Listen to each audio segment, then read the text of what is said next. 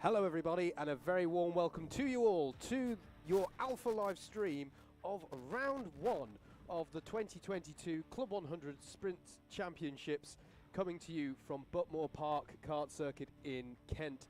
It's a welcome return to Buckmore Park as the first round of the season, and we will be taking you through all of the action in both the lightweight and heavyweight categories to get a new campaign kick-started here for Club 100 in 2022.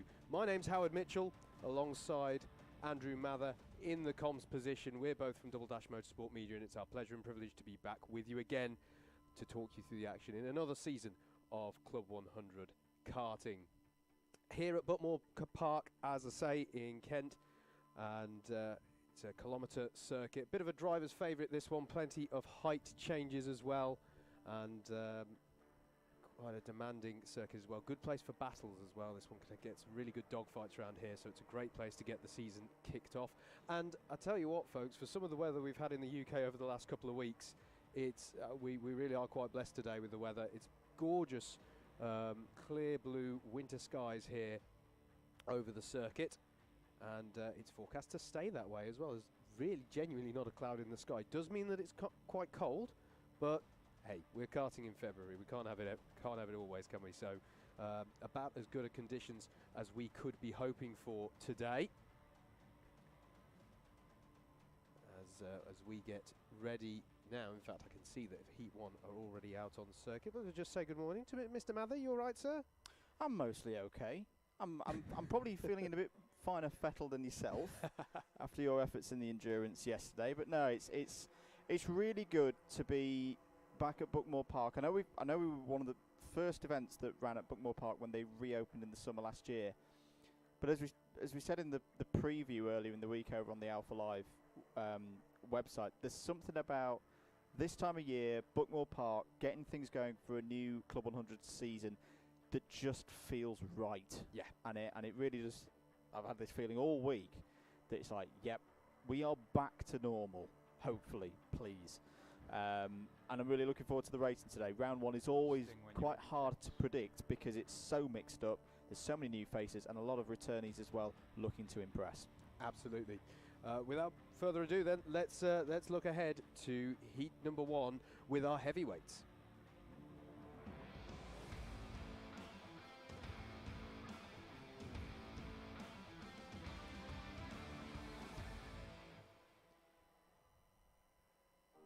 Let's take you through the grid then for heavyweight and super heavyweight sprint heat number one. We will tell you a little bit more about the format as we go through. Adam Wright will take this one from pole position with Matt Isherwood starting alongside on the front row. Miguel Hall and Nicholas Walker are on row two, with James Taylor and Simon Kavanagh rounding out grid row three.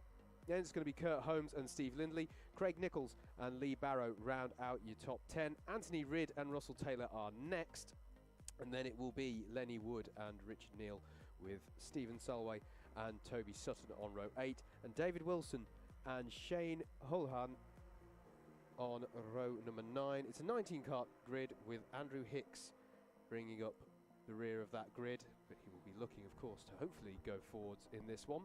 So this is the first of 9 sprint heats that we're going to have for our heavyweights, and so actually let's go back one extra step there. We're going to have the heavyweights and the lightweights for you today. The heavyweights are all in action in this morning session going into the early afternoon, and then after a break we'll have the lightweights for you. Action from both of those coming to you here on your Alpha live stream, and each of those categories will have 9 heats, and those 9 heats, each driver competes in 3 out of the 9. So if I've just read out the grid and you're like, but I'm here to support a driver I didn't just hear, don't worry, they will be out very soon in their first heat of the day.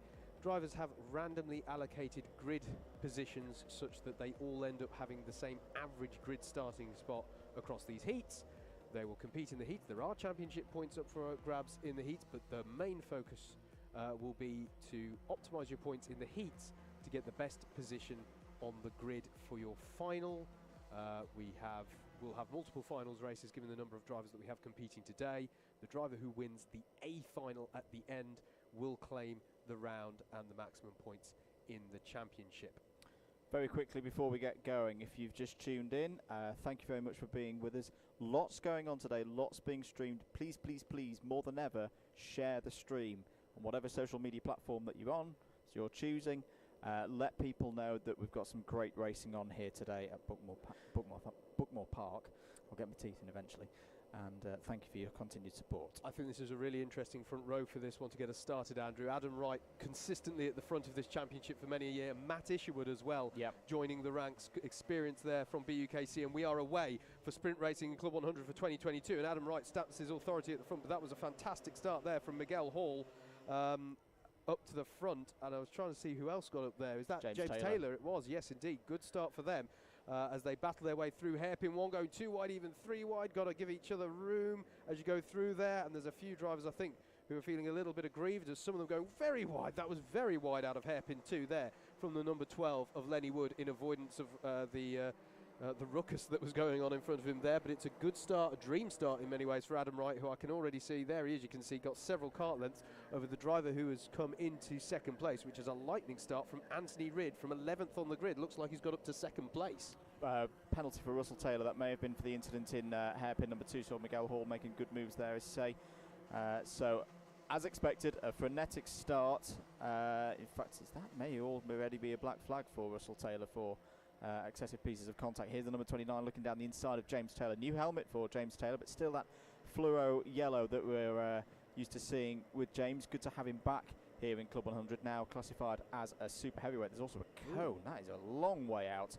As down the inside goes the number 29 of Nicholas Walker. Penalty for Anthony Ridd. That's for a jump start. Yep, so that'll be 2 positions deducted from him at the end of the race for how many rows of the grid he is deemed to have jumped.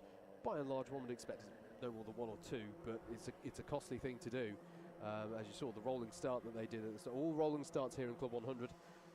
So yeah, you've got to make sure you're in the right grid position. Good little battle here as James Taylor defends his 6th position against Simon Kavanagh and Craig Nichols behind him. Yeah, not a particularly good start for Russell Taylor. The C2 driver currently in 12th place, but has picked up a cone penalty now. He's going to be pretty much at the back of the field now. Let's talk briefly about, as a little battle going on there between Lee Barrow and Andrew Hicks. Let's talk a little bit about the subclasses here. So within heavyweights, we have 4 subclasses, that being classes 1 through 3 and the super heavyweights. And they're all racing in equal machinery, as that is Hicks trying down the inside now of Lee Barrow and gets the job done. And Matt Isherwood is going to try and capitalise on that as well, but can't for now, as Lee Barrow is still keeping alongside into Cafe Corner. That's a bold thing to attempt there, because Cafe Corner is one of 2 blind corners around this Buckmore Park circuit where you've got to give each other racing respect, because they are high speed. That and Syme Sweet, which they'll get to midway through the lap, as there's yellows, it would appear, out at hairpin 1. I wonder if that's for them recovering that bollard, because it would have been a difficult place for the track marshals to get to.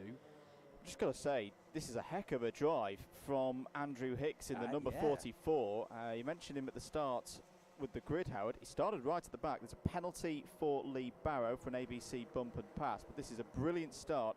And it's always what we think about at this time of the year with Class 3s. It's a complete unknown. They're all novices, a lot of new faces coming into Club 100, and if they've done some karting elsewhere before, they can come in and make quite an impact in this Club 100 Sprints Championship. Yeah, absolutely. Richard Neal and Lenny Wood there were doing battle through Garda. It looks at the moment like that's gone the way of Lenny Wood up at 14th place. But yeah, briefly again on the subclasses, as Andrew said, Class 3 is your new drivers coming into it, and that can be a bit of an unknown, because you know, what experience do they bring with them, but they all start in that Class 3 class. Small variation on what I was saying about grids earlier. Whilst all drivers do have the same average grid position, Class 3 drivers will start from the back, and that's to avoid a situation where you have a completely novice driver starting on pole, which can be interesting. It can be interesting. I've been in that position before. I'm very glad that Club 100 introduced that system, because you're slightly nervous when you're starting on pole and you've never done a race before. New fastest lap from race leader Adam Wright, who's controlling this very nicely by 3 seconds to the front. Just to finish on the subclasses, Class 1s are racing in the red plated karts. Class 2s and 3s carry the blue plates, and the green plates are for your super heavyweight drivers who are running to a 95 kilo weight limit instead of the 85 of the standard heavyweight categorization. So that's all your subclasses, all scored equally, all scored under the same system. So each position counts, but at the end of a round, and indeed at the end of the season, it is about there are separate awards for the highest place club class 2s and class 3s and super heavyweight. So there are sub-championships going on, albeit they're all in the same machinery and they're all scored together, as Matt Isherwood again is having a look there at Steve Lindley. It's a tough one, this, for Mish. For his first sprints race, I think if I were him, I probably wouldn't have wanted to have a front row start, because he's felt the full volition of sprints, I feel, so far in this one. He has also picked up a track limit warning. It's down the inside there.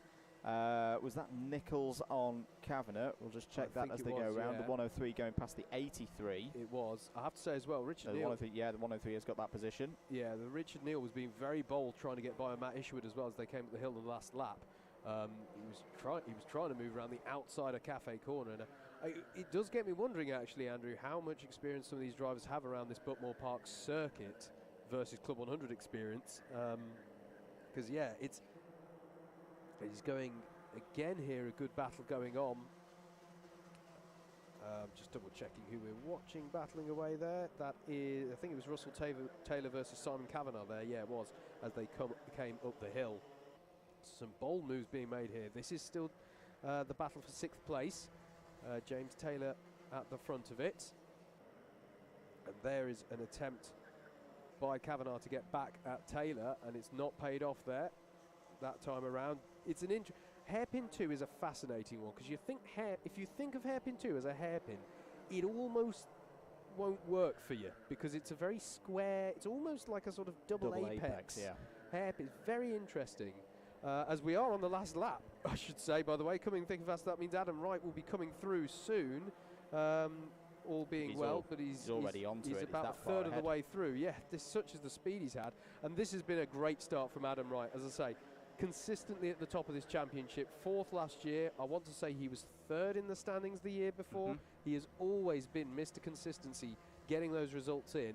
He's going to be one of those people you want to keep an eye on in this year's championship, and this is exactly the start he would have wanted, as James Taylor's going super defensive there against Craig Nichols. But here is Adam Wright. He has controlled this one beautifully, and by a gap of at least 3.5 seconds, he's going to take the first win of the year in Club 100 Sprints, and he crosses the line. And then we wait for Kurt Holmes, who's had a very quiet one, I have to say. We barely covered him during that one, but he did manage to get past Anthony Ridd part way through. Miguel Hall has a strong haul of points in 4th place, and Nicholas Walker was next. And then comes the battle that we've had a lot of focus on this race. James Taylor holds on for 6th. Simon Kavanagh and Russell Taylor gets by on Craig Nichols in the end. And then Steve Lindley to round out the top 10. Andrew Hicks, great drive from the back there, the highest placed of the Class 3 runners to finish in 11th. Richard Neal was next. Then it was Matt Isherwood, David Wilson in 14th place. Then it was Lee Barrow, Lenny Wood, Stephen Solway, Shane Houlihan there crossing the line, and Toby Sutton to round out your finishers of that one. Well, there we go. That was the first heat of our heavyweights. There's going to be 8 more of those and some trophy finals, so plenty of and then we're doing the same with the lightweights. So as you can see, plenty of racing action coming to you here today. Without any hesitation, let's move right on to heat number 2.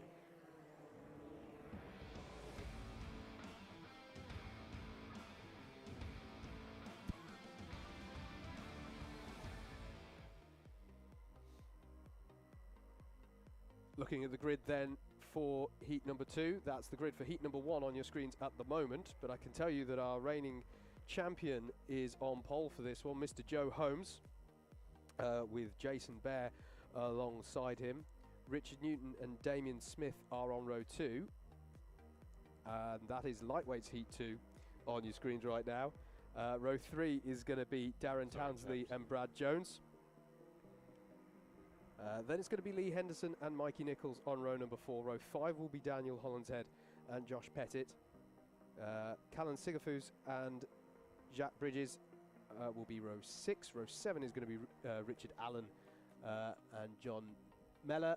Then it'll be Tim Dorr and Matthew Batter on row 8, and James Antwis and Lewis Rogers to round out your 18-cart grid for this second one.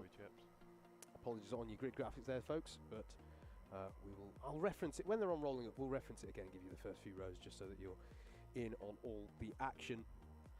I thought you were in pain and crippled from yesterday's endurance exertions, Mr. Mitchell.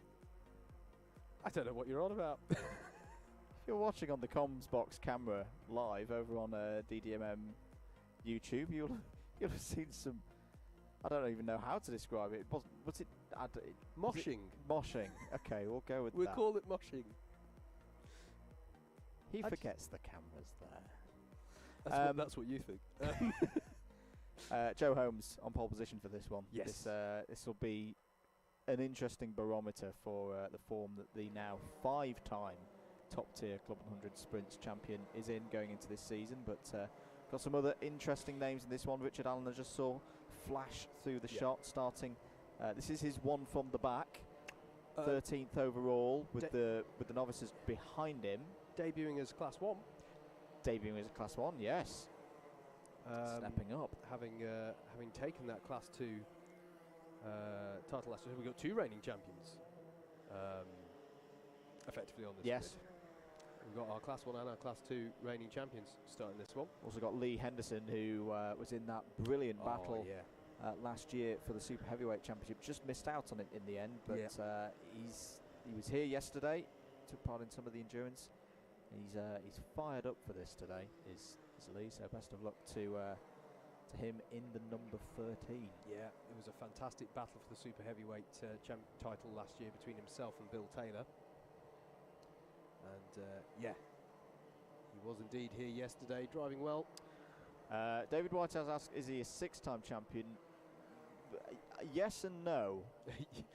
He is if you count a heavyweight sprints title back in 16, but that wasn't the top tier. That was when we had premiers, or elites as it was for a little bit, and clubmans as invited, and that was Joe's debut season, and we didn't know how good he was back then. Indeed. It became fairly evident though. Yeah. So for anyone not familiar, the sort of history books become a little bit muddled because of the change in format that we had in Club 100 Sprints 4 years ago? I'm testing my own memory now. It's all a blur. A few thing years that's ago, happened over the last 2 years has ruined everything. We've got Small Jet TV above us. nice. Easy. But yeah, we used to have sort of different tiers, almost like how we've got Class 1, 2 and 3. Those used to be separate championships, but we now race them all together like this in a lightweight and heavyweight format.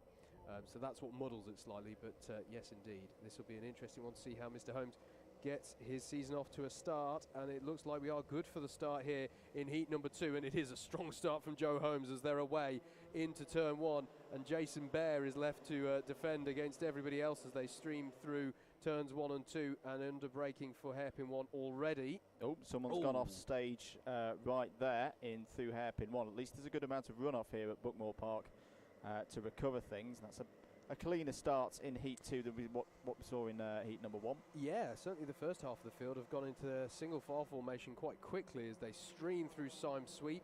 That's the other blind corner there. You can see the tree line there that obscures your vision somewhat as Lee Henderson comes under attack from Mikey Nichols. Yeah, it was a nice move from Mikey Nichols down the inside there into paddock. Not the easiest of moves to pull off, but Mikey's done that well here on lap 1. And Mikey Nichols is one to watch this season, I think, Hedrick. I want to say he's the highest placed Class 2 from last year who hasn't shifted up to Class 1. Richard Allen down the inside takes a position away there from Darren Townsley. That's 5th place for Dickie.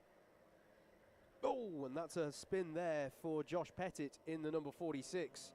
Just the rear stepping out of him under braking into hairpin number 1. That, I think, was the first driver mistake that we've seen that I'll put down to how cold it is, and it being February. If this was August and it was a nice 25 degrees, it would have been fine there. It would have been had that extra grip. As down the inside of Lee Henderson looks the number 37 of Richard Newton. Yeah, goes for it. Dickie Allen's getting involved, trying to go around the outside. Points a couple of the drivers back through. I think Sigafu's involved in there as well. Warning for the number 26. I have to say, he did well to get back onto the track then, because partway up the hill towards Cafe, there is a bollard on that runoff. So he dealt with that in a fairly calm and collected way, considering. The warning, and he has been given a track limit warning for his troubles there. I think there was a penalty for Josh Pettit as well. And Sigafus did really nicely out of that, took advantage. That is something you can do around Buckmore Park quite a bit. Yes. See some drivers ahead of you battling, just get that run out of a corner where you need that traction, get it right, and you can gain a lot of positions around here. You certainly can. It is one of those ones where driving experience and good racecraft is the order of the day, as Newton coming under a lot of pressure from Lee Henderson behind, but it's actually in all of that gone the way of Mikey Nichols, who judged that well, yep, and as a result gained a position. That's the thing. It's another thing to think about when you've got less of a thing to think about maybe in the sprint format, but certainly when we were doing the endurance races yesterday, it's about, does this battle matter? Because you can very quickly lose time and somebody else can arrive on the scene and just swoop on by. As Richard Newton's going defensive even into the S's there. That might compromise him down the hill. Meanwhile, further ahead, Sigafus now under pressure from Dickie Allen in that number 26, and he's got good run off of Paddock, and one would have thought he'll just put it down the inside or up the inside of Garda, as it is an uphill braking. Indeed he does, and that is Richard Allen up into third place. And a instruction there to work with and go with. 2 cone penalties have come in for Brad Jones, the super heavyweight currently in 12th place. Mentioned to Tim Dorr as well as Lee Henderson down the inside of Richard Newton. Needs to be careful, has had a contact warning already, and there's another one. Oh, that's going to be a penalty for Richard Newton, making contact with Mikey Nichols, getting the braking into hairpin 1 all wrong. Yeah, he was just feeling the pressure, wasn't he, from Henderson there, and in doing that was far too bold on the brakes in defence and ended up just careering inside of Mikey Nichols. Not a lot Nichols could have done then. He was minding his own business with that one. But yeah, this is Dickie Allen then and Callan Sigafus chasing down Jason Bear, who just as much as our race leader Joe Holmes has had a quiet one so far, so too has Jason Bear. Just been setting good, decent pace. He's 1.5 seconds up the road from these two in the number 17 cart. And Joe Holmes is controlling it, sorry Andrew, by 3.5 seconds at the moment. Seeing ABC take out for Lee Henderson on my screen in the commentary box. I don't know if we can get a brief replay of that incident and whether it was Henderson getting into the back of Newton and having a bit of a bowling match out there. They were very close, weren't they? So maybe it was a touch on the rear, and it's worth noting that race control is stationed in a part of the circuit such that they'd have a better visual on that than we necessarily would have done. There is Jason Bear in the number 17. And it's fair to say that this working together between Allen and Sigafus has worked well for the last couple of laps. They are slowly but surely coming onto the back as Joe Holmes at the head of the field sets another 46.9. And it really is the question coming into this, and this is what you identified in your preview of the season over on alphalive.co.uk, mate. It is the question of who can take on Joe Holmes this season. Yeah. You know, that is the key question. Who's stepping forward to take him on? We look to drivers like Anwar Burrell-Smith. We look to drivers like Adam Wright, who we saw winning that first heat a moment ago. But it is going to be an interesting one because the early indication is that Joe Holmes hasn't really lost any pace. Nope. As that was the first look from Dickie Allen on Jason Bear, and he's got an interesting run up the hill, but he's savvy to know that you don't go there with a half move, and here's the opportunity then into turn number 1, prizes that door open and down the inside, and this is where Callan Sigafus is going to look to capitalise as well, and there's a bit of a touch on the rear bumper of Jason Bear as Bear insists on coming over to the inside to defend, but that is nonetheless Richard Allen up into second place now. Yeah, that was a bit borderline, I thought there. That was a quite aggressive chop. Maybe a contact warning because of that, but what it has done, it's given Richard Allen some breathing room. He should have second place sewn up now with the skills that he has. We've seen it over the last few years in this competition. Last lap board is out for the leader. Yep, it's down 5.5 seconds to the good, which is unsurprising given the battling that we're seeing over second place. And here is Sigafus looking down the inside of Bear, where Allen went down the inside a lap ago. And he's surely on for just holding the inside line into this hairpin. Jason Bear might try and mount a counter-attack into hairpin 2. You can do that, but Sigafus is wide to it and takes a slightly shallower line than normal. And that just covers off any counter-attack. Should say as well, good battle going on over 8th and 9th place. Jack Bridges got up to 8th a couple of laps ago. Mikey Nichols has just got past Richard Newton. Nichols on a bit of a recovery after that issue we saw at Hairpin 2. Got to give it to Jason Bear. He's a brave boy, and he has a go there. But here comes Joe Holmes. First race of the year, P1 for number 1. Simply done for the man from West Yorkshire. The champion starts and has the fastest lap of the race to boot at the end there as well, 46.812. Richard Allen takes second place. He'll be happy with that. That is pretty much as good as you can hope for when you start from the back of the C1s and C2s with a race with Joe Holmes in it. Callan Sigafoos, well-managed moves there at the end to get P3. Jason Bear fought well for P4. Daniel Hollinshed was P5. Lee Henderson, 6th, although has a penalty. Well, at least it came up on our screen that he has a penalty.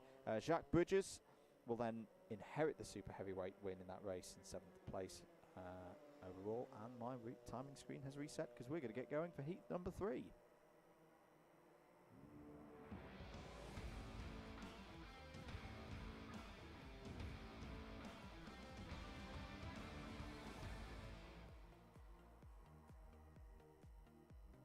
Here we go then for heat number 3.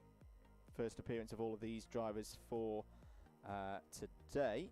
And that's a different one to what I've got on my screen. So Alexander Lamin, at least on Alpha Results, has pole position for this one. Bill Taylor alongside on the front row. This may have been where there's been a rejig of the grids. Anwar Barul Smith alongside Stuart Kirk, row 2. Vinod Hirani and Vishal Patel, row 3. Jacob Harris. We've been looking forward to this, Howard, haven't we? Oh, yes. Is on row 4 for his sprints debut, the man from the BUKC. Jacob Harris alongside Alex Pritchard, another driver who's moved up to Class 1 for this year. Tim Williams and Luke Pullen are on row 5. Mike Bodner and Chris Olcock, row 6. Lewis Ridd and Marcus Nares, row 7. Marcus being the first of the Class 3 novices in this one. Benjamin Wotton and Rudy Murphy on row 8. Leon DePries and Jaden Cadigan back once again there on row number 9. I'm just having a look at my timing screen to see if this list of drivers is matching up. Pretty much. It is. I can up with. I hope Darren. Darren won't mind me saying. I know. It's fine. That the graphic that you were shown was for heavyweight sprint heat 3 for round 1, but for 2021. Ah, okay. Which means we have achieved the full house of this one. We've gone through the full set. He's doing a great. That's not to. Fettling He's now been in doing the a great background. job, though, is Darren. Keep your comments coming in. Hello to Bacon, who says good morning to JV and his nice pink hat. It is striking. It's striking is the word. Very much so. I can see it now, striding across the infield there. By itself, the hat's just walking. It's got a life of its own. But yeah, not missing anything at the moment. Drivers just having their practices. Look at it. Look at it on this glorious February Sunday morning. Beware, JV. Look at that, just casually striding through S's, as you do. Yeah, drivers just practicing at the moment. There was a free practice session earlier on this morning, but not all drivers necessarily took part in it because it's a test session. It's one of those. It's a classic kind of thing with motorsport. Sorry, Small Jet TV's off again. We can hear it. We should explain. It's a big boy. There is a flying school right next to the circuit here at Buckmore Park. So if when the carts are maybe gone by a camera shot, you can hear some other type of engine and go, what is that? It's not a broken exhaust. It's a small pop aircraft going above as someone's taking a flying lesson. So we shouldn't really call it Small Jet TV. We've had No. thoughts of No Jet TV. No Jet small prop TV. Small prop TV. Suggestions in chat. What should we call the new venture for DDMM of watching planes go by coming out of Rochester Airport? To be fair, hopefully they're not landing. I don't want any light aircraft on the Sisley Strait, please. Okay, no thanks. But it is a thing though. Obviously with some of the circuits that we visit, Shannington being another one, which has a gliding club next door to it. Yes. Which definitely hasn't caused a Coag Brown when I've been racing before. Yes. When one of the gliders, because that's the problem with the gliders, they have no noise. They have no noise, so so you just have presence of something is above you, which when you're in a kart race is generally not a good thing. It's unnerving, to say the least. So yes, absolutely. So just a reminder then, as they're rolling up then of your first few rows of the grid, it is Alexander Lamin and Bill Taylor, returning super heavyweight champion Bill Taylor, Anwar Barul-Smith and Stuart Kirk on row 2, Vinod Hirani and Vijay Patel. That's the first 3 rows of the grid as we are under starters orders, and engine notes rise here as the number 34 of Lamin leads them away. A slightly more even start from both sides of the grid than we saw in heat number 2, and it's round turns 1 and 2. Should mention as well that by the end of this one, all of the drivers will have taken part in their heats as they stream through hairpin 2. Will have taken part in a heat. In fact, that's not even true because it's 12 heats. So as they stream through the S's, we're going to gloss over that, and down through Sime Sweep for the first time. It is a good start here from Lamin so far, though he's coming under pressure as we go up here. Here is Anwar Barul-Smith trying to go up the inside of Garda, and indeed gets the job done, and he's followed through immediately as well by Bill Taylor, who was very much the opportunist then and followed through on that one. So at the end of lap number 1, it's going to be Anwar Barul-Smith, Bill Taylor, although Lamin's coming back at him here, the 34 trying to find a way through on the 48, but Bill Taylor's having none of it in the early phases of this one. Swoops into turns 1, although has Lamin got an inside line into hairpin 1? He was looking for it but couldn't find it. And then in 4th place is the number 30 of Chris Alcock. And further back, that is Mike Bodner battling away with Jacob Harris in the number 14. Not a new lid for Mr. Bodner. I tend to remember seeing that one on his head before. Through paddock corners, further up at the front, that is Chris Alcock getting by on Alexander Lamin and up into 3rd place. Another driver with new gear, new suits for Mr. Alcock, and let's just say we're not going to miss him this year. We're not. No, indeed. One of the Applewood drivers, well-established endurance squad. The cameras don't do justice as to just how bright that yellow is. Anyway, could be. I think, especially we see how he gets the start of the season, because Chris used to race in the lightweights, and switched to heavies. I'm going to put it out there. Dark horse for a championship. I know what you mean. If Chris can couple together some big scores, especially in this first quarter of the season. So I'm right in saying he switched midway through last season, so we didn't get a fully representative campaign from him, and I agree, he's going to be one to watch for certain. As indeed, when we get onto the lightweights later, we'll be talking about some of his stablemates from the Applewood crew. But yeah, he's definitely one to watch here, as that is a battle going on between the 41, which is Benjamin Wotton getting by on. Is that Stuart Kirk? Indeed it is.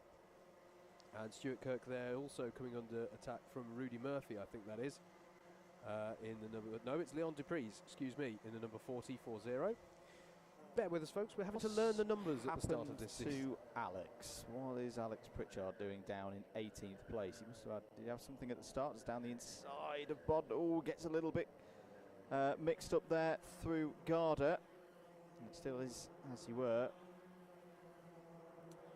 I'm just having a look out there for not a great start for Alex Pritchard. He's off the back of the field as down the inside of the 38 of Patel looks Bodner. Contact warning for Jacob Harris.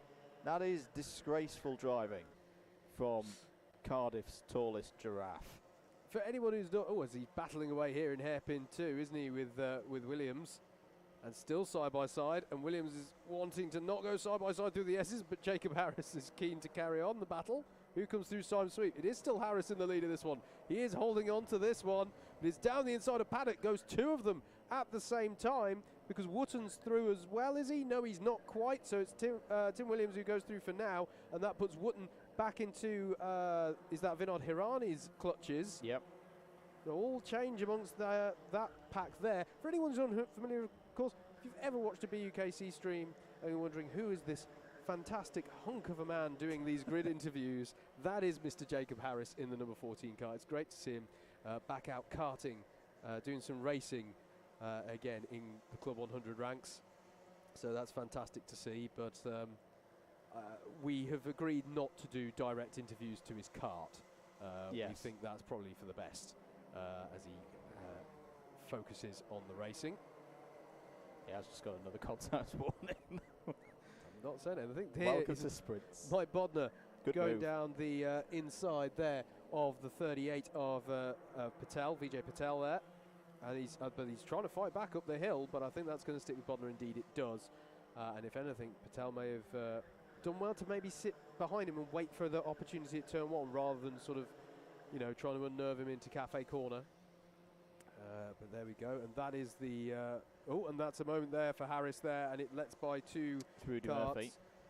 Rudy Murphy went for the move there into the number 59. And Ben Wotton's gone through as well in all of that, so now he's defending against Leon Duprise, who himself has got the close attentions of, it's not Stuart Kirk behind him. In fact, now. Rudy Murphy has received a I've got to agree with that one. That was a bit of a dive into hairpin one, and a bump and pass on Jacob Harris means that Murphy will be will have a 4-place deduction at the end of the race. Anwar Barul Smith, though, I think it's fair to say last year in 2021, Anwar stepped it up, which was big, because I didn't think Anwar was already pretty good to start with. Ran Joe Holmes very, very close throughout the season, and this is just the start that he would have wanted. 3.6 seconds out ahead of Chris Alcock. Bill Taylor in there as well, your reigning super heavyweight champion, running in super heavyweight again, the number 48. So early doors here, mate. I know they're familiar answers to who's going to be at the forefront of this, but so far we're seeing Wright, we're seeing Holmes, we're seeing Barul Smith. I have no problem with those names still being there at the forefront, and some questions of who could join them as we're on to the last lap here. This battle over third place is an interesting one to keep an eye on in this last lap between Bill Taylor and Alexander Lamin. It's 4 seconds to the good that Anwar is at the front of this pack, led by Chris Alcock for second place. Dave Whitehouse corrects me. Mike Bodner did have that lid last year. It's so good, I think it's because it still looks new. That's what it is. Ooh, good save. Anwar Barul Smith, though, there he is, coming through paddock corner for another race victory. What's the pace like? Very good from Anwar. 46.829 last time around. That's indicative of some very close racing that we're going to see later on. Anwar Barul Smith takes his first victory of the season, and a 46.788 to boot at the end there. Chris Alcock, similar to what we saw with Dickie Allen earlier, takes second place. Bill Taylor starts his super heavyweight championship defence very well indeed. Third place in that heat. Alexander Lamin converts pole position into some strong points in fourth. Lewis Ridd fifth. Tim Williams sixth. That's a good start for Tim as well, as he'll look to try and get into the A final. We're going to cut things straight away as Heat 4 are already heading out on circuit.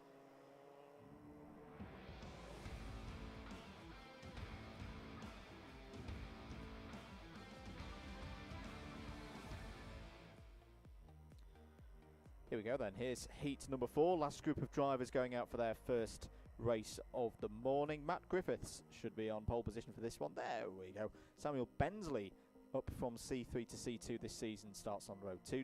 Dave Peathers and Andrew Cherry, lots of experience there on row 2.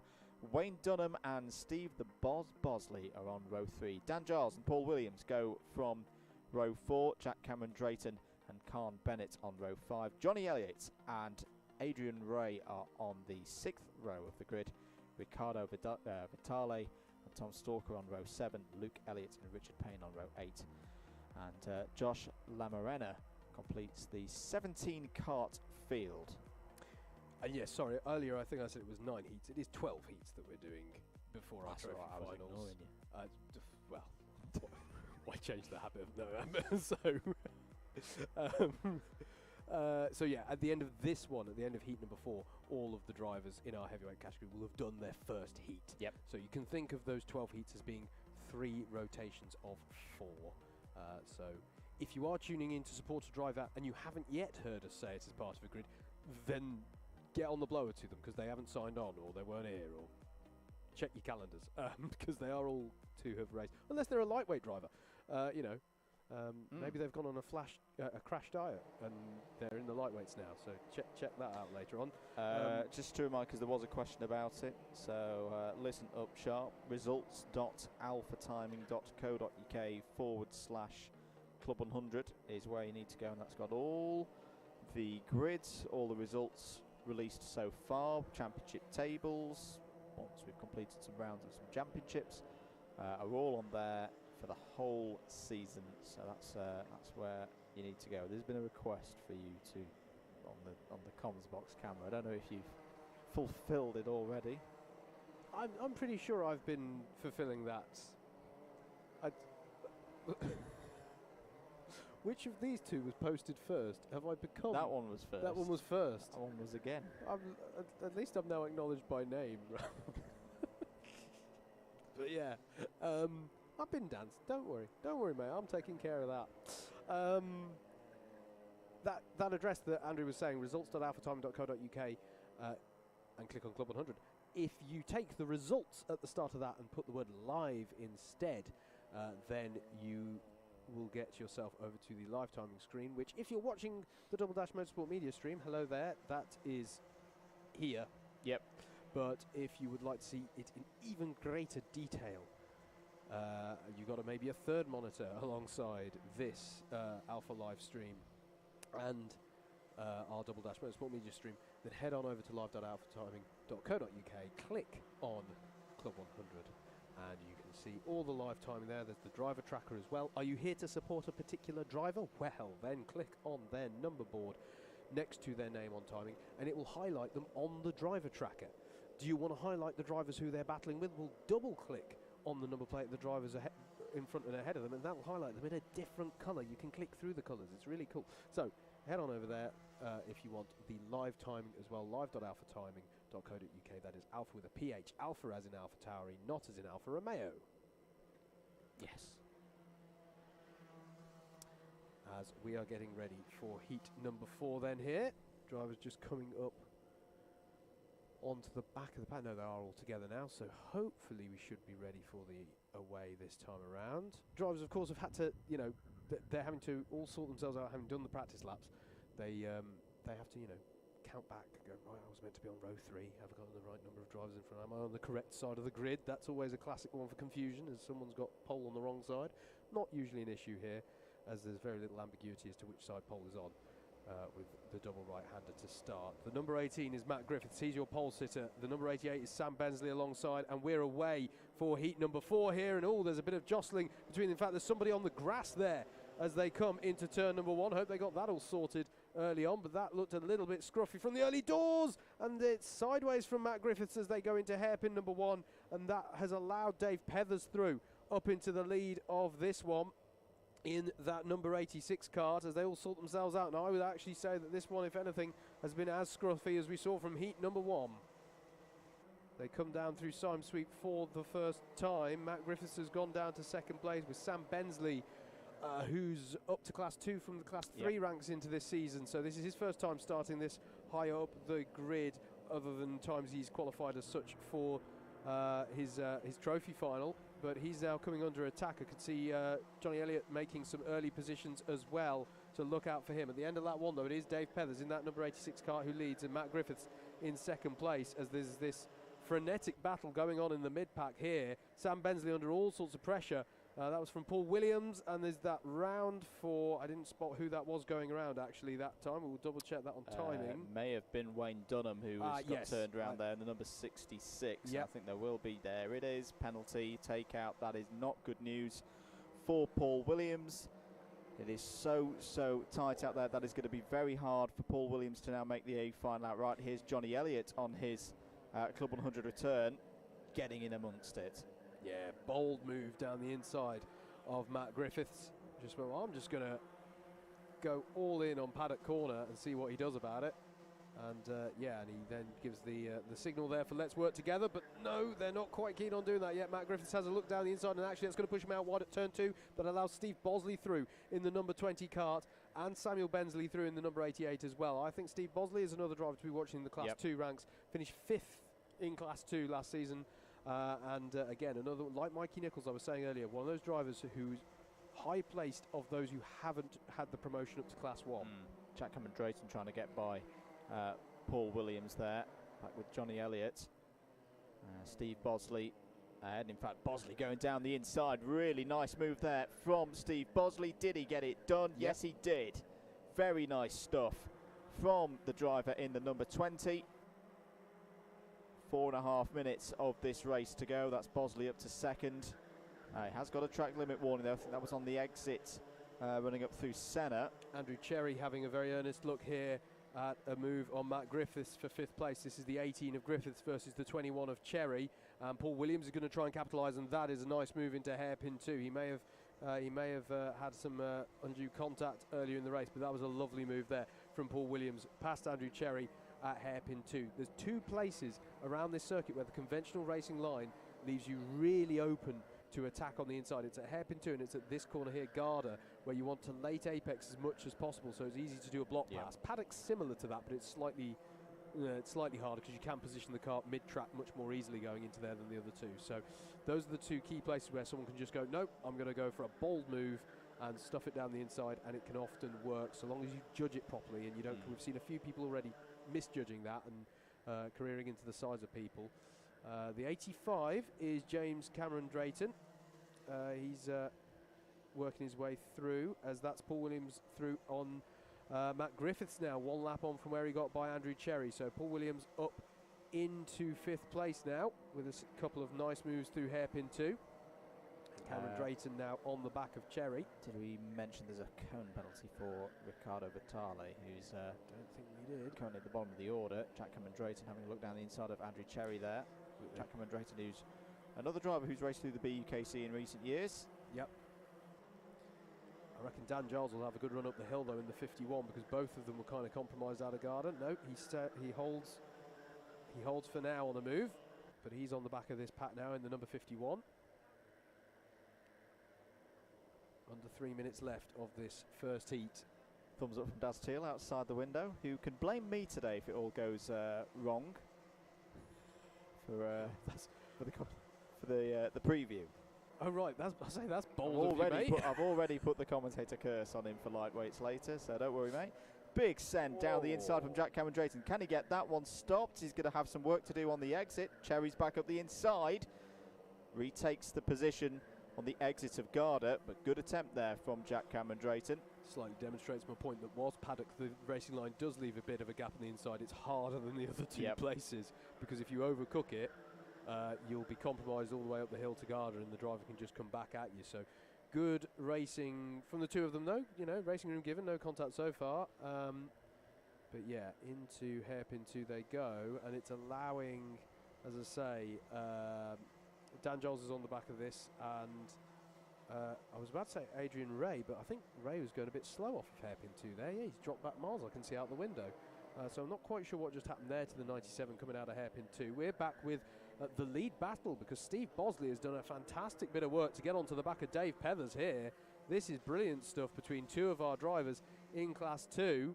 And Pethers is going to have to go defensive here, and Bosley's going to swoop on the normal line and have better speed heading towards hairpin 1.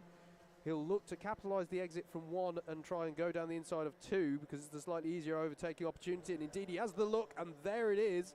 That is the textbook move into hairpin 2, and beautifully judged move there by Steve Bosley. Has Pethers got a counter-attack when they get to the bottom of the hill? 3 victories in heats last season, so Steve Bosley has been in this position before. Less than a minute to go. There'll be 2 more laps, including the one that they are on. Can Dave Pethers strike back? And they've got to be aware, Johnny Elliott and Samuel Bensley are not that far behind. No, not at all. It'll be the last lap board this time around, but this is going to be interesting because they're not so far ahead of the other 2 that they can battle freely, I wouldn't have thought. Johnny Elliott and Sam Bensley can see the opportunity down the road. They're not going to break ranks, I don't think, until much later in the lap.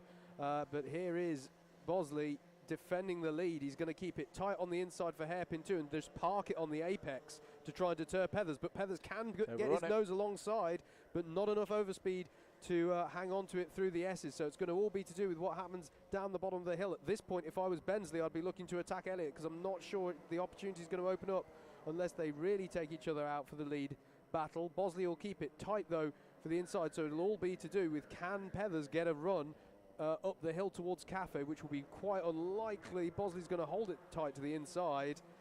Dramatic final lap, but it is going to finish as they started it. Steve Bosley takes the win in heat number 4. Dave Pethers in second. Johnny Elliott in third, with Sam Bensley in fourth. It's Matt Griffiths in fifth, with Paul Williams in sixth, but with a penalty to be applied for an ABC takeout. Andrew Cherry finishes in 7th. Then it's Jack Cameron Drayton, Dan Giles, Adrian Ray, your highest placed super heavyweight driver in that one. Khan Bennett in 11th, 12th for Tom Stalker. Then it was Luke Elliott, Josh Lemarina, Wayne Dunham, Richard Payne, and Riccardo Vitale to round out your 17 finishers of that one. There we go, and then that's the end of the first rotation of the heats. We'll be going straight into heat number 5 right here at Buckmore Park.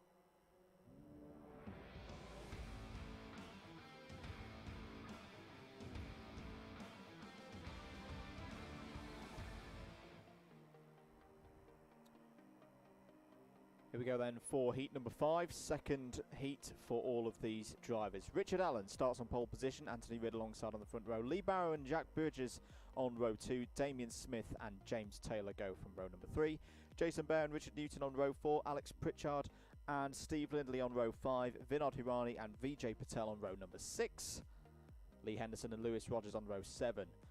Shane Houlihan and Benjamin Button on row 8, then John Mellor and Rudy Murphy completing the 18 kart field. No, it's 19 kart field, because there is David Wilson on his own on row 10.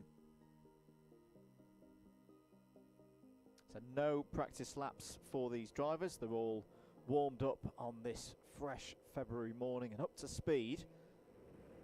And Dickie Allen, who started with a second place in his first heat, just covering the radiator there, trying to get some warmth into the engine. Under starters orders then for this one, heat number 5. There's the green line and away we go for 7 minutes of racing here at Buckmore Park. Good start for Richard Allen, takes the lead as everyone's filing their way through the first couple of corners, looking clean so far. James Taylor a little bit wide there out of turn number 2, and it's all gone a bit wrong. It's gone very wrong. It's going to be a restart, and Lee Henderson ploughed into, not of his own accord, I think he was pushed into that, but a lot of karts were involved through hairpin 1. I'm not seeing a full keep start. it going. No, we're going to keep going. Yep, timing does not show a full start on that one, Andrew. So as dramatic as it looked, I'll grant you that. They're calling it okay as a start, as in not so many karts are involved that they literally can't keep the race going. And indeed, I think all of them are under motion again. Yep. Well, that could have been quite a nasty incident, but thankfully everybody is okay. 6 minutes of the race to go. There's Alex Pritchard down the inside of Jason Bear, going for 4th place and third place, and taking that 3rd place. Contact warning for Vinod Hirani. What I think happened there was that there was a spin towards the front of the field, and momentum just took everybody else into it. A conglomeration, shall we say, at hairpin 1. Yeah, sorry, there is a slow-moving kart being recovered back to the pits, actually, Andrew. So there is one driver who's come to a stop, and yeah, it is indeed John Mellor. Unfortunately, his race is run. Or, well, he'll jump into another kart, all being well. Good move there from Steve Lindley down the inside of Jason Bear. Taking 4th place, James Taylor on the scene, trying to go around the outside on the run up to Cafe Curve. And no, he's just going to have to give that position up. Vijay Patel has got the best seat in the house for this battle at the moment, just behind there in 7th place. 5 minutes and 10 seconds to go.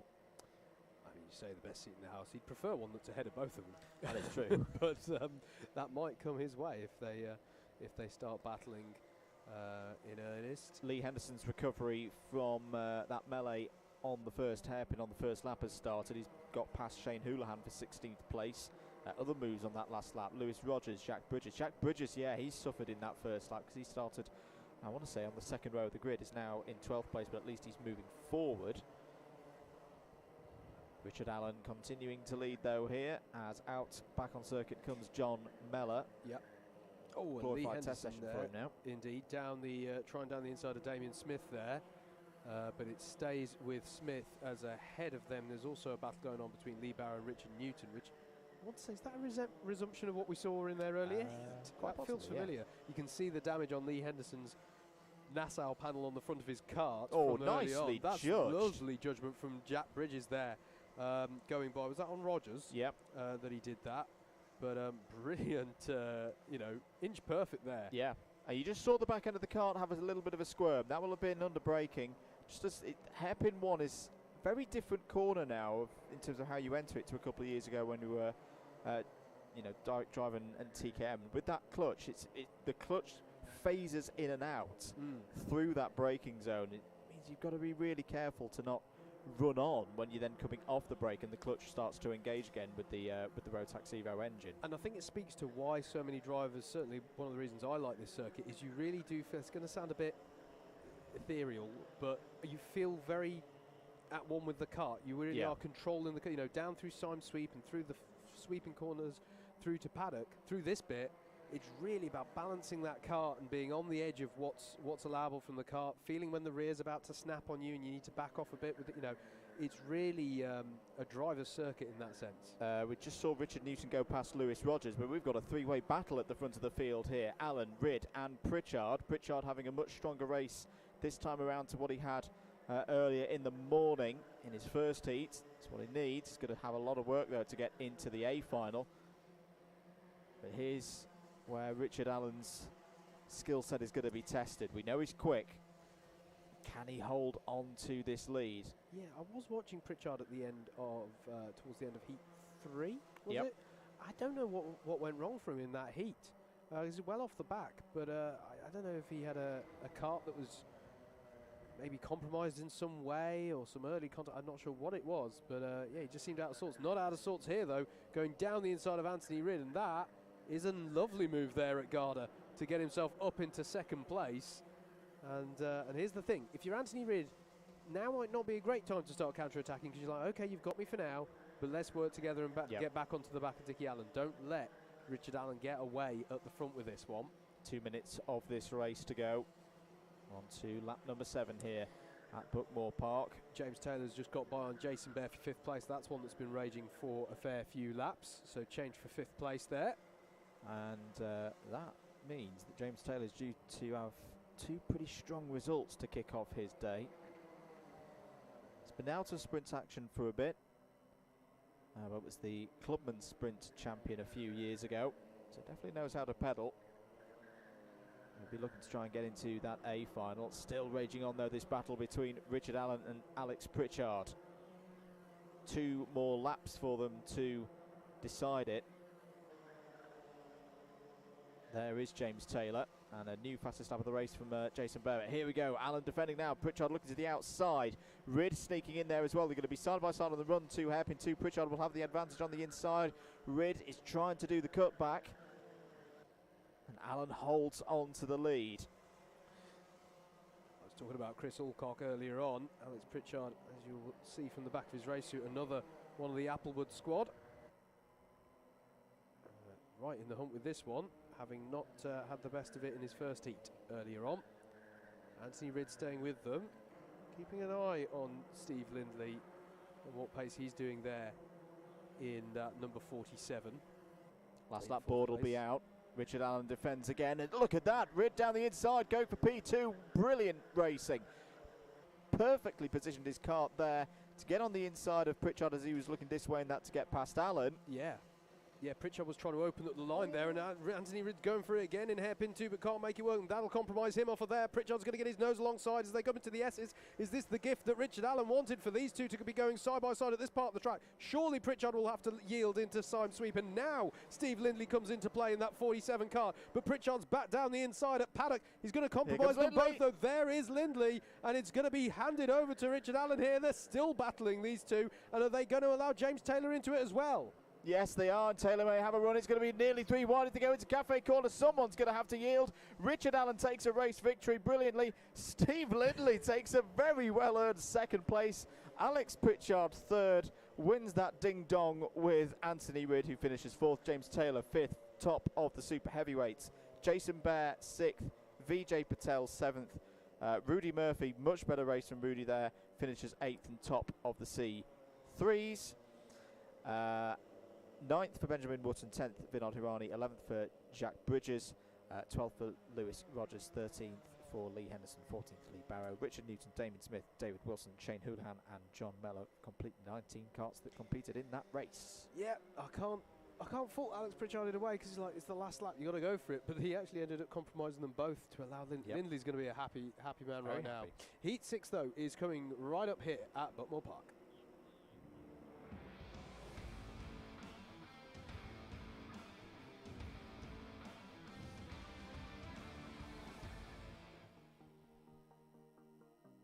Here we go for the grid for heat number 6. Lewis Ridd and Callan Sigafus on the front row. Josh Pettit and Chris Alcock on row 2. Stuart Kirk and Alexander Lammin on row number 3. Matt Isherwood, the Mish, starts on row 4 alongside Miguel Hall, Dave Pethers and Paul Williams, row 5. Dan Giles and Wayne Dunham on row 6. And then we find Simon Kavanagh and Andrew Hicks on row 7. Tim Dorr and Matthew Batter on row 8. Luke Elliott completes the 17 runners in this heat. It's a good job Daz wasn't trying to wave whilst we were playing one of the stingers. I would have thought you were having a fit. Here we go then. Lewis Ridd in the number 9. Callan Sigafus in the number 90, as we are away then for heat number 6 of this one. And into turn number 1, it stays as they were amongst the top row. In fact, it's a relatively calm start by all concerned so far. Into hairpin 1, there's a little bit of contact there between Dan Giles and another competitor, as that is battling over second place, as we've got a spinner towards the back as well as they come through hairpin 2. But by and large, that was a fairly well-behaved start, and it's gone exactly how Lewis Ridd would have wanted, several kart lengths to the good at the front now. It may have been well-behaved in terms of, but I think there were some jump starts. Yes, there were. I'm just going to have a look back at that, Howard, to see how that occurred. Okay, good point, well made. So Lewis Ridd will lead them across the line at the end of that first lap. It'll be Callan Sigafus. I've got that Josh, was it maybe? You keep an eye on that one, actually, mate. I'll leave you to it. Lewis Ridd in the lead. This is Matt Isherwood battling away with Wayne Dunham there, and he's down the inside at hairpin 1 is Mish, as Paul Williams is battling away with Dan Giles behind them, and there is Dave Pethers side by side with Kirk as well, Stuart Kirk there, and that also goes the way. So I think it's been a costly few corners for Stuart Kirk, actually. I think he's been caught up in that battling, and it's compromised him a fair bit on the early part of this lap. Down the inside goes Chris Alcock on Callan Sigafus, and that is Alcock up into second place in the number 33.0 kart, and now will set about his pursuit of Lewis Ridd. Although I think Chris might be one of the drivers who we're suspecting may be being subject to a penalty. Not a jump here. start. No, okay. Jump start. It was nowhere near being a jump start. Yeah, actually, it wasn't a very good start at all for those on the anti-pole side of the grid. Tommy's just saying BF, which I would assume just means black flag, but I'm not quite sure what it would be for. Miguel Hall battling away with Josh Pettit in the number 46, and he's got the job done. Had great run there off of hairpin 2, and was able to hold the inside line into the S's. Difficult through those S's. It really is a case of you don't want to go single file through there, generally speaking, but that time he had enough of his kart alongside to bring that one home. Alexander Lammin in the 34 going defensive against the yellow and black helmeted Matt Isherwood there as they come up the hill. Wayne Dunham still with them as well, and Simon Kavanagh as well as they come round to begin lap number 4. Well, Lewis Ridd leads by 1 second, but fastest lap of the race has just been set by Chris Alcock. He really would like to do this. There's a black flag shown for the number 93 of Tim Dorr on timing I'm getting now. As down the inside of Matt Isherwood there looks Simon Kavanagh, but stays as they are for now. Miguel Hall in that number 8, definitely a driver to be watching this season. Always an entertaining driver to watch. I find he's very innovative, I guess I would say, with the moves that he tries to do. As Dave Pethers there goes down the inside of Dan Giles and takes himself up into 11th place.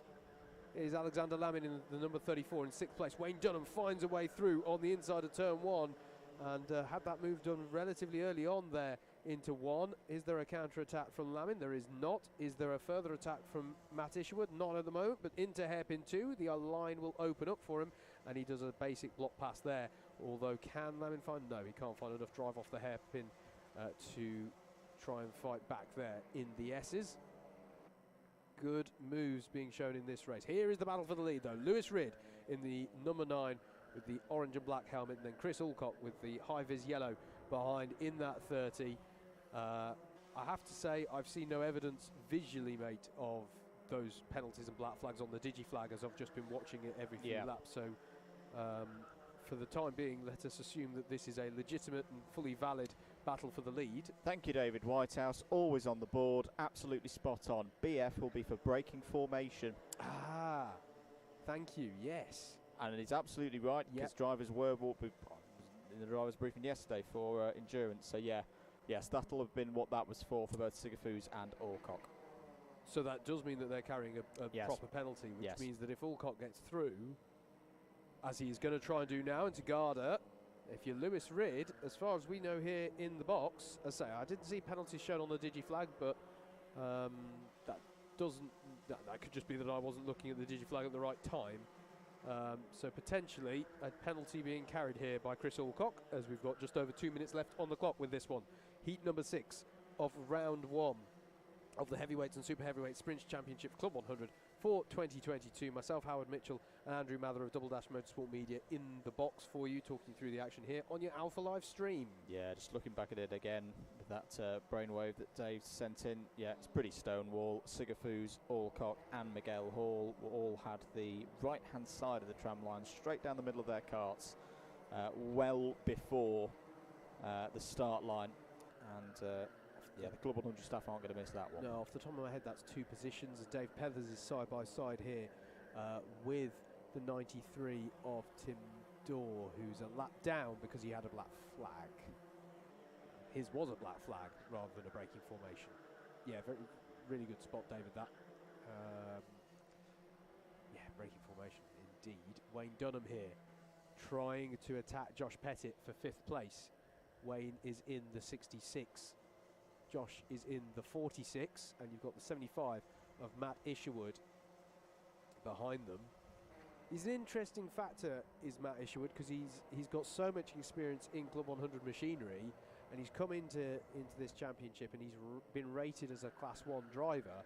And here he is up the inside at Garda, finds a way through. They're still side by side though, and it's going to drop them well off the back, I should say, of Josh Pettit.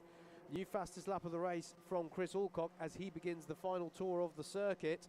But as a reminder, he is carrying, we believe, a penalty to be applied post-race. That's our understanding here in the box. Confirmed results, as we've previously mentioned, will be at results.alphatiming.co.uk. Click on Club 100, or add a /Club 100 at the end of that address, whatever way you like to do that. But good stuff. But good stuff from both of these drivers in the top 2. Lewis Ridd was controlling it nicely. Chris Alcock showed impressive turn of pace to get himself onto the back and execute a good move for the lead. Coming up the hill then for the last time in this one, Chris Alcock will cross the line in the lead, but we believe has a penalty. So Lewis Ridd will take the full points of this one for heat number 6. Then it was Callan Sigafus, Miguel Hall in 4th place provisionally. Josh Pettit was next. Matt Isherwood and Alexander Lamin across the line next. Then it was Paul Williams, Dave Pethers and Dan Giles to take you to round out the top 10. Simon Kavanagh, Luke Elliott, Wayne Dunham, Andrew Hicks, Matthew Batter, Stuart Kirk, and Tim Dorr has already crossed the line because he was a lap down after a black flag penalty. That was heat number 6 then. Heat number 7 of heavyweights is coming right up.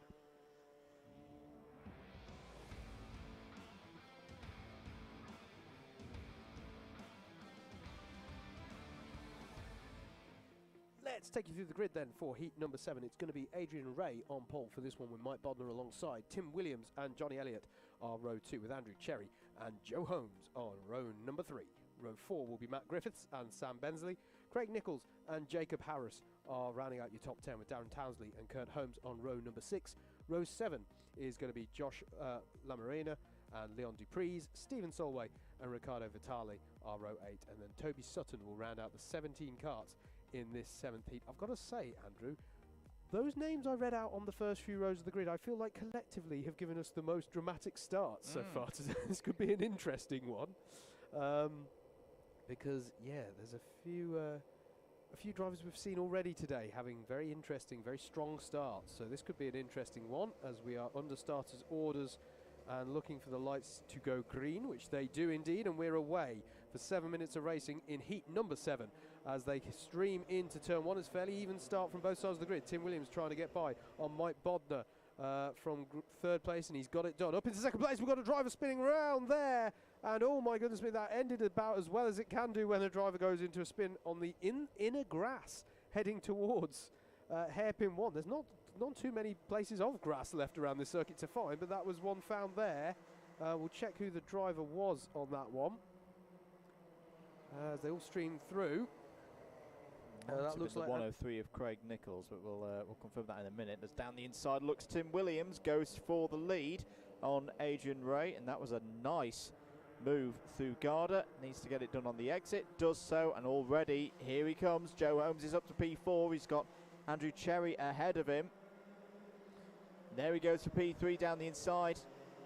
Gets it done through Henry's. In fact, he's got to get both of them through Henry's. Brilliant stuff from Joe Holmes, up to P2. Brilliant patience shown by him, by the way, because Andrew Cherry, who was it him letting through another driver, or just a bit frustrated at the driver there? I couldn't tell, but I think he was letting Johnny Elliott through. I think after a bit of contact. But yeah, did you say it was Craig Nichols who you saw spinning, mate? If you did, yeah, that was correct identification. It was Craig Nichols who was spinning on the grass. But has managed to stay with the main pack by and large. Tim Williams now at the lead of the race, under pressure from Joe Holmes, who goes up the inside of Garda, and that is nicely done once again from Holmes to take himself to the lead of the field. Yeah, does it with such ease. Yeah, I was going to say, showing great patience on the first lap, because he was actually staying behind Andrew Cherry for quite a lot of that first lap, because Cherry was making good progress. Holmes just went, okay, I'll follow you through. And then he decided to make a move towards the end of the lap, as that is the 33 of Kurt Holmes going down the inside of Jacob Harris at hairpin 1. And further back, this is Mike Bodner on the tail of Sam Bensley in that 88 kart. And side by side there between Matt Griffiths.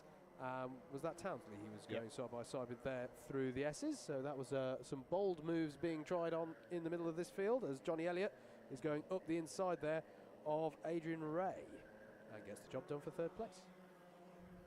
This is good stuff from Johnny Elliott so far. Andrew Cherry taking advantage of that situation as well. 4.5 minutes to go. A couple of track limit warnings coming in for Bensley and Griffiths. 47.002 for Holmes. Not the fastest. No, it is the fastest I think we've seen from him today. Sorry. Yeah. Sorry. Griffiths with a track limit penalty, so he's exceeded and gone beyond the white lines too many times for race control's liking. If anyone's confused by that, it's because my reference for pace round here is my own pace round here. Which if I did a 47 dead, then we're nailing it. Jacob Harris down the inside there on Adrian Ray. Beautiful. Yeah. Beautiful move there from the former Cardiff University BUKC man. I hope he's had plenty of apples and grapes before he took to the track today. Did I just say that? Did I just say beautiful move by Jacob? I can't believe say that. Well, it didn't even pay us to say that. So yeah, no, it was a nicely judged move there. I say apples and grapes. You may remember, for anyone who watched the BUKC stream, he just wanted to offer everybody fruit on the grid, which I found a hilarious spectacle of all these students going, "Nah, I've got to watch the weight ahead of a race start." If your weight is determined by whether or not you eat a grape before the race starts, I'm going to say your pre-season prep hasn't been full on. You've got trouble. You know. Oh, was that a kiss of the bollard there by one of them as they came through out of paddock corner? It might have been.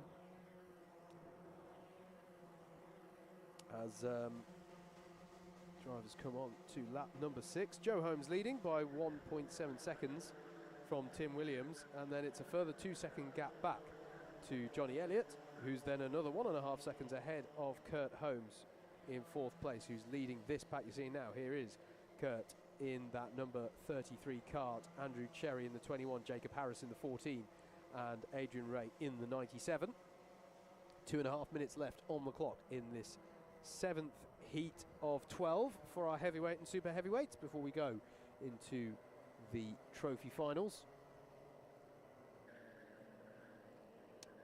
And there is a change there further back. Oh, there is the 103 of Craig Nichols on a bit of a recovery drive. Going by, I think, on Leon Dupree's there. Say on a recovery drive because he had a bit of a dramatic start to this one. With a spin early on in hairpin 1. It was good that he did what you should do. Foot on the brake meant he didn't career into the path of others. Yep. too much. Hey, Oh, look and at that's another Jacob. one. That's Jacob Harris I through cannot on believe this. Andrew Cherry. He's driving well today. Do you know what? Credit where credit's due. He's clearly been watching all those students here a couple of weeks ago and gone, yep, that's what I'm going to do. I'm going to pull that move there and that one there. And now he's in the top 5. And in some cases, no offence, few cases, probably thought not going to pull that one there. In all seriousness, they are keeping an eye on the exit of paddock now about drivers running wide and gaining an advantage by sort of what they're not what they don't want to see is the it's the Club 100 equivalent of a dive. Like, oh no, I've been forced wide. No, you haven't. You just didn't yield. So there were a few battles that were seen last week where race control went, no, you could have made the track then. You didn't have to. You see a lot of drivers just waving their arms and going to the left of the bollard and just keeping their deeply aggrieved. It's like, no, it's racing. It's at this bit here where they'll go the other side of that bollard you can see there and keep their foot in it. And keep their foot in it because they were, I had nowhere to go. It's the equivalent of some of the drama, some of the controversy that Formula One had with Turn 1 at Sochi in the past, where it's like, don't just go straight on, keep your foot in it, go through the little wiggly bit, you know. It's a similar sort of idea. Joe Holmes is on the last lap. And, well, he's controlled this one beautifully again. 3.9 seconds to the good. Here is your battle, though, over 4th place, which Kurt Holmes has been controlling nicely for the last few laps. Can Jacob Harris get on to the back here? This is not fair. He can't be quick and good-looking and handsome. No. Look at him. No. Sweeping down the sweep of Symes. The sweep of Symes. The sweep of Symes. I like that.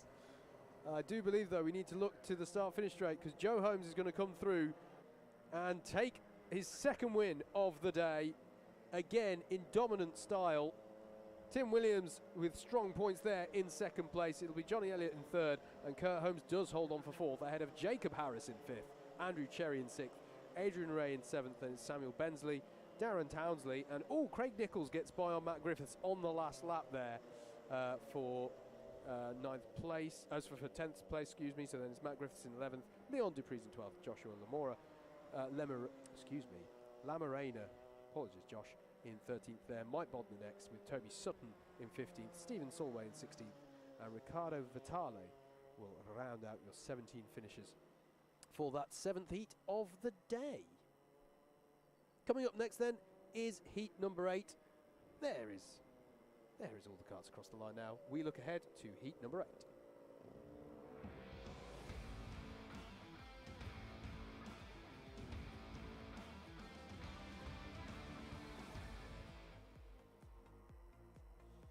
Here's your grid for heat number 8. Lenny Wood and Carn Bennett on the front row. Jack Cameron Drayton and Russell Taylor on row 2. Luke Pullen and Nicholas Walker are on row number 3. Adam Wright and Bill Taylor row 4. Anwar Barul Smith and Daniel Hollinshed go from row 5. Brad Jones and Mikey Nichols on row 6. Steve Bosley and Jaden Cadigan on row 7. Jaden first of the novices. Richard Payne and Richard Neal on row 8. Marcus Neris and Tom Stalker on row number 9. James Antwis completes the 19-cart field as a very forlorn looking Adam Chapman walks into the box because it's happened. His whole world's come crashing down. Back to the championship for you. Here we go. There's a race going on. 7 minutes on the clock. Away we go. Lenny Wood leads them into turn 1, looking steady so far. 3, maybe 4 wide in places. Anwar Barul Smith using that inside line very nicely. He's already getting a couple of positions. Has a big send from the number 45 of Luke Pullen. It's not paid off, I'm afraid, because it's allowed Adam Wright to get straight to the head of the field. And there's an issue there for the 68 of Russell Taylor. His arm is in the air. He's lost drive. The first thing I always think when you get that is definitely check your power switch hasn't been flicked to the off position. Luke Pullen. But that does look very... Yeah, that is... Okay. I'll take your word for it that is a cart that can't provide you with motive power at the moment. So that's... You make a point though there. It may be something that, in a bit of a mix-up in turn 1, that the ignition switch has been flicked. Can happen. Track limit warning for the number 48 of Bill Taylor. That's going to get a little bit interesting. Steve Bosley getting a bit crossed up there, and it allowed Bill Taylor through there. Interesting race this for Jack Cameron Drayton because he's in a nice position, 3rd place at the moment. He's not got everybody busying around him this time. As there's a hands up in the air. That'll be for the recovery of the stricken 68. Let's see what his pace is like. It's down the inside there. Looks the number 10 of Mikey Nichols on Nicholas Walker for 4th place. And then everybody else streaming through. Bosley and Wood there going side by side. Still side by side. In the end, Bosley wins out in that battle. First race we've seen with the likes of Mikey Nichols and Steve Bosley on track at the same time. And as I say, those two drivers both finishing prominently in Class 2 last year. And they've got make no mistake, Lenny Wood is also a driver to watch. Although my timing, he's there's a spin there at hairpin 2. I don't think that was the driver helped into it. Was that? I'll wait to confirm who that was actually. Just want to. Good start so far from Richard Neal. Is top C3 runner at the moment in 11th place overall. Has got past Tom Stalker on that last lap. A little bit wide from the number 12 there, and down the inside. Needs no invitation more than that. Does Bill Taylor, the super heavyweight champion, reigning champion, moves through past the 12 of Lenny Wood. Back at the front of the field though, Wright and Barul Smith, both in the low 47s at the moment. You got news on our spinner? Richard Neal was your spinner at hairpin 2. Oh dear. Timey-wimey commentator's curse on that one. It was. Sorry, Richard. 4.25 minutes to go. Adam Wright still leads here by half a second ahead of Anwar Barul Smith. And this is where the way in which the grids have been drawn for today may slightly help Joe Holmes in a way here, just in a subtle way. But at the moment, it looks set that we'll see all these drivers in the A final anyway. But this is the first race where we've got Adam Wright and Anwar Barul Smith. Yep. After a race where Joe Holmes was able to have quite a dominant win at the front. So going to be interesting to see how these two fare at the front, because these are both drivers with a lot of experience, a lot of success at the wheel of Club 100 karts. And when we're asking that question of, challenging Joe Holmes, because we know that Joe Holmes is going to be in that fight this season, as there's a penalty for Lenny Wood for track limits. But these are two drivers who we've definitely got our eye on for this season. Make no mistake about it. Adam Wright at the moment leading it in that number 4, and they've got a gap of 4 seconds over Jack Cameron Drayton, as that is an issue for Lenny Wood there, as he's having to pull into the pits as well. He's looking at the rear left. Yeah. In fact, radiator possibly that's damaged. No, it won't be the radiator. That's the other side of the kart, Andrew. Down the inside of the of Adam Wright goes Anwar Barul Smith there. Textbook move into hairpin 1. I think it might have been there because the rear right of Lenny's kart looked low on the ground as well to me. So unfortunately his race is run as well. So that's two drivers who have had to recover to the pits. Yeah, and that's going to be a tough job now for Lenny Wood. I think that's A final chances gone. Top 24 runners from these heats across all 12 heats get into the A final. The next group go into the B final, and then everybody else goes into the C final. 4 repechargees from the C to the B, just 2 from the B to the A. Yep. Final grid will be 26 runners in the A. Yep, so there is a chance of redemption. If your heats don't go to plan, you can get promoted up through. Or as Andrew was saying, repechaged as it's described in the regs. I always like that word. So there is a path for redemption, but it's a hard graft to get there. And if you've had messed up heats such that you expected to be in the A but you're in the C, then that's a really tall order, because you've got to work your way all the way through both of your final races. Cone penalty for Brad Jones, and unfortunately that's not his first today, so he needs to recal it a little bit and stop picking up those penalties. I had the moment, I was like, there's a broken exhaust. Nope, it's prop, no jet TV once again coming over the circuit. It is that indeed. So we're watching Bill Taylor, who's on the tail of Dan Hollinshead in the number 50 there. This is the battle over 8th place. And out of hairpin 2 they come. The 45 ahead of them is Luke Pullen.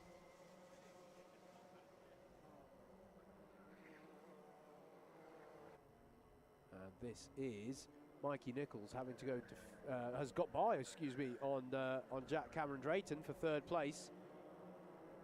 As our leaders have gone on to the last lap, but there is the change for third place. So Cameron Drayton will be looking to get that back off of Mikey Nichols if at all possible. Is there anything on for Adam Wright, who's still just a couple of tenths? In fact, there is the battle.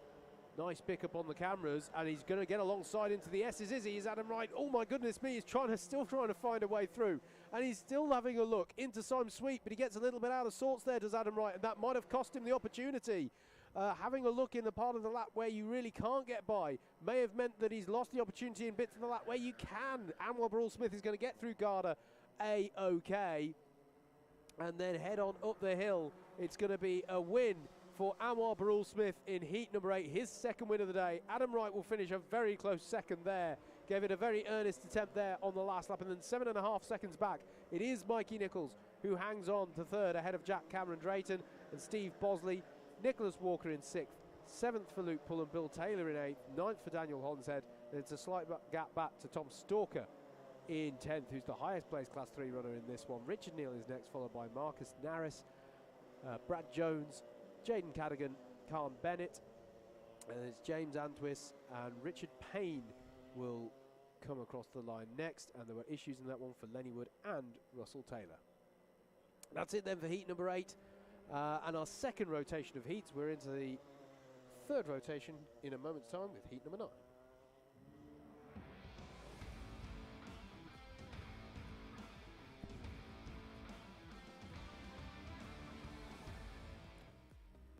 Looking at the grid then for heat number 9, Kurt Holmes will take this one from pole with Jacob Harris alongside on the front row. Craig Nichols and Simon Kavanagh are on row 2 with Chris Alcock and Adrian Ray on row 3. Anthony Ridd and Mike Bodner are going to be on row number 4 with Josh Pettit and Richard Newton to round out your top 10. Jason Bear and Stuart Kirk are next with Andrew Cherry and David Wilson on row 7. Row 8 is occupied by Lewis Rogers and Andrew Hicks, and Tim Dorr and John Mellor will round out your 9 rows of the grid. John Mellor will be looking for a slightly better heat this time around. I believe he had to end the previous one in the pit lane, I want to say, because he had a kart issue. I can't remember if that was after a bit of contact on that one, though. Not sure, but he will either way be looking for a better heat this time around.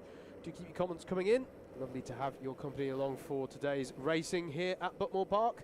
Coming to you courtesy of Alpha Live with commentary provided by Double Dash Motorsport Media. We are ready for heat number 9. Kurt Holmes in the number 33. Jacob Harris in the number 14 for 7 minutes of racing, and away we go. Good start from the pole side of the grid, and it's going to allow Craig Nichols up the inside of Jacob Harris for second place, and Chris Alcock is going to come through as well up into third as they all come into hairpin 1. And I feel like Jason Bear was squeezed a little bit on the inside of that hairpin, but they have all got through facing the right way round as there's more pressure being applied to Jacob Harris through hairpin 2.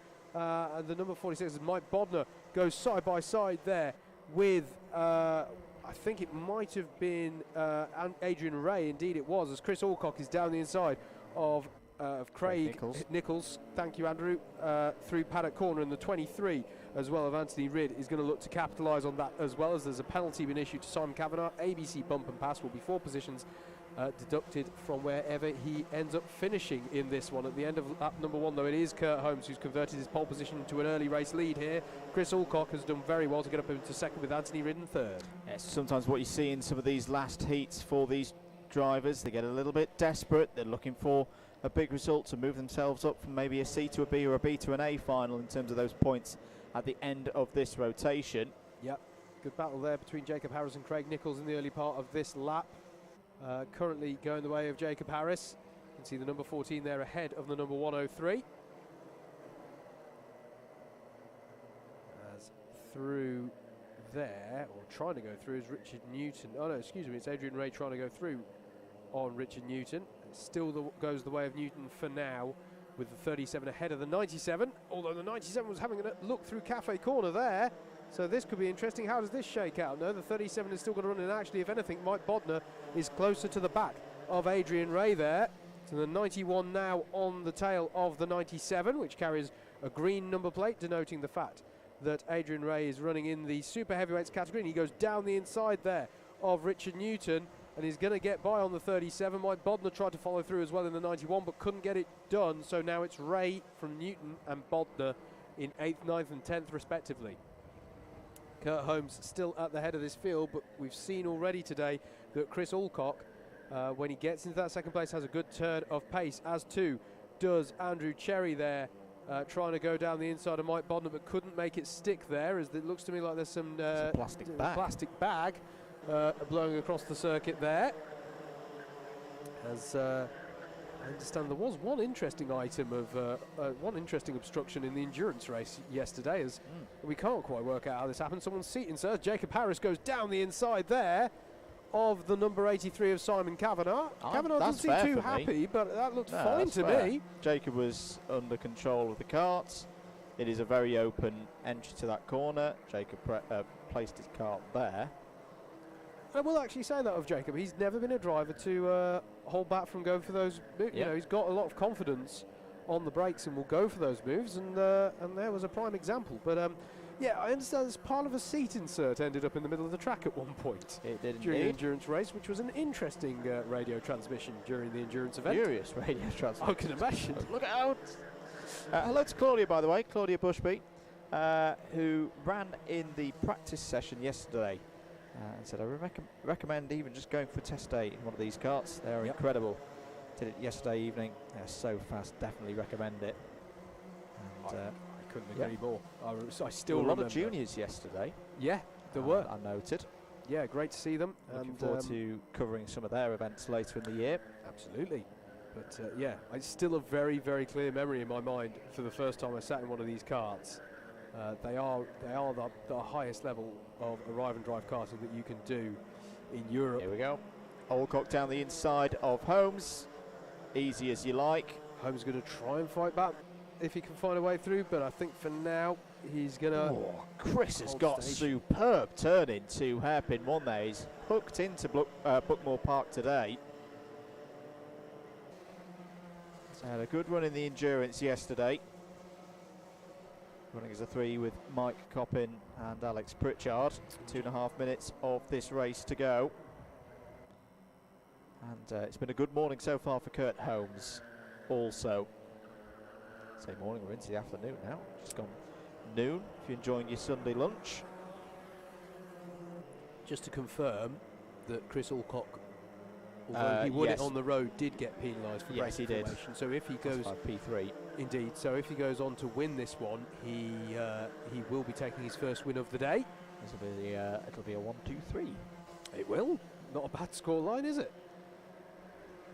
So 2 minutes of this one to go. Hello, if you're watching on the DDMM Comms Box Cam channel with the live timing and race control messages for you on the screen. If you have just got the one device, do please stick with us here on Alpha Live. Do prioritise that stream, and if you haven't already, please go and share the stream out on your Facebook or Twitter pages or whatever you want to share it out on. Let people know, get people watching. Some great racing here, and it's only going to get better as we move through these heats and then get into the finals later on in this first session of the day. And we do it all over again later in the later afternoon session for the lightweights. 1 minute 20 to go. Looking down the inside of Kavanagh there was Nichols. Oh, he's gone wide though, and if anything that might open him up to attack from Adrian Ray. Indeed it does, and the 97 is down the inside at hairpin 1. And unfortunately that one didn't quite pay off for Craig Nichols. I have to say, if you're watching the DDMM stream, you might think that my dancing at certain moments is just because, you know, I'm God's gift to dance floors and stuff. Oh, really? But it's actually helping with like some of the stiffness from yesterday's driving. It's actually helping me. So that's why, obviously, I'm doing that. As we are on to the last lap, courtesy of Chris Alcock, who also sets the fastest lap of the race so far, a 46.813. He has got good pace in that card, in whichever Club 100 car he gets put into so far today. It's going to be a really interesting one, this. I can already see the makings of a highly entertaining A final today. But yeah, here's another example of where he got himself up into second place and then began to set about catching up to the leader and has really taken this one by the scruff of the neck. And he's going to have controlled this one nicely for the last few laps. Good drive as well there from Anthony Ridd. Bit of a quiet one this, but up into third place and has held station there very nicely. So Chris Alcock is going to cross the line, this time legitimately taking the win for heat number 9. It'll be Kurt Holmes getting some good points in second place, Anthony Ridd in third, Josh Pettit there in the 46 in fourth, followed by Jacob Harris, who holds on for fifth place there nicely ahead of Simon Kavanagh, just ahead of Adrian Ray there by 8 hundredths of a second. And it was Craig Nichols in 8th, Andrew Cherry in 9th with Richard Newton rounding out your top 10. Mike Bodner was next with Andrew Hicks in 12th, Stuart Kirk in 13th. Then it was David Wilson, Jason Bear, Lewis Rogers, and then John Mellor and Tim Dorr to round out your 18 finishes for heat number 9. Heat number 10 then is coming up for you right next here at Buckmore Park.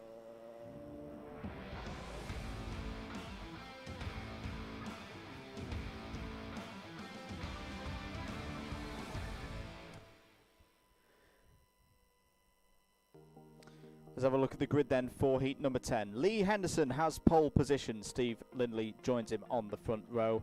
Daniel Hollinshed and Wayne Dunham on row 2. Jack Bridges, who's put in some great moves so far today. Lenny Wood alongside him on row number 3. Con Bennett and Lee Barrow on row 4. Anwar Barul Smith and Bill Taylor go from row 5.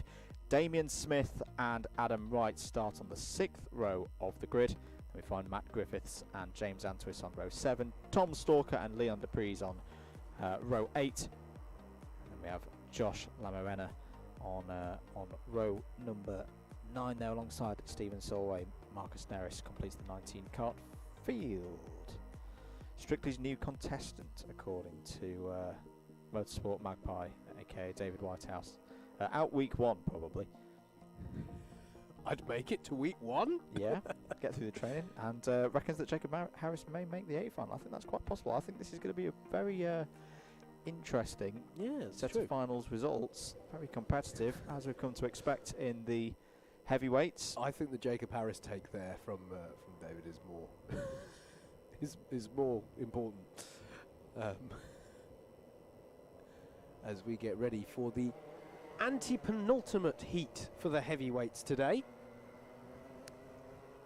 Before we get into our C final, B final and A final under starters orders, and away we go. Lee Henderson there in the blue and bright yellow helmet there in the number 13, and he immediately cuts over to the conventional racing line for turn 1, and that's because he got a really good start there. Lee Barrow quite wide there through 1 and 2, but manages to gather it up again, but we've got a spin from high up there, and they're going to have to split either side there.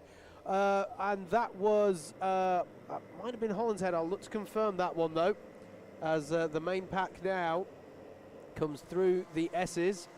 Number 12 there of Lenny Wood, hoping for a better time out this time. You'll remember he had to recover from the pit to the pits in his previous heat, as Anwar Barul Smith is putting pressure there on Jack Bridges in the 71 and is up the inside, as too is Adam Wright trying a move on Bill Taylor, but that one goes less successfully than Anwar's move ahead of him, and he has to hang back behind the 48 of Bill Taylor for now as they come on to lap number 2, and it was Hollinshead who was your spinner at hairpin 1. The pack did well though to split either side of him. It was good to see. We didn't see any nose-to-nose contact there on that one. Lee Henderson though, Andrew, with a good start here at the front of the field. Yeah, this is what Lee needs, just a bit of time up at the front of the field, get some clean laps in, try and get at least a top 5 if he can in this race. Still quite a way to go. There's a good group ahead now. Yeah. Of 1, 2, 3, 4, 5, 6, 7 of them, all the way back to Bill Taylor. Whoa, Adam Wright! Oh, he's gone for the double. Going for the double as well if he can get by on Lindley, but that might compromise him. That allows Anwar back at him. Oh, that was an interesting one early on there from Adam Wright, trying down the inside of Anwar Barul Smith, and for a split second I thought he was going to get Lindley as well. As it is, he's actually coming under pressure now from the 71 of Jack Bridges behind him, but he's going to go again for Anwar here. This is interesting stuff early doors, as meanwhile Lindley is challenging Henderson, trying round the outside of hairpin 2 for the lead of this one.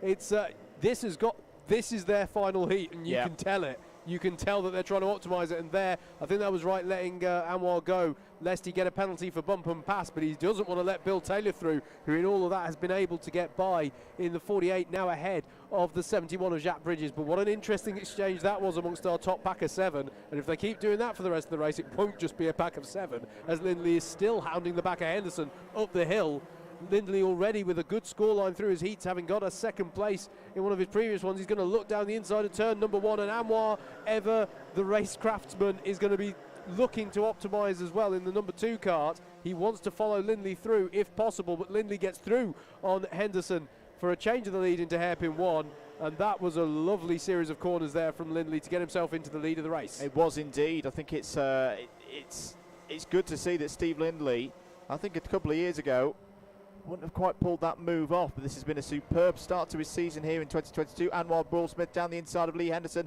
into paddock. They're going to be side by side off of paddock, but surely Burrell-Smith will have it through Garda. Here comes Adam Wright as well, and Bill Taylor. Ding dong, here we go again. The super heavyweight rivals from 2021 are at it again here in Heat 10. Henderson and Taylor. But look at the lead that Lindley's got now. And Burrell-Smith, that move that Adam Wright pulled earlier, definitely grabbed Anwar's attention here today. Grabbed everyone's attention, but yeah, absolutely. This is really interesting. I mean, he's going to try down the inside of hairpin 2. That was a late move to the inside from Wright, and he's going to get it done, is he? Unless Anwar gets good drive off the corner. Lee Henderson's looking to have a go at this as well, but somehow Anwar still manages to stay in front of Adam Wright. This is a gift to Steve Lindley for the moment, but it's brilliant entertainment for us as a little early preview of what we might expect to see in our A final later today. You won't be able to hear me, but Steve, keep your eyes forward. This is a huge opportunity to get a race victory here, and I thought that was going to come. I did think it's going to be track limits. Yep, I have to agree with that. Yep, kept his foot in it out of hairpin 2, didn't he? Yeah, it's the same as we've been saying on the exit of paddock. And now Wright is through, for what it's worth as well. So Adam Wright through and up into second place. I don't think it's showing on the timing tower. He's got a transponder issue in that number 4 car, but make no mistake about it, that number 4 is definitely in second place on merit, and yeah, it will have been surely for Anwar keeping his toe to the floor, his foot to the floor, coming out of hairpin 2 and not observing track limits there. It is one of the things about this that really good for, and he's going to try down the end, from a long way back there into Garda. Anwar's coming back at him. Bill Taylor must be licking his lips for this opportunity as he tries to find a way up the hill into Cafe Corner. My goodness, you're absolutely right, mate. Keep on pushing, Steve, because this is one heck of a chance for a win. He's got to focus. He's just got to keep driving his lines, hit his apexes. Doesn't need to look behind. It's so easy to lose concentration when you're doing that. I know that from experience because Adam Wright is defending here. These guys are thinking about A final grid positions. They're not too bothered. I mean, saying that though, Steve Lindley's got a second place on his scorecard already today. They are letting him get away with this, and the driver in the number 47 is driving beautifully. Absolutely that. This is really interesting stuff in this one, as Lee Henderson and Jack Bridges still staying within striking distance as well of this second place battle. Best result in a heat last season was third. Got a smattering of thirds across 2021, did Steve Lindley. Contact warning for Adam Wright though. This is really interesting for second place. Further back, should say as well, Marcus Neris has just got past Wayne Dunham. That's for 7th place. Daniel Hollinshead as well has just got himself up in the top 10, demoting James Antwist down to 11th place. It's worth mentioning actually, Marcus Neris, your highest placed Class 3 runner in this one so far, in that 7th place position. I reckon there's going to be one more tour of the circuit after this one for Steve Lindley. Just got to stay focused. If it's a 1.5 second gap, Anwar Burrell-Smith's gone purple in sector number 1. The pace of those behind is quick. Last lap board is out. It's 1.3 between Lindley and Burrell-Smith, and you've got Adam Wright in the mix there as well, so the gap's actually going to be more like 0.8 of a second. Can Steve Lindley hold on for a first victory in sprints in the heats?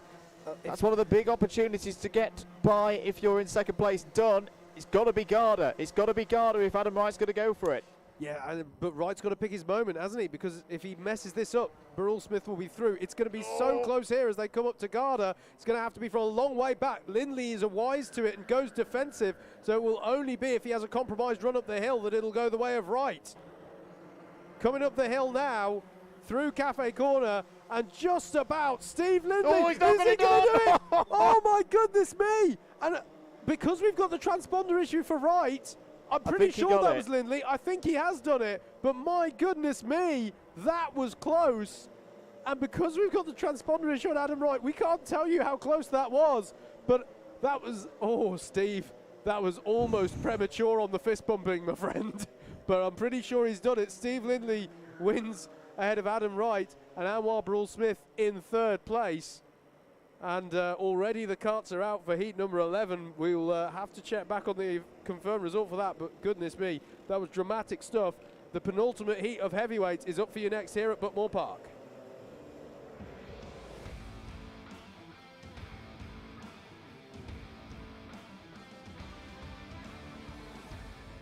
Here's your grid then for heat number 11. Vijay Patel will start this one on pole with Dan Giles alongside. It'll be Alex Pritchard and Vinod Harani on row 2.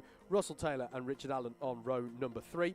Row 4 will be Lewis Ridd and Jack Cameron Drayton, with Dave Pethers and Matt Isherwood rounding up out the top 10. Nicholas Walker and Joe Holmes are on row 6.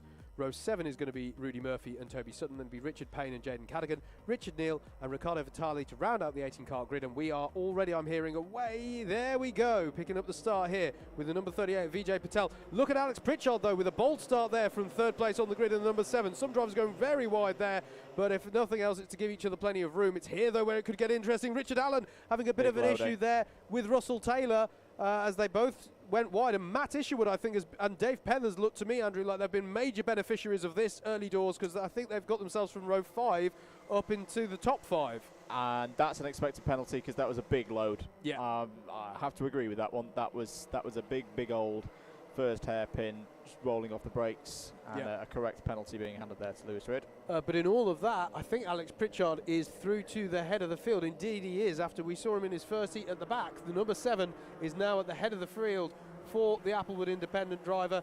Alex Pritchard leads at the end of lap number 1, ahead of the now penalised Lewis Ridd, who's defending hard here against the 38 of Vijay Patel. And it is Dave Pethers and Matt Isherwood who are major movers on that first lap. Joe Holmes, though, as well. This is his lowest grid position of the day so far, as he's allowing Dave Pethers through because he felt that there was undue contact that he gave us. Was that a spinner? Yeah, I could see in the background at Henry's Bend in the background. But yeah, Joe Holmes started this one from 12th on the grid. I think it's Vitali, and a triple-digit number, and he's the only one in the race. Okay, and Joe Holmes was through up into 5th place, I believe, at this point. So he's now on the back of Dave Pethers, as that was very close to the bollards and too close to the bollards. I think there was, I think it was Matt Isherwood, but it might have been Dickie Allen. Actually, we'll have to double check that one as they stream up again. This has the feeling, doesn't it, of everyone's in their last chance saloon here for optimising the points to make sure they're in the race that they want to be in. Dave Pethers gives a little bit of a tap of the helmet to say, come on, folks, let's think this through. As behind him, Russell Taylor and Rudy Murphy are battling away. And indeed, Matt Isherwood is down the inside now of Vijay Patel, for that position. So the 75 now ahead of the 38. Confirmed that previous result from Heat 10, Steve Lindley. That's his first win in 18 months. Apologies, he got some in 2020 as well in the heat. So a first win in a very long time for Steve Lindley in the heavyweight sprints. Yeah, well deserved. Officially by 0.00000. I think, well, whoever is in race control has looked at it on the line and said, yes, it was close. Lindley's nose is ahead of Adam Wright. Richard Allen there with a lovely move there. Hairpin one gets by on Lewis Ridd and gives the signal, let's get on up the road and challenge this Alex Pritchard guy, who's so far leading the race by 1 second. In fact, probably a little bit more after that move for second place. And then Joe Holmes there in 4th place. This one's going to be an interesting one towards the end. We've seen Joe Holmes in rude health pace-wise and controlling races when he's got to the front early doors, but he's not at the front early doors. So what can he do with this heat? There's this really good mid-pack battle as well, which is from Dave Pethers down, and then there's another pack that Rudy Murphy is leading in 8th place at the moment that's just streaming through the bottom of your shot just then. Here is Dave Pethers in that number 86 in 5th place. Russell Taylor on his tail. Russell Taylor will be looking to have a good result because he was the stricken cart in the previous race, so he needs some good points on the board in this one. Does the driver in the number 68. I'm liking this response from Rudy Murphy. Had a bit of a rough start, had a penalty in his first heat, but since then has struck back with 2 well, one really good race and a half race so far that's been impressive as well. As down the inside looks Russell Taylor. That's going to leave him vulnerable to Matt Isherwood. Matt Isherwood on the grass for a second there. On the grass. And that is a very nice move indeed from another one of the other half of the Cardiff University mob here today. Of previous years gone by in the BUKC, and Mish is up to 6th. Needs to be a bit careful though, does Matt Isherwood. Just there, the other thing that race controller wise too are all 4 wheels over the white line on the exit curb of Cafe. Just needs to be a little bit careful, because the temptation is to amazingly straight line the straight, and indeed you should, but not at the expense of violating the track limit rule there. So just got to be careful with that one, because it's right underneath race control as well. They can see it quite clearly. So they've got to be careful of that, as we're looking here at the 29 of Nicholas Walker, who's running in 9th place, with the attentions of Patel behind, as this is your battle for the race lead. Here it is, it's closed up nicely. Alex Pritchard having to go to the inside, defending against Richard Allen in that number 26. Dickie Allen trying to find a way through, but he's going to leave himself exposed to Lewis Ridd down the inside of Hairpin 2, and he's going to get a nose alongside, and look out for Joe Holmes, who will read this one in his usual calculated way, I am sure. Dickie Allen looking down the inside of Syme Sweep. That's bold, and he's going to nerf a way through, is he? He's certainly going to have the inside line into Paddock Corner, but they might compromise both of them. And this time Alex Pritchard goes to the left of the bollard in avoidance. Lewis Ridd, though, is going to look down the inside. Joe Holmes is going to look down the inside of Dickie Allen, and that's going to be a costly move for Dickie Allen, as he's going to keep his foot in it and hold on for now ahead of Joe Holmes.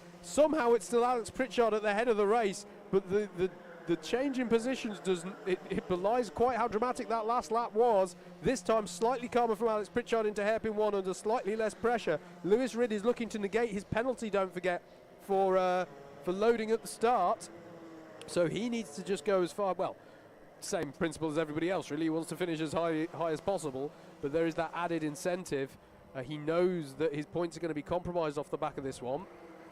And I think it's going to be just one more lap after this one, depending on exactly when they come across the start line. Alex Pritchard is going full defence there, and Dickie Allen's down the inside, or up the inside I should say, of Lewis Ridd on the uphill, breaking into Garda, and a nice clean move there as they come around here and start the final lap of heat number 11. This could go anyway between this top 4.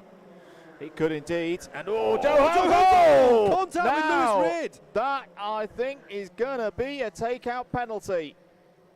Not sure that Joe had enough of his cart up alongside to have the corner. Yeah, that's a difficult one, because if it is, that's a very rare mistake from Joe Holmes. Meanwhile, Pritchard versus Allen continuing at the front of the field, down through Syme Sweep. No attentions from behind from the rest of them. Joe Holmes, you see there, carrying on in 3rd place for now. Is Richard Allen going to throw one down the inside? Alex Pritchard isn't going to let him throw one down the inside. Beautifully defended there from the Applewood independent driver around the final corner of any real meaning when you're in a race like this. Alex Pritchard is going to take race victory ahead of Richard Allen. He's thrown everything at that. That is a very good win for Alex Pritchard. Joe Holmes finishes in 3rd, 4th for Dave Preathers, 5th Matt Isherwood, Russell Taylor, Rudy Murphy P7 as a C3. That is nice. Very nice indeed, ahead of Nicholas Walker. Jack Cameron Drayton 9th, Dan Giles wraps out the top 10, Vijay Patel, Richard Neal, Jaden Cadigan, Vinod Hirani, Toby Sutton are all in the top 15. Lewis Ridd, disaster, +4 penalty and classified 16th. That will become 18th. There's only 2 drivers behind him in the shape of Richard Payne, there he is, and Riccardo Vitali, there he is. Interesting one, isn't it? It's possible to prise open the door, for want of a better phrase, there at turn number 1, but it was just the wrong amount of overlap between them there. Yeah.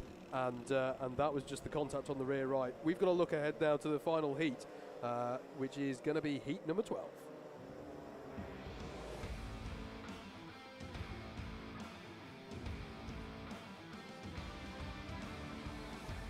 And we kick off heat number 12 with a fascinating front row for the Class 2 prospects here. Steve Bosley starts this one on pole with Mikey Nichols alongside. It'll be Paul Williams and Darren Townsley next, with Brad Jones and Johnny Elliott on row number 3. Row 4 is going to be Luke Pullen and Callan Sigafus, with Tim Williams and Miguel Hall rounding out your top 10. James Taylor and Samuel Bensley are next. Then it'll be Alexander Lammin and Luke Elliott, Matthew Batter and Shane Houlihan, and then Benjamin Wusson will round out the 17 starters in this one. So 4th and 5th place in the Class 2 standings last year are your front row. as I say, the highest placed drivers to have not made the promotion up to Class 1, and it's a good clean start into turn number 1 so far, but it's still with Steve Bosley at the front of this one. Paul Williams as well slotting into third places. There's a penalty though for Johnny Elliott early on, and that is for breaking formation ahead of the start line. So that'll be penalties for the driver in that number 54 car, currently challenging for third place as they go 3 wide, even 4 wide coming out of there. And James Taylor in the 110 is battling away in the mid-pack as they stream through Simon Sweet for the first time. Miguel Hall there in the number 8 as well, trying to capitalise on this as down the inside of the driver in 34 car, I think that was, trying to make a move as they come up the hill for the first time in this last heat of the heavyweight running. It is Steve Bosley who leads ahead of Mikey Nichols. Then it's Paul Williams defending hard here against Johnny Elliott and Tim Williams. James Taylor up into 6th place is your biggest mover actually from that first lap. Still Paul Williams defending well for 3rd place here, albeit it's opening up the gap to the top 2. So it's compromising any of those who would seek to get on up the road and challenge Bosley and Nichols at the front of this one.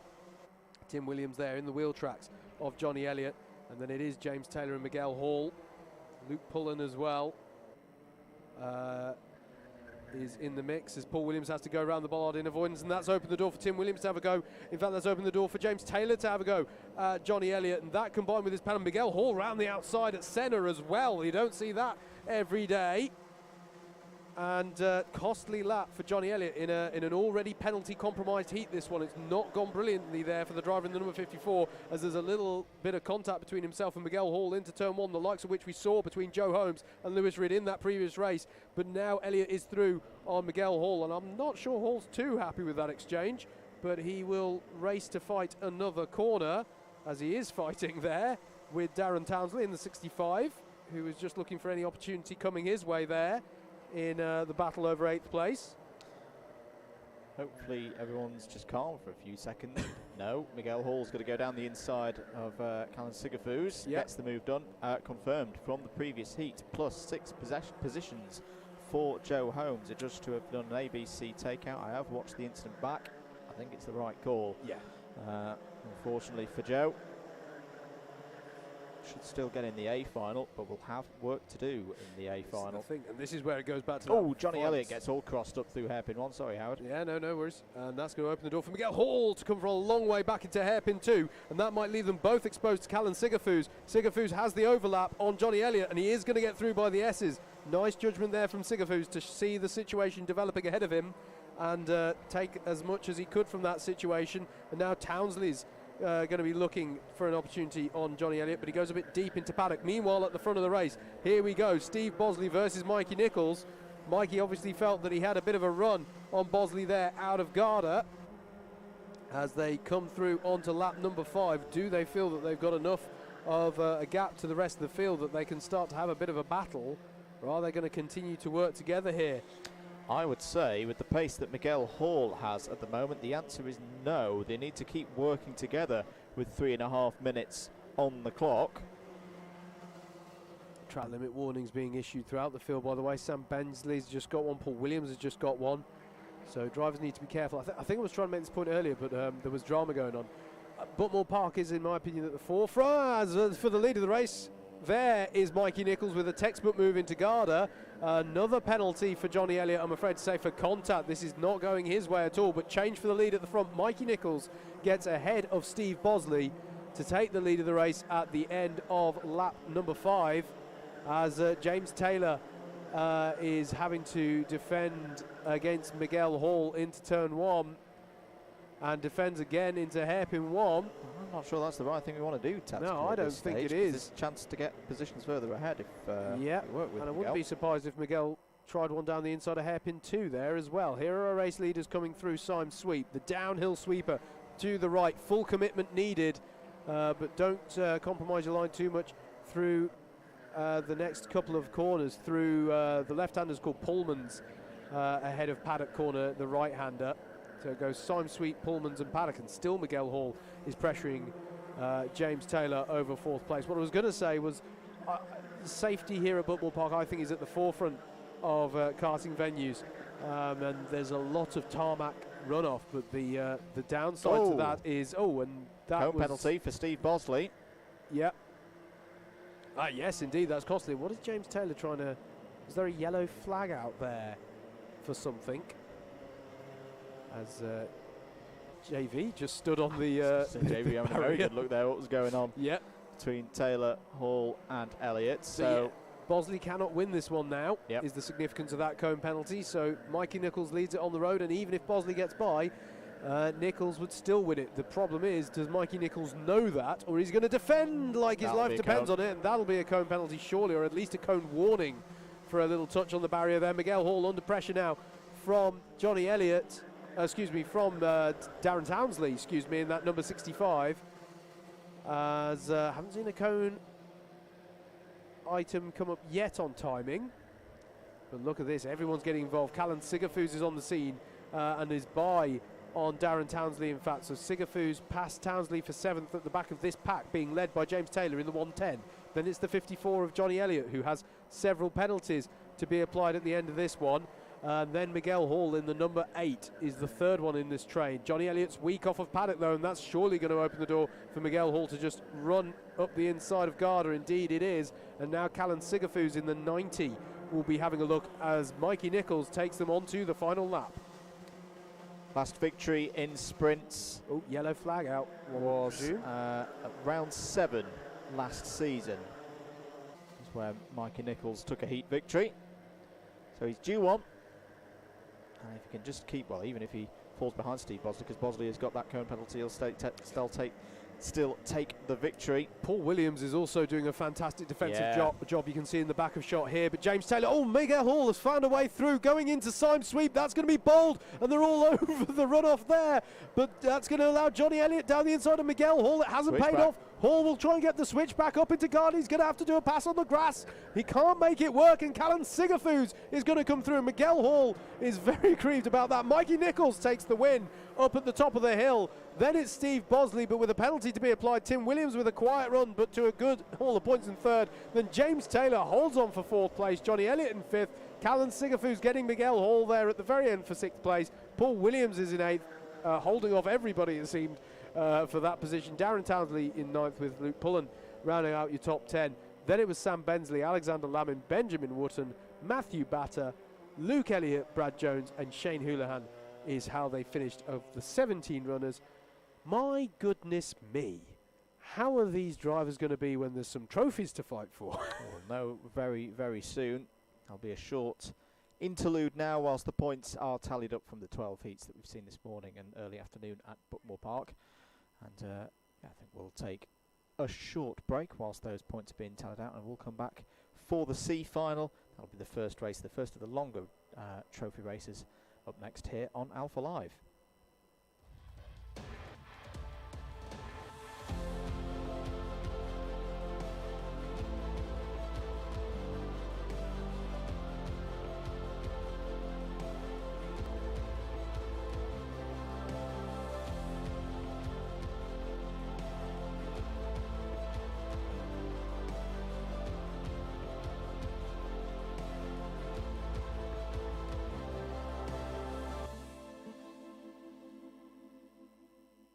Hello viewers, yes that's right, Club 100 are proud to announce that we are unveiling a brand new championship, a new race series for drivers aged 8 to 12 years old, the Club 100 Cadet Championship. My name's Steve Brown, otherwise known as Super GT in the world of karting. I've been racing Club 100 for a good 13 years now, so I know a fair amount about it, but today I'm here to learn about the new championship.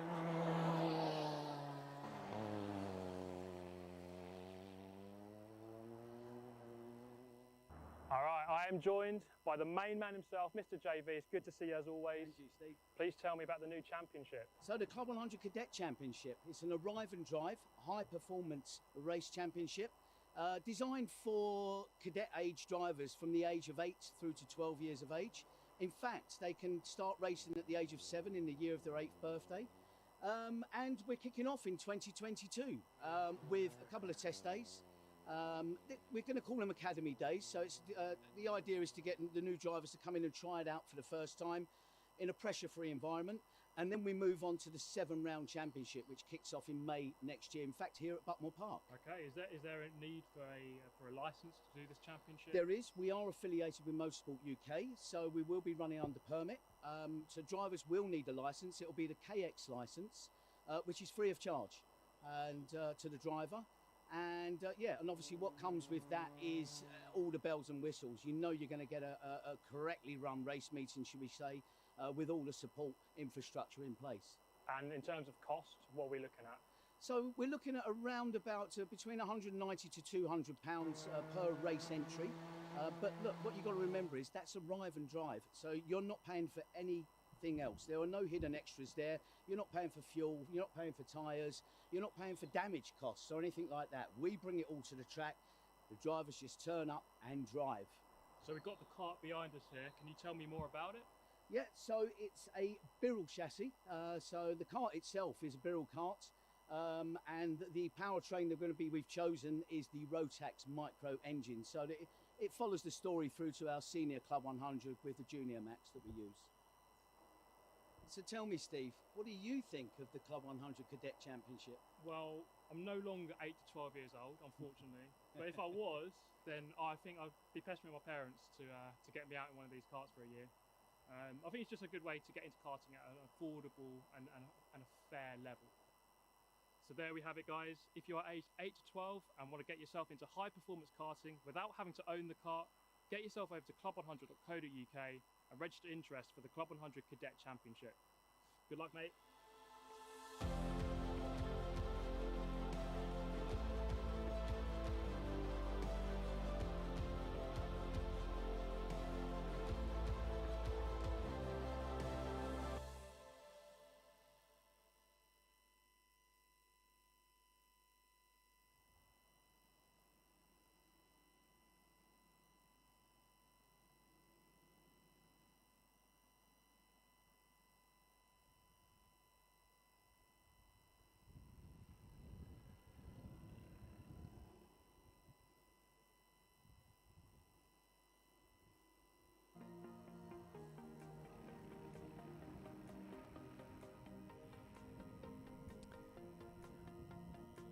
So just a brief pause there, or here at the circuit I should say, whilst the grids are being sorted for the first of our trophy finals, and we saw a little bit there about the exciting new championship that's coming your way in the Club 100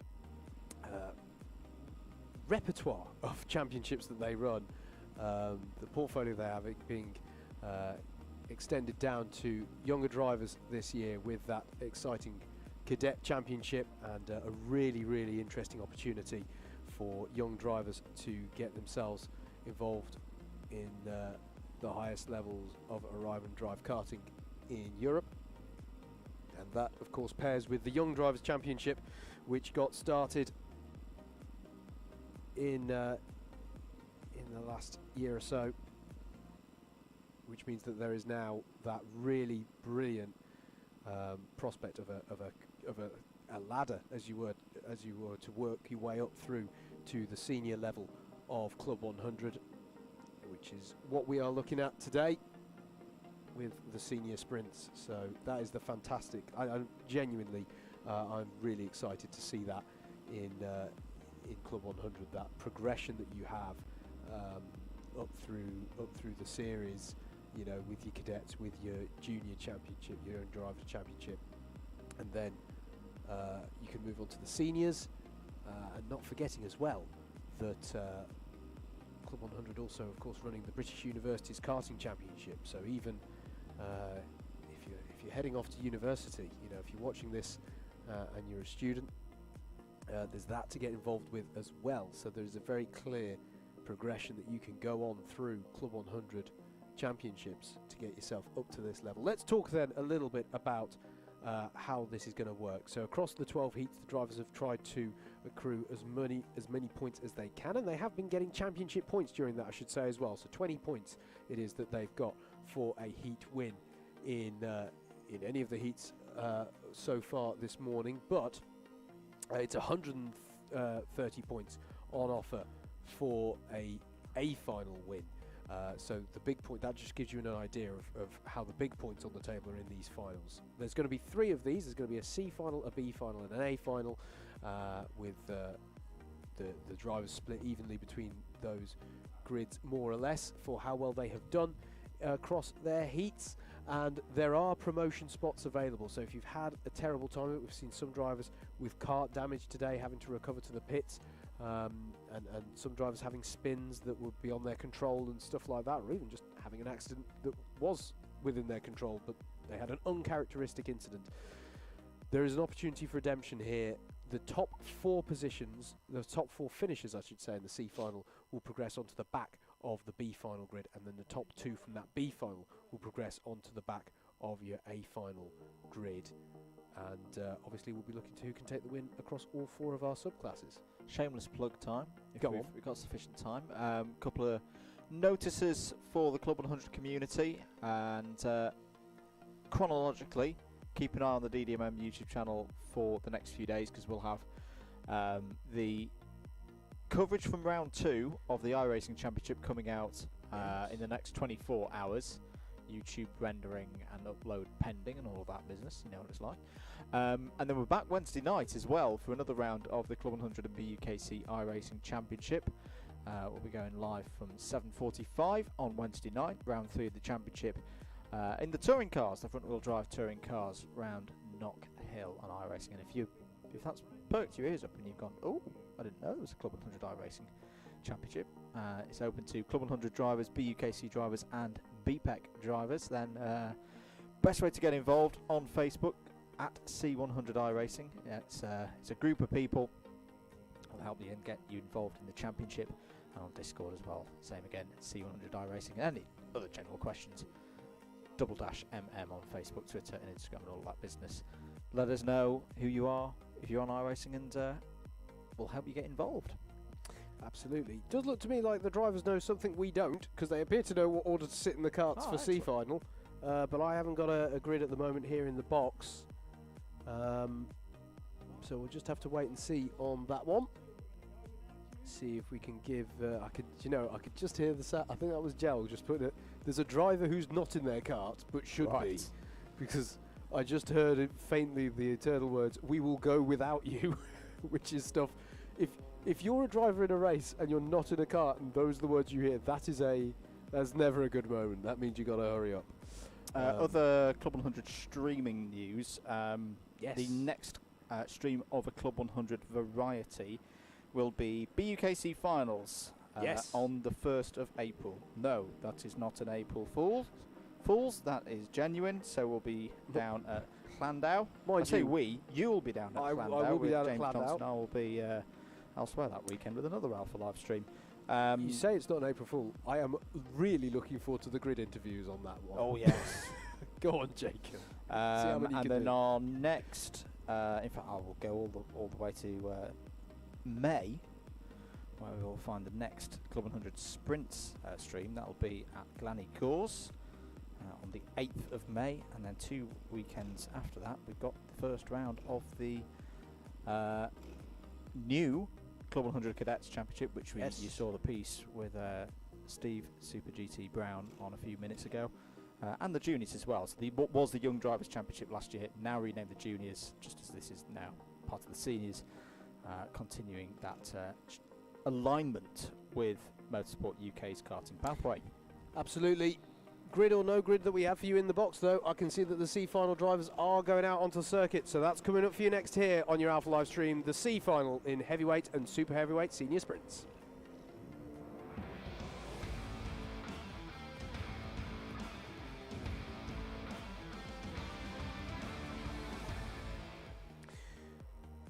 So as I say, I'm afraid we don't have a grid for you on this one, but I can definitely tell you who's taking part in it. Craig Nichols, Andrew Hicks, Marcus Naris, Luke Pullen, Leon Dupries, Vinod Hirani, Luke Elliott, James Antwis, Stuart Kirk, Lewis Rogers, Jaden Cadigan, Matthew Batter, Lenny Wood, Khan Bennett, Josh Lamarina, David Wilson, Tim Dorr, Lee Barrow, Stephen Solway, Toby Sutton, Richard Payne, Damien Smith, Ricardo Vitale, John Mellor and Shane Houlihan are all taking part in this final. The right notes, but maybe in the wrong order. We'll have to see how they line up on this one as they're coming up the hill. Here we go then. Top 4 is the aim of the game in this one. Watching for the lights. Away we go. We're running in the C final. Good start for Craig Nicholls. Leads into turn 1. Andrew Hicks runs a bit wide, but should retain onto at least 3rd place into hairpin 1. Now this is going to be a crucial corner in this race. Is everybody going to survive? I felt like Stuart Kirk got very sideways there in the mid-pack, and he might have lost out. In fact, where is Stuart Kirk, I have to ask? He's dropped back. I can see him there, but he dropped back quite a way there. I think he had a sideways moment there. Oh, and the driver spinning there. Oh, 2 drivers off in the S's. Vinod Hirani's one of them in the blue suit with the white helmet. And it's Leon Dupree's the other one in the number 14. Oh, more spins down and chaos down at Paddock Corner.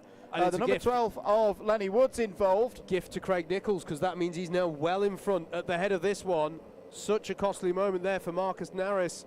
But that means Craig Nicholls has several seconds in hand at the head of the field, because he was the only one to get through cleanly there. So it's Craig Nicholls by 3.5 seconds ahead of Andrew Hicks, Luke Pullen and Josh Lemarina, up 10 positions on that opening lap. Yeah, very chaotic start to the race. Luke Elliott has been issued with an ABC takeout. And it's gutting for Vinod Hirani, for Marcus Narris, Jaden Cadigan and Leon Dupreez, all big losers on that first lap, losing out more than 10 positions for all of those drivers lost on the opening lap. Well, this has really thrown this race wide open. It's a longer race, remember, 12 minutes in total length, so we've not even reached the point of 10.5 minutes to go where you've got a normal heat distance left on the clock. We've seen how drivers can pull their way up through the order, so even though the likes of Lenny Wood and other C2s who've moved down, super heavyweights who've moved down, Stuart Kirk being another example, they've got time to work their way back up into that top 4. Having said that, that's another track limit warning for Lenny Wood. That's 2 of them so far. Down the inside is the number 84. That is Rogers trying to get past Matthew Batter in the number 81. Yeah, there's only 2 C2 runners in this field, which is Craig Nicholls, your race leader, and Luke Pullen in 3rd. Everybody else is in either Class 3 or super heavyweights. So that's how it shakes out in the running order, as the number 22 of Calm Bennett here, is trying to get through on James Antwis and makes that move. So Calm Bennett up into 5th place in the number 22. You're right in saying earlier, though, Howard, this is a gift now for Craig Nicholls. 4 seconds to the good out front. Luke Pullen, as there's a penalty for Lee Barrow for an ABC takeout. So that is the number 67's day pretty much done. There will be no B final for Barrow. Interesting. Always spin there. There's a lot of strange spins going on in this race. That's on hairpin 2, and there's another one joining in sympathy. That could be a spin on the yellow penalty also. A bit chaotic, this C final. We've not even got to the point where we've got 8 minutes to go. This is the key group, though. Tactically, these 3 drivers, Luke Pullen, Andrew Hicks and Josh Lamarena, just need to work together now. Get those top 4 spots. Don't encourage Calm Bennett back into the battle here, and particularly this driver, Lenny Wood, trying to get past James Antwis, who's had a solid day, a first day here in C3 of the season. Luke Elliott was your spinner up at hairpin 2, and I think if you said there was one in sympathy, that will have been Stephen Solway in the 61, which both of them actually are carrying penalties already as well. Luke Elliott for an ABC takeout, and Stephen Solway for, he's just been given the penalty for spinning on the yellows, of course, which is what we saw happen. Cone penalty for Lewis Rogers as well. But as you say, Andrew, it's critical. This is where, and this is the difficult, right? Tactically, you've got to have your eyes on the prize in these C and B finals, particularly the C final, where there are these 4 positions up for grabs.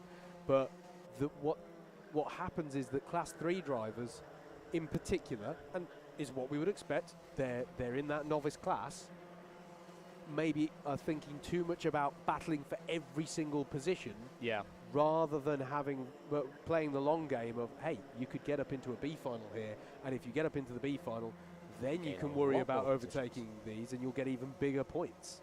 So that is the key thing to bear in mind for these drivers. Craig Nicholls just needs to control it now, 3.8 seconds to the good.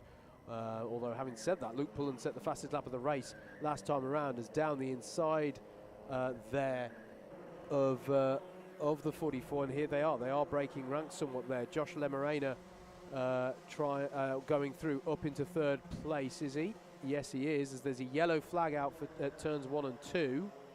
Not seeing what that's for yet. And now Andrew Hicks has a little look back at Lamarena. So Luke Pullen's been able to pull away from these. He's broken the toe of these. He's on up the road. So Luke Pullen just needs to control his second place as well. So there's 2 tickets being fought over here for third and fourth place. Currently occupied by Lamarena, and as there's a driver recovering to the pit. I think Luke Elliott has had to go into the pit lane with car problems. That's Lenny Wood going defensive against the 22 of Calm Bennett. That's because Lenny Wood has got himself up into 5th place. Now Lenny Wood, Andrew, is a driver who has the experience to know how this works, as it were. Okay, he will know. He might not know exactly which position he's running in right now, but he'll I would have thought, have a decent idea that it's about not going all in on overtaking every last person, if he is in any way aware that this is a battle, because he's on the cusp of getting into the top 4 if he can get by on Andrew Hicks. And there he goes down the inside of paddock. Andrew Hicks, and Andrew Hicks is going to fight back here, and Lenny Wood's going to let him through. Andrew Hicks put his arm aloft there through paddock very early on into paddock. For my money, that was fair from Lenny Woods. I didn't think that was undue contact at all. I thought that was from a fair way back, but that seemed absolutely a-okay to me. And to be honest with you, Andrew Hicks, I think, put the arm aloft. There's a cone penalty though for Lenny Wood, and that one is costly, because it means if he gets by Andrew Hicks at the moment, it wouldn't be good enough for him to be promoted into the B final. And Lamarena in all of that has actually got a few kart lengths in hand as well. So are we seeing it that actually the top 3 are now decided, and there's only one real battle in earnest over the last of the promotion spots? Hello to Joe and Mark Craddock, who messaged in earlier, or watching from home and cheering on our race leader, Craig Nichols. Mark Craddock, who used to race to a very high level, a former Club 100 champion himself, of course. Yeah. So great to have them watching at home on the stream. Do keep your comments coming in. Let us know who you're supporting. Let us know where you're watching from. It's worth noting that Luke Pullen is eroding the gap at the front by a few tenths each lap. There is Luke Pullen in the number 45. And he'll be, he is slow. He has got the pace over Craig Nichols at the moment. But to be fair, Craig is getting faster with each lap. He just set a personal best last time around. And it'll just be critical for Craig, you know, if... another penalty for Lenny Wood, and this one's going to be much more costly. Track limits. That's 3 positions he's accumulated in total now with the cone penalty. So he's got to win the race. He has to win the race on the road to qualify through to the B final now, which with 3 minutes and 45 seconds to go. But it made bizarre. Oh, and he's through on Hicks. He's through on Hicks as well on the road.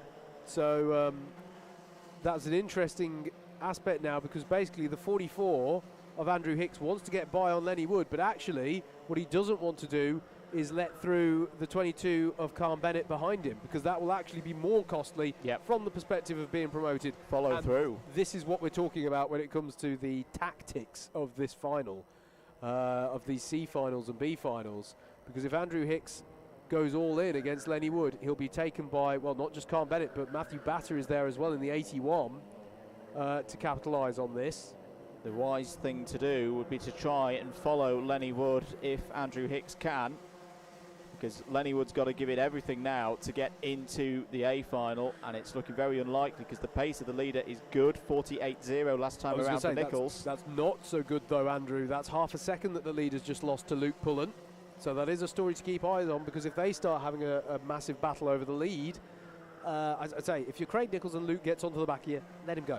Yep. Let him go. I know it's, I know that there's a small little trophy medal that's given out for winning the C final, but in terms of points, which is what matters at the end of the day, you want to make sure that you're not having taking each other out such that you're both in tears at the end of this one. There is the lead gap though. Craig Nichols in that 103, Luke Pullen in the all-white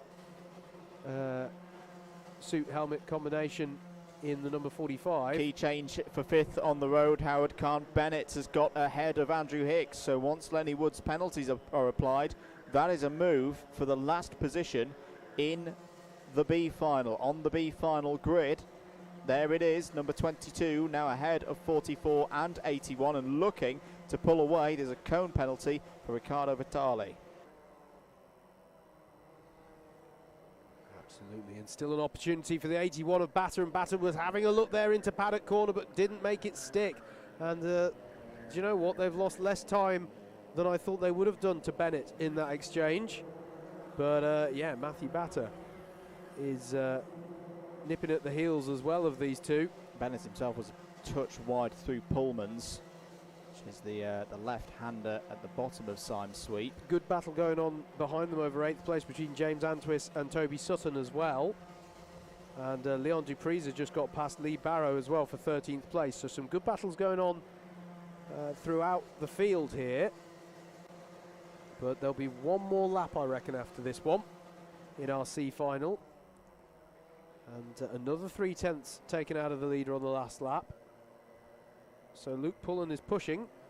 And is that someone a lap down? Just keep it. Yeah, it's Richard Payne doing a good job of not compromising the run of those drivers too much. Last lap then for well, for everyone ultimately, but led by this man here, Craig Nichols, who bit of drama maybe that saw him get into this. This is the driver who had the spin, didn't he, on the grass on driver's right towards hairpin one of his heats. Yep. And one wonders if maybe if that hadn't happened, maybe he wouldn't need to be in this position of the C final. Gosh, Luke Pullen is closing in quite a bit though. He might have wished this one went for one more lap. Unless he can do a major move here. But it looks like if he can just bring it up the hill and bring it home, it's looking good for the 103. Craig Nichols then is going to round Cafe Corner and run it across the line to take the win in the C final. Luke Pullen sets the fastest lap of the race of a 47.391 as he comes to take 2nd place. 3rd place will go to Joshua Lamarena. Then it's the 12 of Lenny Wood, but with penalties to be applied, and he knows it, which means that it'll be the 22 of Khan Bennett who takes the final promotion spot there in 5th place on the road, but 4th place once everything is worked out in penalties. Andrew Hicks was next, and then it was Matthew Batter, Toby Sutton in 8th, James Antwis in 9th, David Wilson to round out the top 10. Then it was Jaden Cadogan, Stuart Kirk in 12th place, Leon Dupreez was next up, Lee Barrow in 14th, then it was Vinod Hirani, Marcus Naris, Tim Dorr in 17th place, 18th for Damien Smith, Lewis Rogers in 19th, Stephen Solway taking 20th off of Shane Houlihan, I think on the last lap there, with Riccardo Vitale in 22nd, Richard Payne in 23rd, and John Mellor. I know that Luke Elliott was going back to the pits, and John Mellor has had issues as well because he's 9 laps down. So that was your C final. There'll be a slight pause now just whilst they double check those who are being promoted up into the B final. But congratulations, provisionally we say, to Craig Nichols there, who, I mean, he was given a bit of a gift on that first lap, but controlled it from there on, you know, didn't succumb to the pressure of leading the race and brought that one home nicely. So good stuff there. I've just seen a comment there, Andrew, that fills me with some joy, which is that I think everybody's favourite grid interviewer may be featuring in a certain A final later on, but we'll get to that when it comes. Drivers now getting ready for the B final. One driver who grabs my eye there is Matt Isherwood, partially because he's got a very good distinctive lid, but partially because it's going to be interesting to see where he is on this B final grid. It's the kind of lid design I like. Yes. It's very clear and distinctive, and we've got some good ones coming up in the lightweights later as well, but more about them later on. Absolutely. I'm just having a look at... we have got the grid for the B final, by the way, so we will be able to take you through that once they come out onto track. Hello to Rich T Racing. What a lovely way to spend a Sunday morning after a rather heavy Saturday. Big supports to all the super heavyweights. What were you up to after the racing, James? No, don't tell me. Luke Pullen is the GOAT. Luke Pullen is the greatest of all time, apparently. Well, he's through to the B final. And that was a good drive from Luke. You can see the drivers in the carts getting ready for the B final. In fact, Should we do it? Let's make the break to the B final. B final in the heavyweights is up next.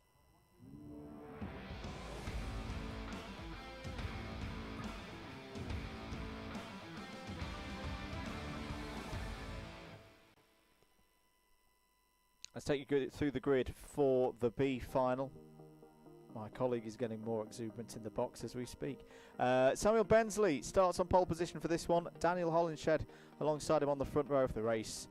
Has no overtaking. They will be the qualifiers for the A final. Those trying to improve and get into that A final start on row 2. Jack Bridges and Lewis Ridd there.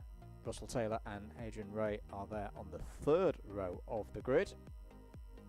As we move down, we find Paul Williams and Jason Bear on row 4. They'll fancy their chances of getting in the B final, in the A final. Sorry, from there. Darren Townsley and Matt Isherwood on row 5.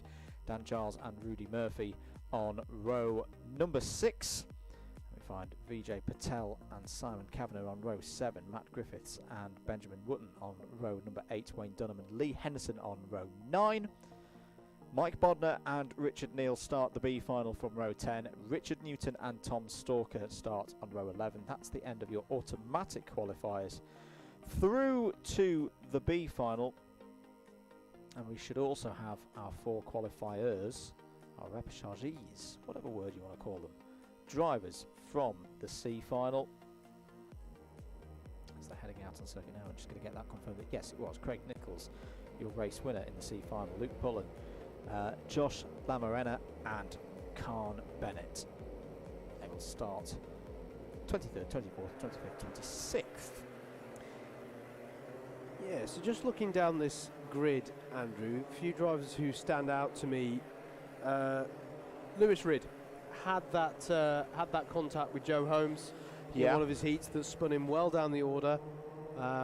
He's starting this one in 4th, so there he is in the number 9 car. He will be looking to get up into the A final if at all possible. Matt Isherwood, I think we've already mentioned, is the only other Class 1 runner in this pack, I believe. Who else stands out? Paul Williams had a penalty, I want to say, in one of his heats. Yep.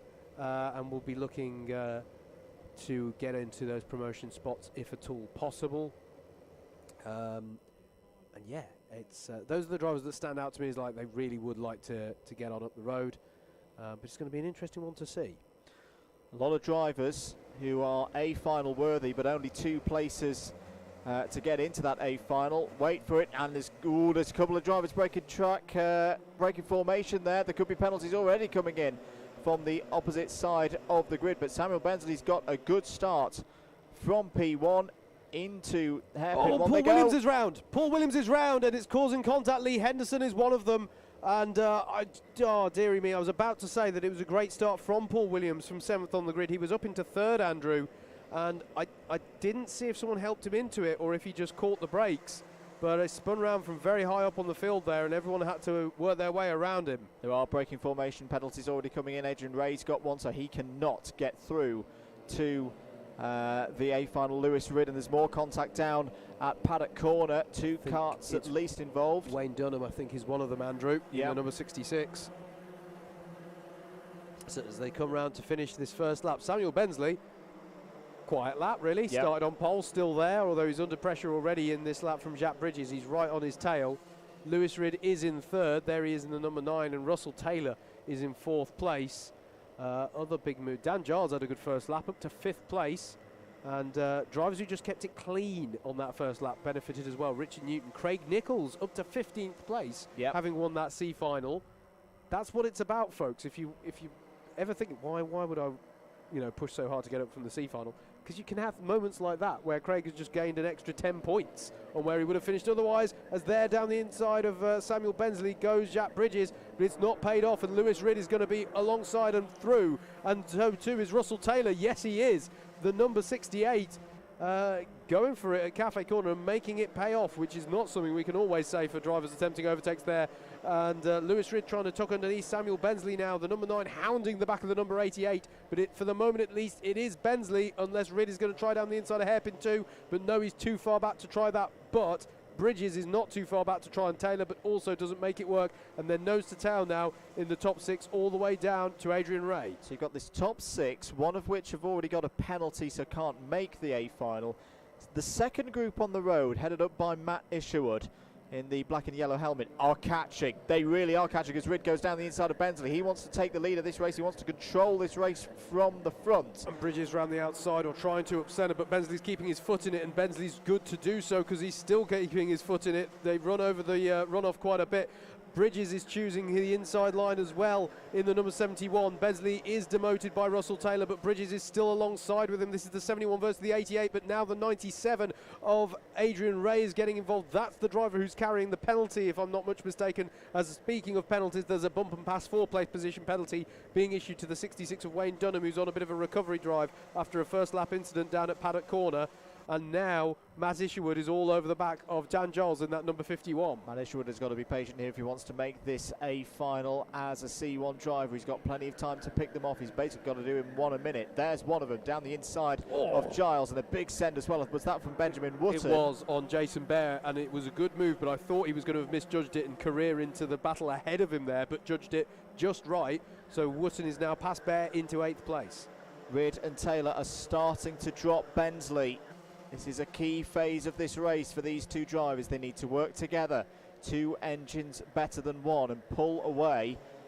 And if someone does come through from the lower reaches of the top 10, there'll simply be too much for them to do to wrestle one of those 2 promotion spots into the A final off them. But Matt Isherwood's giving it a real good go here, as is Jacques Bridges. They are on your screen 5th and 6th at the moment. Someone running wide though, it's Giles. As down the inside of another one goes Isherwood. He's done this many times before. This, I feel, Howard, is where all of that BUKC experience will come into play. Absolutely. When you are fighting away from a lower position on the grid relative to your talent and speed, and you've just got to be patient and work your way through. Yeah, it was a costly moment for Dan Giles going right wide at that last corner, but he's thrown himself back into a major battle headed at the moment by Craig Nichols, 12th downwards is a frenetic battle you'll see in the background of some of these shots. So yeah, Craig Nichols, Richard Newton, Dan Giles, Luke Pullen. It really is a time to maximise points for those promotees from that C final, isn't it? Good stuff for them there, as we're watching Adrian Ray in the 97 now being pressured by Matt Isherwood, and Isherwood looks down the inside, but Ray, wise to it, closes the door just enough to deter the move up the inside of the Garda corner. Ray still fighting for points, of course. If we're waxing lyrical about Mish, this is a driver who finished 3rd in the very competitive graduates class of the BUKC Drivers' Championship a couple of years ago, so he likes this frenetic racing, 1-on-1. Ray a little bit wide through hairpin 1. Is there going to be a switch back into hairpin 2 available for Isherwood? Not this time. 6 minutes and 45 seconds to go.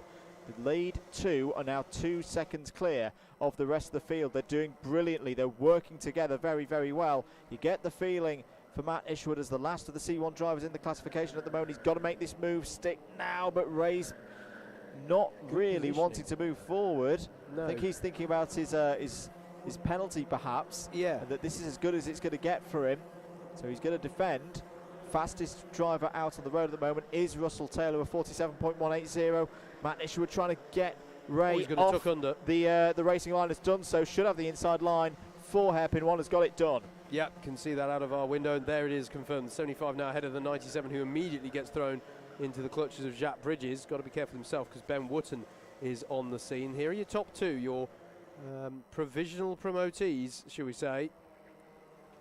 There is Sam Bensley in the 88 in 3rd place, and Matt Isherwood now up into 4th, but it is a gap of some 2.5 seconds that the likes of Bensley and Isherwood would need to make up in order to challenge those promotion spots. Still plenty of time for those outside the top 2 to start making a move. There's Lee Henderson that you just saw flash through your shot, of the number 13 is now up to 16th place. Tom Stalker.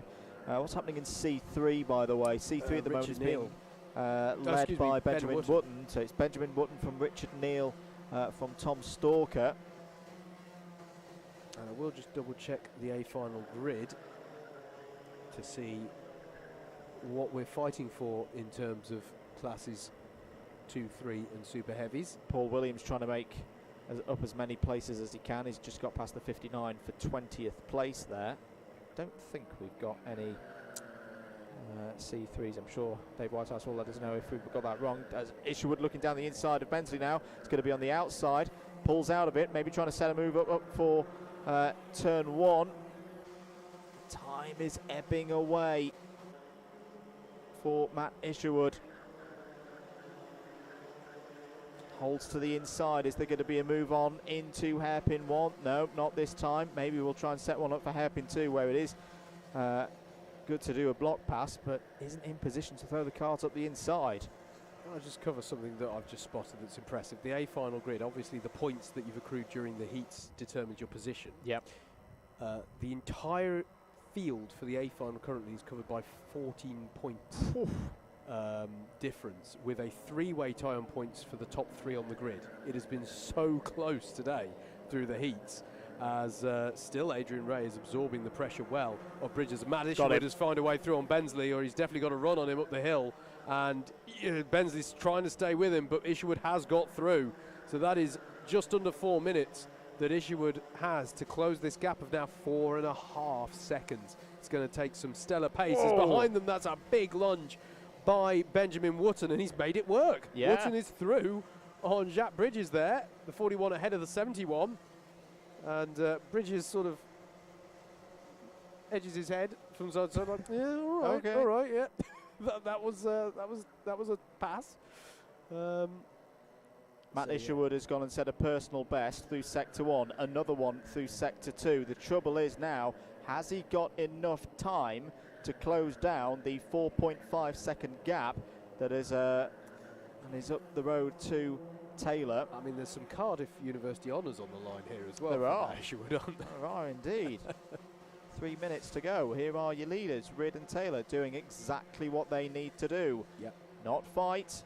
Keep working together. Pace for them at the moment. 47.262 for Ridd. 47.193 for Taylor. They are quicker than everybody behind at the moment. It's not enough from Isherwood at the moment, but he's given it his all. I can see. Actually, I just looked out the window and I can see him pushing like crazy. Here he is, throwing everything he's got, and he is breaking the toe of Bensley, to be fair. Further down the order, Darren Townsley's got by on Luke Pullen. That's for 13th place. Wayne Dunham, on a bit of a recovery drive after that first lap spin, has got by on Tom Stalker, though has a penalty to be applied, don't forget, at the end of the race. New fastest lap of the race from Benjamin Wotton. Good drive here from our top placed Class 3 driver. Very good. And there are no Class 3 drivers, I'm fairly certain, into the A final, so we are talking about who takes the round victory in that confirmed. subclass. Yep. I think that's true of super heavies, but I need to double Bill check Taylor, that. I don't think we've seen Bill Bill Taylor, Taylor, yes, good point. So it is just Class 3 that will be determined in full, as there's a bit of a drift there for Adrian Ray. That's going to give the opportunity for Ben Wotton to try down the inside of paddock, but can't make it stick. So that battle will go on for another corner. Richard Neal fighting in there as well, is P9 at the moment and second in C3. Track limit warning for the leader. Steady, don't want to be getting too many of them at this stage of the race. A track limit penalty for too many excursions is a 2-place penalty and would take him out of the A final, irrespective of where Lewis would finish. That's just a warning for now. Isherwood is slightly quicker, but we're talking a 10th here, a 10th there, and he needs seconds with just over 60 seconds on the clock. And there goes Wooden again. He's going to be down the inside. He's going to have a lane. No, Ray's going to pull back. And Jacques Bridges is in there, who's had some great racing here today. Track limit warning for Richard Newson, number 37. Keeps footing it side by side up the hill. Sorry, Andrew, through Cafe Corner, and it's still going to go the way of Wotton. Do you know, I'd seen that one brewing all the way down the hill for Benjamin Wotton. You could see that he was like, you can tell sometimes when a driver is. And here's the lead battle. Russell Taylor would like the glory of winning a race and has gone for it on Lewis Ridd. Now, that's we're not on the last lap, according to timing here. Nope. So, you know, fair enough, guys, but, you know, just be careful how you go about doing it. And, yeah, to be fair, they've got 5 seconds in hand, so under standard conditions, keep it clean, this is fine. it'll be absolutely okay. They're going to sneak over the line with maybe 1 second to go. Oh, a mammoth 2 seconds to go. There we go. So one more lap then. Can Russell Taylor hold on for race victory here in the B final?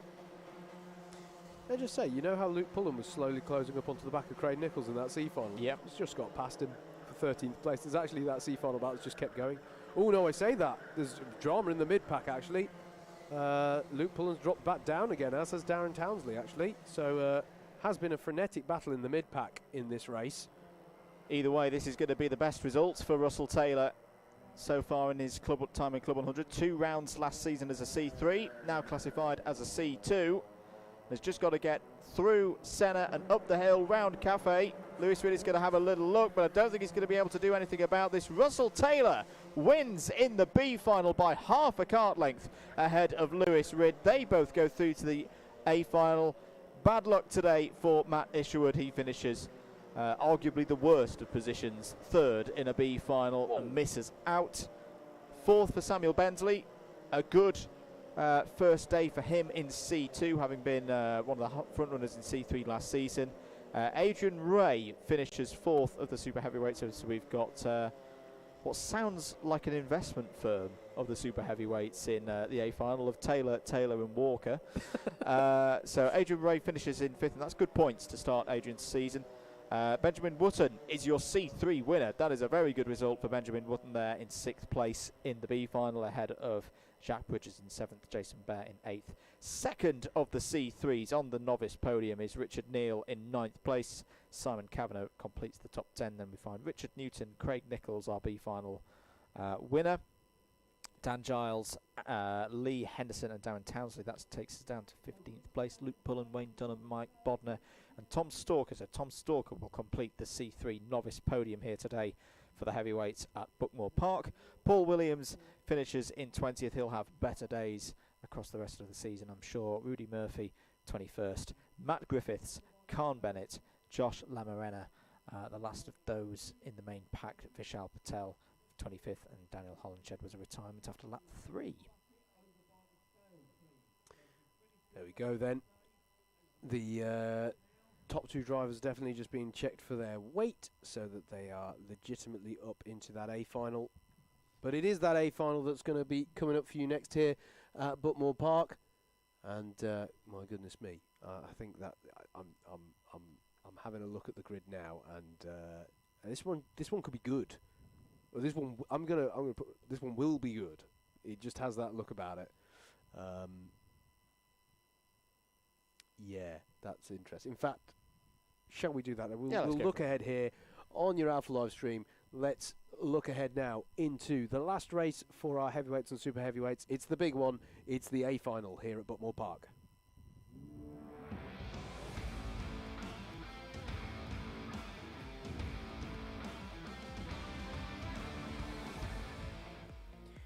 So, let's take a look at this grid. Anwar Brule-Smith will start on pole with Richard Allen alongside. Adam Wright and Chris Alcock are row 2. Kurt Holmes and Steve Bosley are row 3. And then it's down on row 4 that we find Tim Williams and Joe Holmes, who of course had that penalty in his last heat. And that's interesting. That puts your reigning champion down further than we would often see him on an A final grid. So that's definitely an interesting story. Then comes Mikey Nichols and Steve Lindley with a really good scoreline across his heats today. Very impressive to round out your top 10. That is a tasty top 10, and it doesn't really diminish any further as you go beyond the top 10, because you've got then Anthony Ridd and Dave Pethers on row 6, both solid racers, those two. Callan Sigafus and Bill Taylor, Bill being the highest placed super heavyweight qualifier, I believe, for this A final. Miguel Hall is next with James Taylor alongside on row 8. Then it's Nicholas Walker and Alexander Lamin on row 9. Johnny Elliott also perhaps further down than he would hope to be, with some penalties applied across his heats, with Jack Cameron Drayton rounding out the top 20. Then it's Jacob Harris on row 11 with Andrew Cherry alongside, who I think has been putting in some really good passes and some good defending as well today from Cherry, so that's good to see him getting up into the A final. Alex Pritchard and Josh Pettit are next on row 12, and then they will be joined by our two promotees from the B final, who I'm just looking to check. Yes, they've just been confirmed on the results page. It'll be Russell Taylor and Lewis Ridd to round out your 26 car grid. And there is Russell Taylor, happily I'm sure, putting on his helmet and gloves, because he gets to go back out and have another race and no extra charge because of his win in that B final. And the whistle is blown, I think, for the karts that the engines have got started. So they come out onto track. But this is, this is really interesting, this one.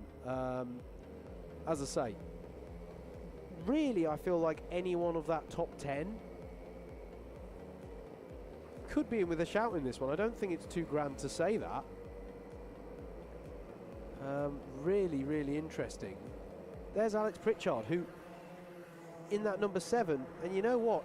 He's starting down in 23rd in this one, but he's only down there now. I'm thinking about it because he had the not so good first heat. Not so good first heat.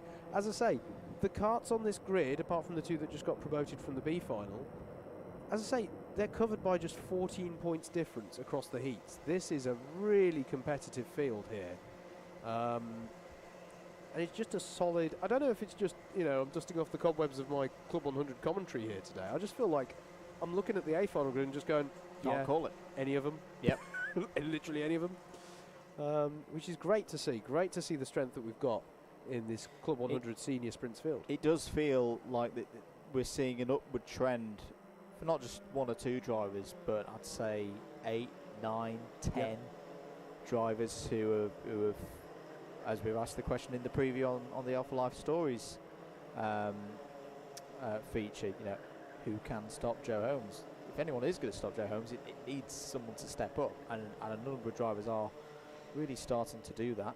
Mentioning Alpha Life Stories, you can get involved on that.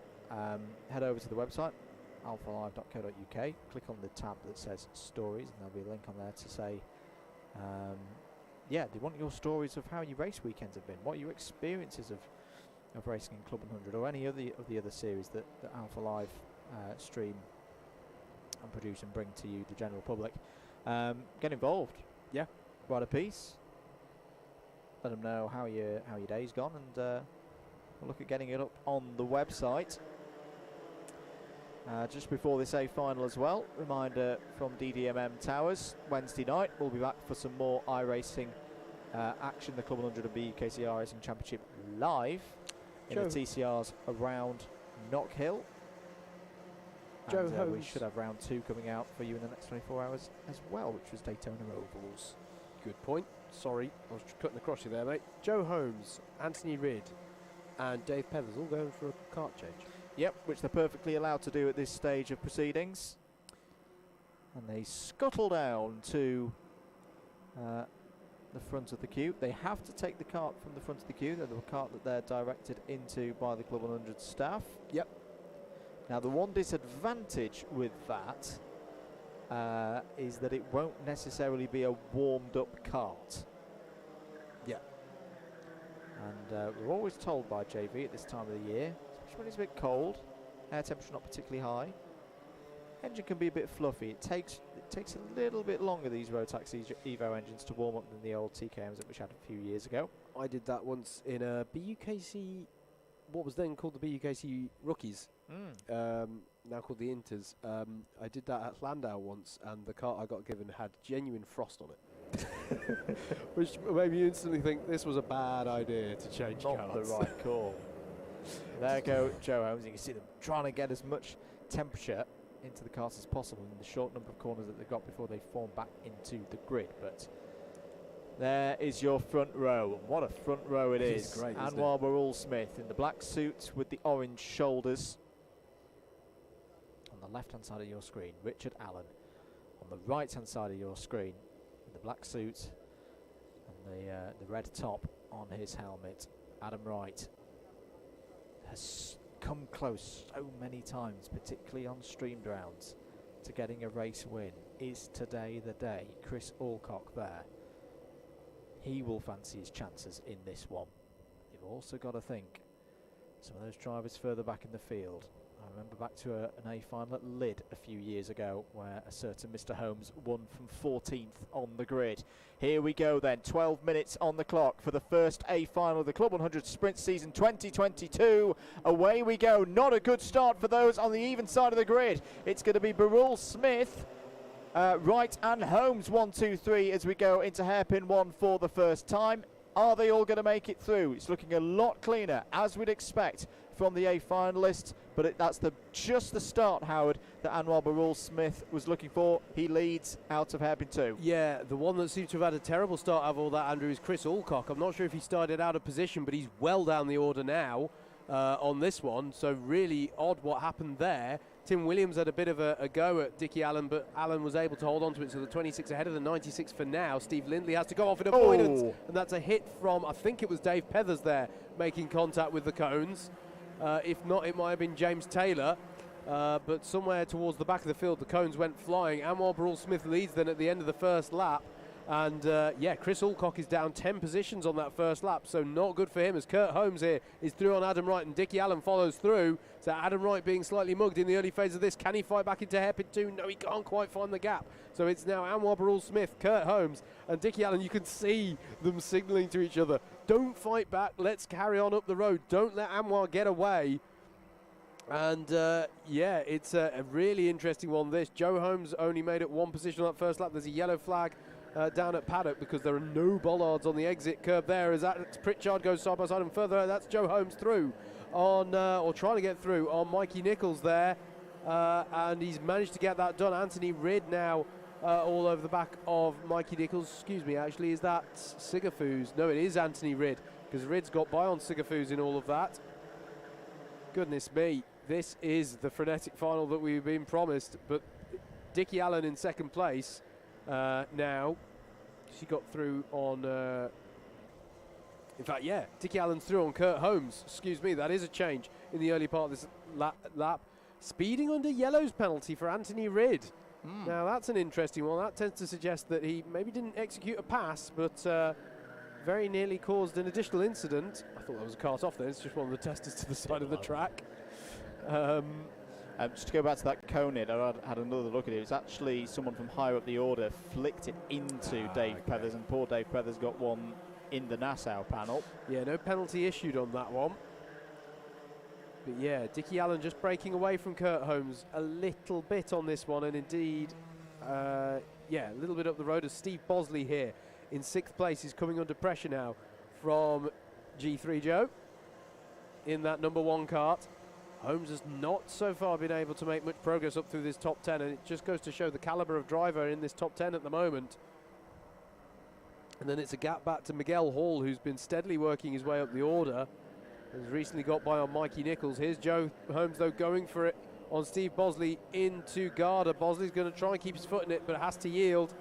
And Joe Holmes gets himself up into 6th place. Bad news for James Taylor.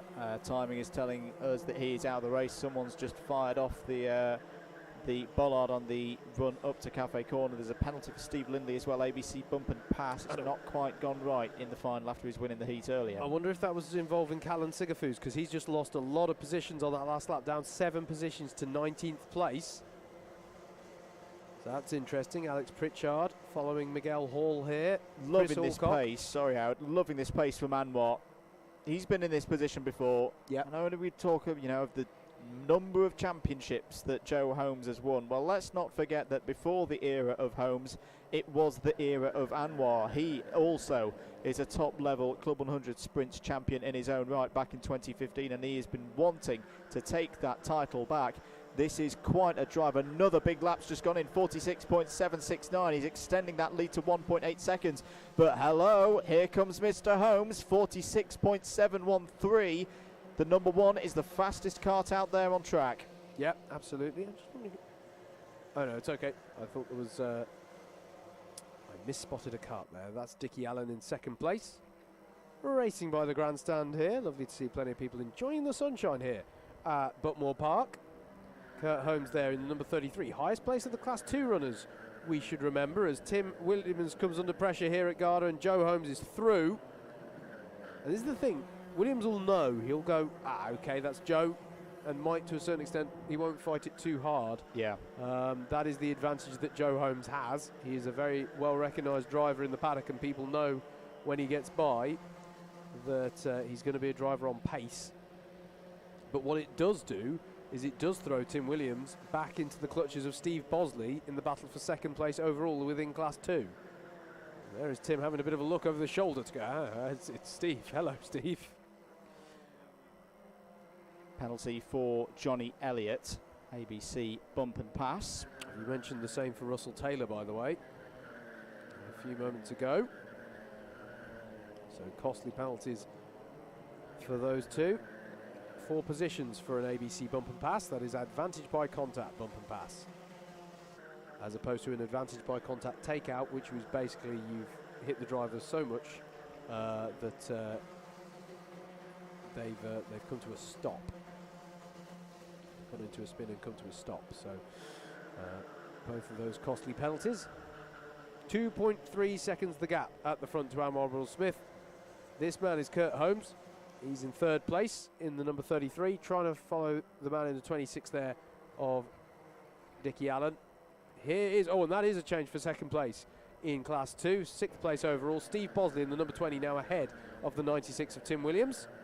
So there's a change there, and then this is the next pack down, led by the 54 of Johnny Elliott, albeit with a penalty hanging over him, and he's followed by a duo of Applewood Independence drivers at the moment, because Chris Alcock in 10th has Alex Pritchard with him as well at the moment. We'll see whether there'll be a bit of endurance teammate working together here, or are they going to go all out at this one? We're into the second half of this race now. Track limit warning for Dave Pethers. Barul Smith's lead now 2.7 seconds. Last win in an A final for him, if I'm not mistaken, was round 9 at Wilton Mill, which we had in front of the Alpha Live cameras back in October. Miguel Hall goes defensive against Mikey Nichols in Garda. As Joe Holmes is caught onto the back of Adam Wright and is looking for a way through, and oh gosh, that was reminiscent of the move he tried on Lewis Ridd in the heats earlier today. Adam Wright holds on to 4th place for now, but Joe Holmes has arrived on that particular scene, and Adam Wright goes to the inside into hairpin 2, half in defence, half in attack almost for Kurt Holmes. Look at this, Joe Holmes, great run off the corner, side by side through the S's for these two now, and Adam Wright is going to try and push Joe Holmes all the way out to the outside, but Joe Holmes will have the inside at Pullman's, and Adam Wright's compromised such that he can't fight back in paddock, and that was a bold move from Joe Holmes to take himself up into 4th place. That's proper racing. That is absolutely superb from both Adam Wright and Joe Holmes. For anyone who tells me, no, you can't go side by side through Syme Street, yes you can, and that's how you do it. 4 minutes to go. Adam Wright's absolutely furious with himself, because I think he feels like he's given up a chance of a podium there. His trials and tribulations in front of Alpha Live cameras continue. This, I feel, is the crucial period now for Joe Holmes if he's got any sort of chance of catching Anwar Barul Smith, and it's looking pretty slim at the moment. The gap is 5 seconds. Yeah. I know Joe's good, very good, but even I think that might be beyond his talents. He's got to bend time, or something's got to happen to Anwar to pull that in. I should say there has been a shift between the Applewoods. In fact, they're about to come into shot here. That was Alex Pritchard stuffing one down the inside of Johnny Elliott, and before that he got ahead of Chris Alcock. So the Applewood boys did switch around, and Alex Pritchard has got himself up into 8th place. He's had a very good weekend as Alex. Oh, look at He's this. been on it, but here comes Johnny Elliott fighting back up the inside through Conway's and then through Henry's. Chris Alcock will see the opportunity to tuck underneath into hairpin 1. Applewood independent drivers side by side, but Chris Alcock is going to find a way through. Alex Pritchard is going to be side by side with Alcock. Alcock will have the inside line through the hairpin, and Johnny Elliott will try and follow through. Miguel Hall is being gifted a bit of time back here, side by side between Johnny Elliott and Alex Pritchard, but Pritchard, unlike Wright a few laps ago, is able to make the inside work for him. Miguel Hall now hounding the back of Johnny Elliott, the 8 on the back of the 54, and Anthony Ridd behind them as well. In fact, it's Ridd versus Ridd behind them, because that's yes it is Anthony Ridd and Lewis Ridd, because Lewis Ridd has got by on Mikey Nichols on this lap, who's also entertaining Russell Taylor in a battle there at the very back of this pack of about 8 karts. And there is Ridd down the inside of Ridd into turn number 1. The pace from Anwar and Joe, it's mad. It's absolutely mad. Joe Holmes is just on a 46.458. To remind us, folks, these are on worn tyres that have seen the full weekend. We weren't seeing those times as there's been a switch between the Holmes boys. Joe is now ahead of Kurt. Yep, and now pace yesterday in the endurance event, at the start of the event when the tyres were still really good, was low 46s. These guys are running 5 kilograms heavier, at least, and Joe Holmes is only a couple of tenths off them. This is brilliant stuff, and as I say, with much more wear on these tyres. But Dickie Allen is now, well, he's going to scrap for this, because he sees the 4.7 gap up to Anwar Barul-Smith. 90 seconds to go. They're not going to close that down. And they're Dickie's going to get the elbows out here. And they're in the same subclass. It's the Class 2 champion versus the Class 1 champion from 2021. And now it is all for class honours as well. It's a great battle. Oh, switchback from Holmes. Classic Holmes. Has he got it done? Dickie Allen protests there. And Dickie Allen's going to keep his foot in it. Brilliant stuff from Richard Allen. Not to be deterred, and actually Joe Holmes has been repassed from by Kurt Holmes in that. And Adam Wright suddenly sees the opportunity for a podium opening up again. Tucks underneath Kurt Holmes there, going to have the inside line on Joe Holmes, and goes for it, but it's contact! And that's too much from Adam Wright. It was a bit bold on the brakes. And I think there was plenty of room for Adam Wright to get it stopped on the inside there, Andrew, but there was contact, and you can see he's holding his hand. He's going to let him through, because he knows that was a bit too much from Adam Wright. But what it has done is surely gifted it. If there was any doubt before, it's now Anwar's to lose at the front. This is not the result that we were expecting today. Apologies, off our screen. There's an almighty battle going on for super heavyweight as well. That Bill Taylor's just got ahead with the cones as well. It's all got down the inside of Adam Wright though, because he's been allowed to get a load of time back as well off the back of that incident between Holmes and Wright.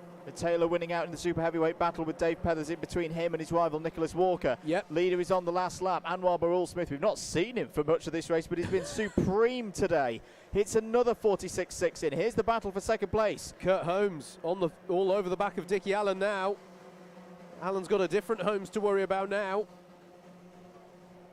Anwar Barul-Smith is down the bottom end of the circuit. Here he is into Garda for the last time. He loves this place. He always performs at Buckmore Park. And Anwar Barul-Smith starts 2022 Club 100 Sprints with a win in the A final. What a way to start the season. Who's going to take second place? Is it going to be Dickie Allen? Is it going to be Kurt Holmes? It's a first overall podium for Kurt Holmes. It's a C2 win for Kurt Holmes. Dickie Allen starts his season with a podium as well. Steve Bosley, brilliant today. Lots of points in his C2 campaign.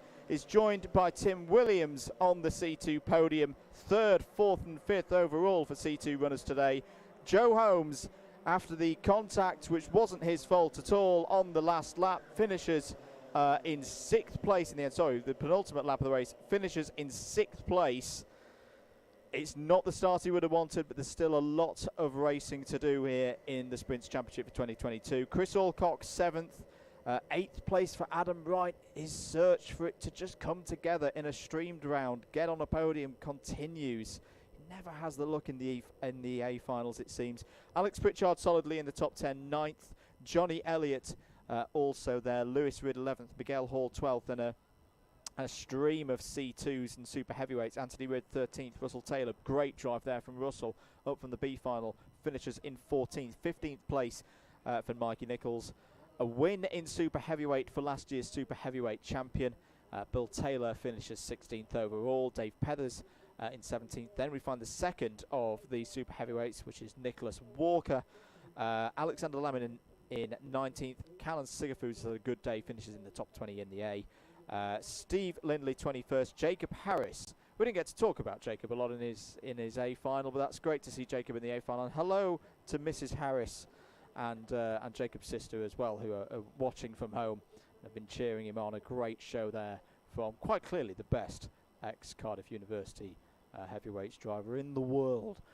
Josh Petit finishes in 23rd. Jack Cameron Drayton are battling 24th. Andrew Cherry 25th and on retirement, but at least the solace of a podium in super heavyweight for James Taylor. What a final. Not the final, I'll be honest, I was expecting in terms of style of race, but entertaining nonetheless. I think today's round for me has been defined by, well, for me the two defining moments, I mean there have been some great passes, but I'm just thinking of, we saw Joe Holmes making what unpoetically would be described as a bit of a duff move in one of his heats, and that's what put him down on the grid. And then likewise, I can't think of a time I've seen Adam Wright make a move like that. You know, these are very uncharacteristic mistakes we're seeing from these drivers.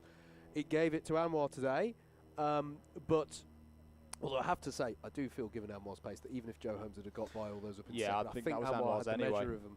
Having said that, it shows just how strong the standard is in this field this year, that the drivers who we very rarely see make mistakes are having to push that hard. And just shows how strong this field is. So interesting one, really interesting one today. Well, there we go. That is one half of this first round for Club 100 Sprints 2022 at Buckmore Park. I say the first visit for 2022 done. We're going to take a break here on the Alpha Live stream. Keep the stream going, and we'll be back later on. Have we got a call? It's about half an hour, 45 minutes for the second part of this afternoon, which will be for the lightweights, and that should be pretty good as well. So I think, did it say it's half an hour? That's a nod. Yeah, half an hour break till we get the lightweights out there, and we do it all again. 12 heats plus 3 finals. Thank you very much for watching. If you are racing this afternoon in the lightweights, best of luck. Thank you for joining us this morning, and if you're not racing, stick with us here on Alpha Live and DDMM. We'll be back for the lightweights later on.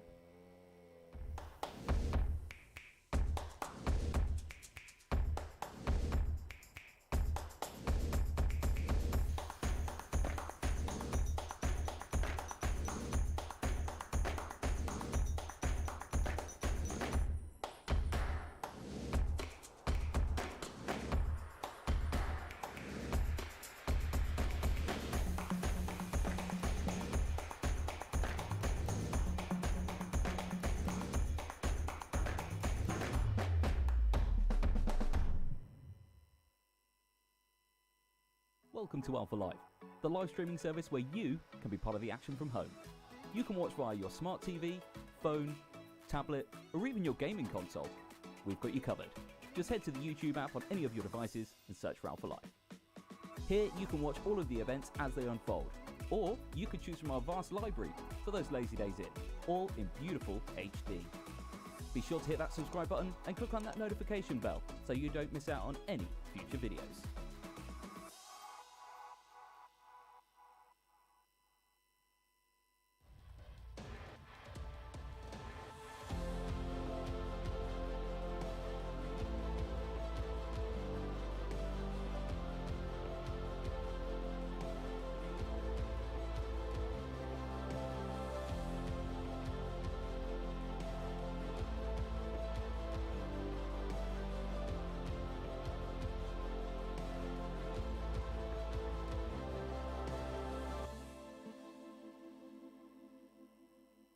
Hello viewers, yes that's right, Club 100 are proud to announce that we are unveiling a brand new championship, a new race series for drivers aged 8 to 12 years old, the Club 100 Cadet Championship.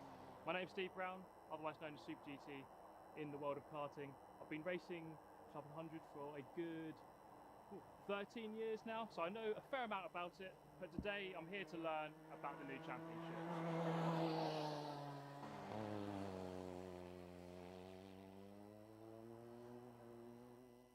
All right, I am joined by the main man himself, Mr. JV. It's good to see you as always. Thank you, Steve. Please tell me about the new championship. So the Club 100 Cadet Championship, it's an arrive and drive, high performance race championship, designed for cadet age drivers from the age of 8 through to 12 years of age. In fact, they can start racing at the age of 7 in the year of their 8th birthday. And we're kicking off in 2022 with a couple of test days.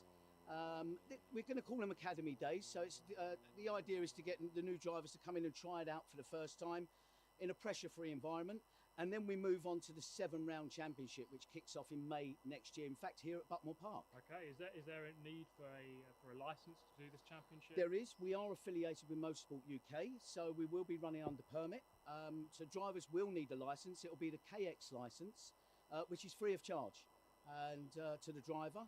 And and obviously what comes with that is all the bells and whistles. You know you're going to get a correctly run race meeting, should we say, with all the support infrastructure in place. And in terms of cost, what are we looking at? So we're looking at around about between 190 to 200 pounds per race entry. But look, what you've got to remember is that's arrive and drive. So you're not paying for anything else. There are no hidden extras there. You're not paying for fuel. You're not paying for tyres. you're not paying for damage costs or anything like that. We bring it all to the track. The drivers just turn up and drive. So we've got the cart behind us here. Can you tell me more about it? Yeah, so it's a Birrell chassis. So the cart itself is a Birrell cart. And the powertrain we've chosen is the Rotax micro engine. So that it follows the story through to our senior Club 100 with the junior max that we use. So tell me, Steve, what do you think of the Club 100 Cadet Championship? Well, I'm no longer 8 to 12 years old, unfortunately. But if I was, then I think I'd be pestering my parents to get me out in one of these karts for a year. I think it's just a good way to get into karting at an affordable and a fair level. So there we have it, guys. If you are aged 8 to 12 and want to get yourself into high performance karting without having to own the kart, get yourself over to club100.co.uk and register interest for the Club 100 Cadet Championship. Good luck, mate.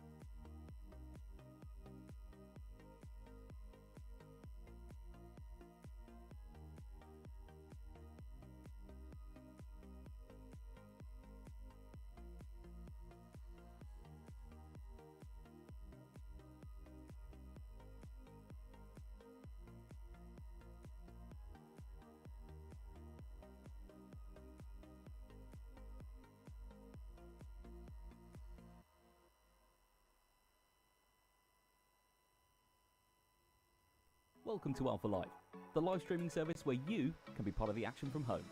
You can watch via your smart TV, phone, tablet, or even your gaming console. We've got you covered. Just head to the YouTube app on any of your devices and search for Alpha Live. Here you can watch all of the events as they unfold, or you could choose from our vast library for those lazy days in, all in beautiful HD. Be sure to hit that subscribe button and click on that notification bell so you don't miss out on any future videos.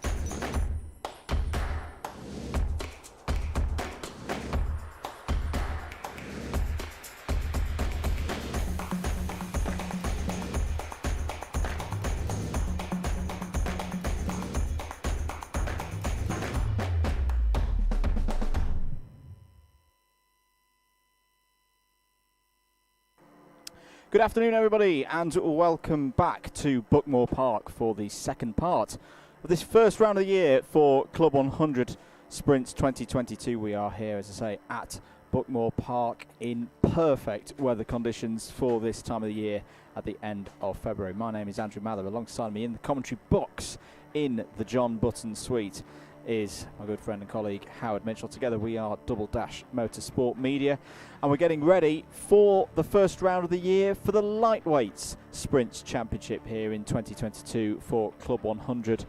Here is your circuit layout for today. 12 turns, a kilometre long, 65-foot change in elevation, pretty much the biggest of the year. This is a proper driver's circuit established in the 1960s. And a big challenge for everyone out there today. Weather forecast, as we say, perfect conditions, clear skies, 8 degrees at the moment out there. So it is a little bit chilly, but at the end of the day, it is February. No rain forecast, pretty much the polar opposite to what the nation was having to deal with a week ago. So as we say, sprints, lightweights action this afternoon. If you were with us this morning for the heavyweights, you'll have seen a pulsating finish to the heavyweights season opener. Lanois Barrell-Smith taking a final victory. The format for today, drivers will compete in 3 heats each. There will be 12 heats in total, so there'll be a few rotations as we've got a full grid here today. So 12 heats of 7 minutes, then we'll have the finals later on in the day, 3 of them. The C final, followed by the B final, followed by the A final. And that'll be 12 minutes in length and be the races where we decide who wins the trophies here today at Buckmore Park. So the free practice test session, in addition for the lightweights, if they want to take part in that, has just finished. And for what I can say, it's some interesting times out there, but before we get on to that, let's get across and get ready for the first race of this afternoon's session. Heat 1 for the lightweights is coming right up.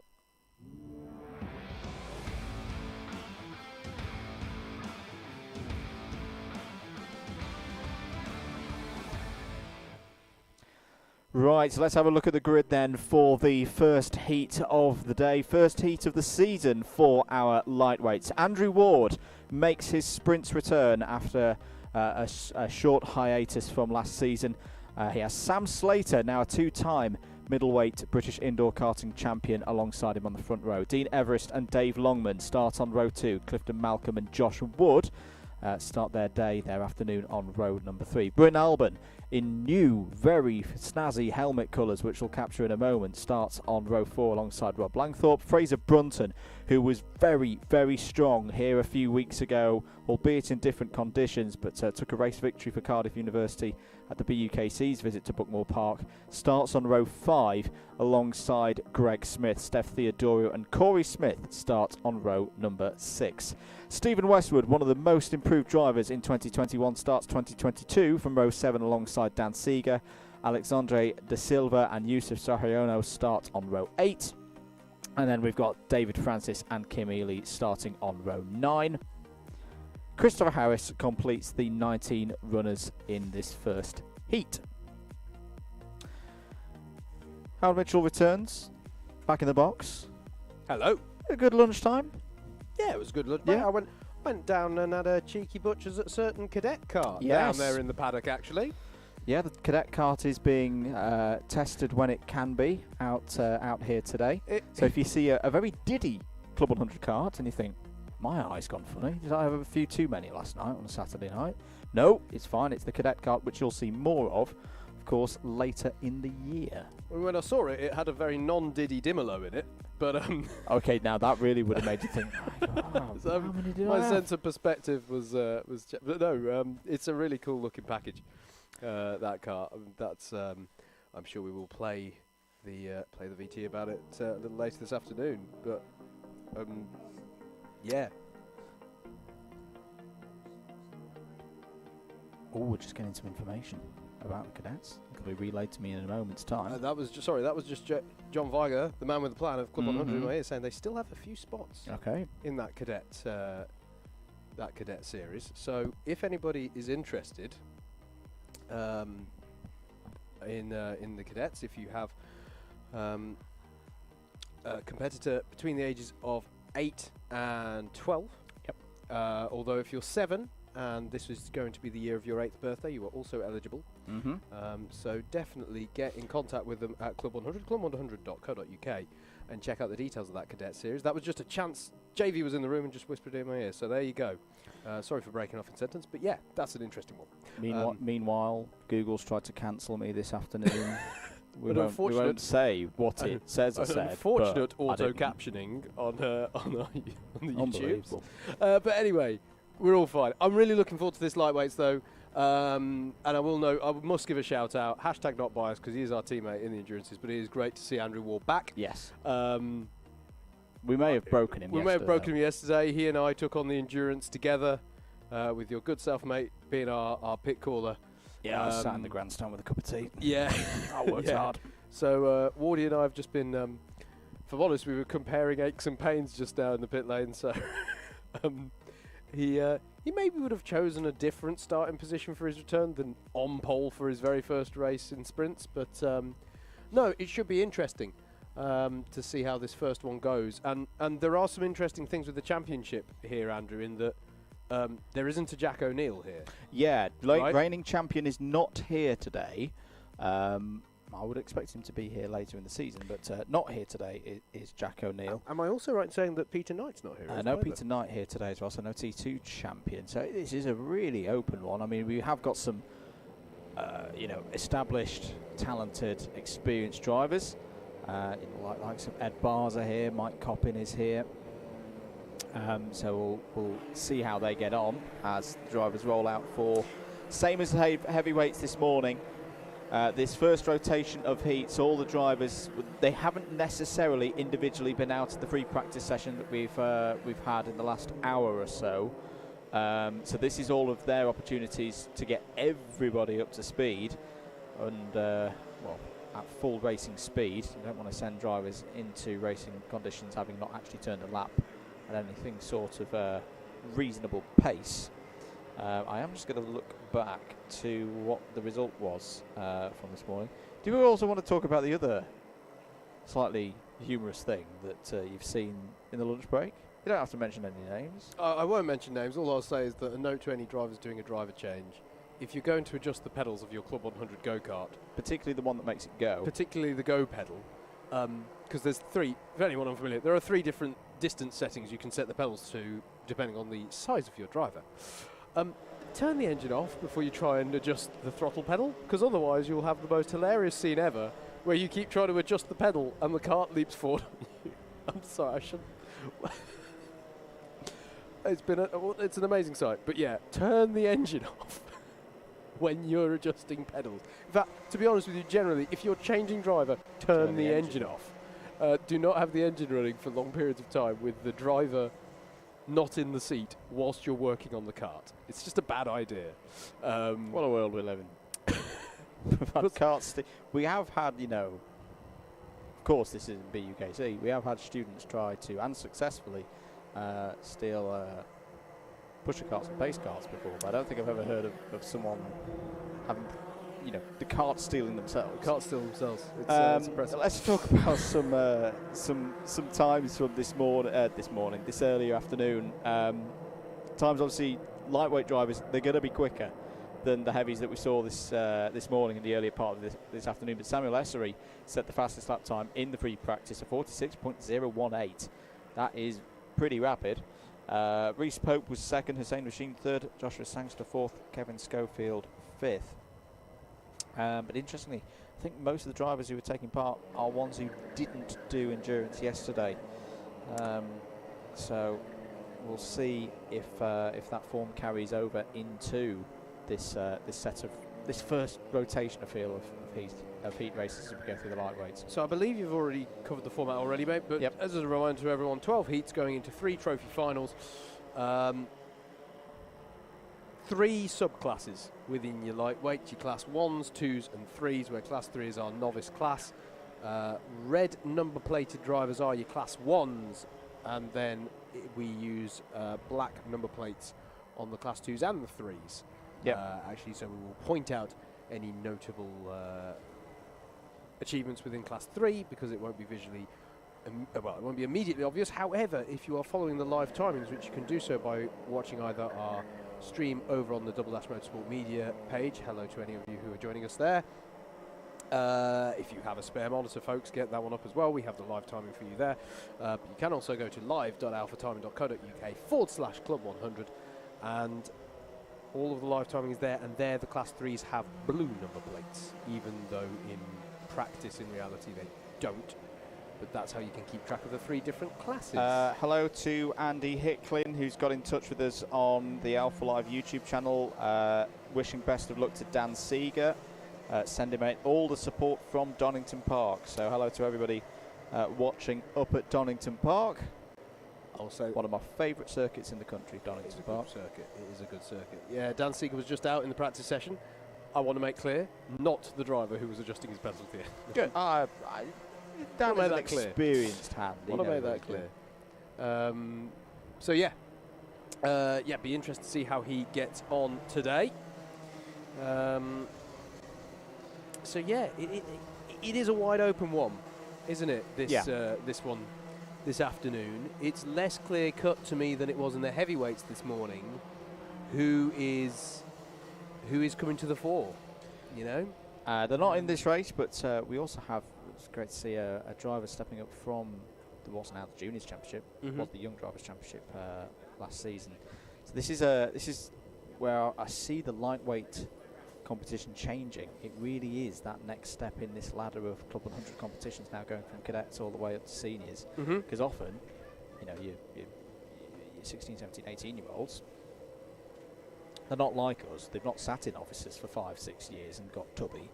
So they come here in the lightweights, and it's really changed the dynamic of this competition over the past couple of years, and long may it continue. But we are ready then for the first race of the Lightweight Sprints Championship. Andrew Ward on the right-hand side of your screen as the camera pans round. Starts us from pole position. Sam Slater on the other side. Away we go for 7 minutes here at Buckmore Park for Heat 1 in the Lightweight Sprints. Good start for Andrew Ward.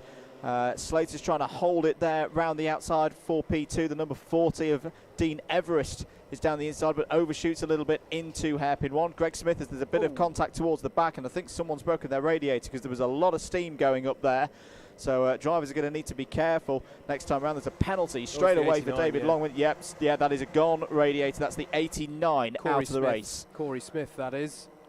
And interesting. There were a few drivers who maybe outside worked for them around the first few corners, actually. I've just been watching Rob Langthorpe in particular, and you can see him there. I think he's had a decent start here. 31's got damage as well on the front end, quite significant front damage. That's Westwood. That is Stephen Westwood. Yeah, and was around the same area of the circuit as Corey Smith when they started, so I'm going to put 2 and 2 together and hopefully not get 5. That those are the 2 that came together. And Westwood's realised the problem is going to have to come into the pits. Bump and pass penalty shown for David Longman, so that'll be 4 positions added to wherever he finishes. And that's important, isn't it? Yeah. Running in second place there and beginning to challenge Andrew Ward as the 89 of Corey Smith is recovered to the pit lane.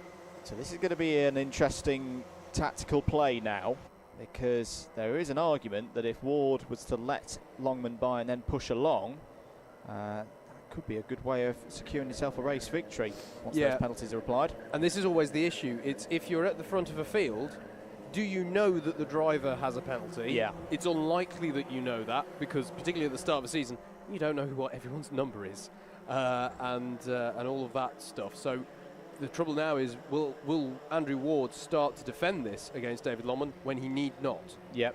Here comes Fraser Brunton down the inside of Josh Wood there. We saw him a couple of weeks ago when... no, Wood's going to fight back there, make a bit of contact. That is not going to please Dean the Everest. Cardiff BUKC driver. No, Dean Everest in the 40 sees the opportunity and takes both of them at hairpin 2. That was nicely done there by Dean. When we were here a few weeks ago, it was wet, it was windy. And as I say, Brunton took a race victory on what was a strong day for Cardiff University. The number 85 of Steph Theodore is in there. There's the red and orange, red and gold helmet of Rob Langthorpe in the middle, and also the very new, nice, snazzy Welsh-inspired lid of Bryn Alban with the big A on the side. I do like that one a lot. Yeah, I saw that up close yesterday when he was back at the hotel. I saw it yesterday. Very nice, distinctive helmet, but that is round for the 33, and that is Kim Ely. Yeah, it's a shame for Kim. She was up in second place in C3 up to that point. There's also been a problem for Greg Smith out there, who's one of our promoted drivers from C3 to C2 for the start of the 2021 season. It's not been a good start to the 2022 season. Is the fastest driver out there at the moment on a 47.4, but is down in 17th place. Still Andrew Ward at the head of the field with David Longman for close company, but with that reminder again that Longman has a penalty to be applied post-race. We are looking at Fraser Brunton, who leads Dean Everest into turn 1 for 4th place. In between those two battles is Sam Slater, having a quiet one so far, but racing well in 3rd. I was about to say, was the fastest driver on circuit, but that's just been taken away by Dan Seeger, 46.975 for Dan Seeger. So this is a very up and down race, topsy-turvy order at the moment, very much defined by the incident on lap 1. 3 minutes and 20 seconds to go. Still Ward leading by 1/4 of a second ahead of Longman, who has a penalty. So in truth, the lead is 1.5 seconds to Sam Slater, who's having a really good start here in 3rd. I don't want to jinx it, but it would be quite the comeback for Ward. As Andrew said, a bit of a hiatus for the latter half of last season. Now, Westwood hasn't pitted. Now, to be fair, he hasn't been meatball flagged. Yeah. He's driving one of your specialities. I remember you had this at Ella Park a few years ago in endurance. The bumper is stable. It's not moving. It's not waggling around. So that's perfectly fine too. As Longman goes down the inside of Ward here for the lead on the road. Is Ward going to keep fighting it? Yes, he is going to sweep round the outside. And that indicates to me that Ward is not aware that Longman has a penalty, because here comes Sam Slater. Yeah, and that is the it is Sam Slater to whom that opportunity presents itself. But Slater's just got a cone penalty. Ah, okay. So even if both of these drivers go by on Ward now, it would still be his. So that means Fraser Brunton then comes into maybe the... well, he's the next person on this circuit who could take the win. Fraser Brunton, who came oh so close to taking a round victory last season, finished the season particularly strongly. And you get the feeling that an A final victory it's a matter of when it's going to happen, as opposed to if it's going to happen.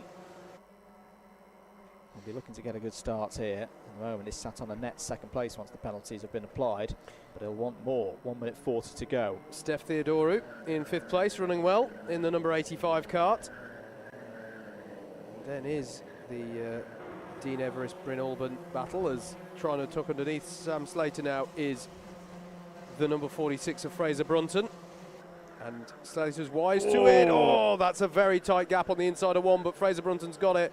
I'm not sure Sam Slater was too keen, but I think, to be honest with you, the gap was there early on that Brunton was fair to go for that. For me, I think that was a little bit different to what we saw with Joe Holmes earlier on. There was a significant part of Fraser Brunton's cart alongside Slater there. Yep. For him to have a right to be there. He was under control of his cart at all times for me. 50 seconds to go. Good battle going on behind. Look at it here between Alban and Everest. Everest down the inside takes the position off of Bryn Alban. That's going to bring Rob Langthorpe back into that battle. Last lap board shown to Andrew Ward, who I'll let you into a secret. Well, it's not so much of a secret here, ladies and gentlemen. It's driving with blistered hands today. Yeah. And hadn't driven for 6 months as Everest and Alban continue to fight. And just did the small matter of 55 minutes straight yesterday. I was going to say, it was a lengthy stint that he had done after being so far away for so long. But here it is. Even if Longman goes by at this point, Andrew Ward will have this victory in heat number 1. Well, this is going to be quite a special moment. A few months ago, there was a question as to whether Andrew Ward would ever race in a Club 100 kart again, and he wins his first race back in the sprints. What a victory from pole position for Andrew Ward. David Longman, always strong here at Buckmore Park, finishes in 2nd place, but has a penalty. That'll promote the on-form Fraser Brunton into 2nd place. Very good start for the Cardiff BUKC driver. Steph Theodoru, that's one of the best strong drives I've seen from Steph in quite a while. Finishes P4, Sam Slater 5th, Rob Langthorpe 6th, Bryn Albon 7th, Dan Seeger and Dean Everest were also in the top 10, but that's a very good start to things for Andrew Ward. I think if we're being honest, when Wardy told us that he was starting on pole on his comeback in kart number 13, he wasn't thinking he'd get that. That is fair play to Andrew on his comeback to take that victory and gets his 2022 season in sprints off to a perfect start. Very good stuff indeed. One race down, 11 to go. Next up out on circuit will be lightweights heat number 2.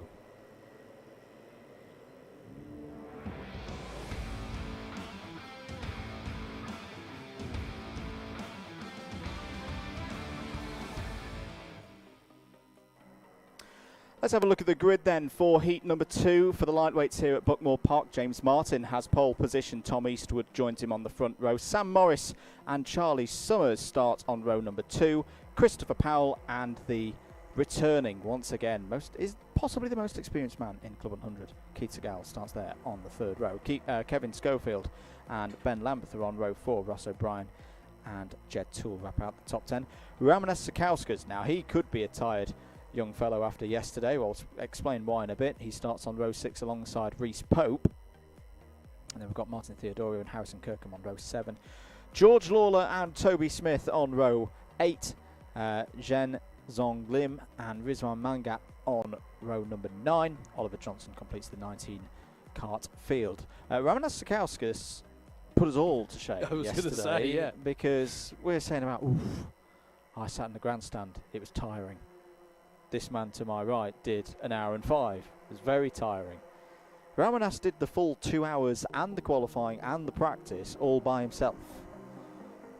Which, he did. And he's become a bit of a specialist. He has become a bit of a specialist at this, but particularly here, you know, when you've not done it for a while and you come to this circuit, I say great circuit, proper driver's track, but it's physical, it's bumpy, it takes its strain.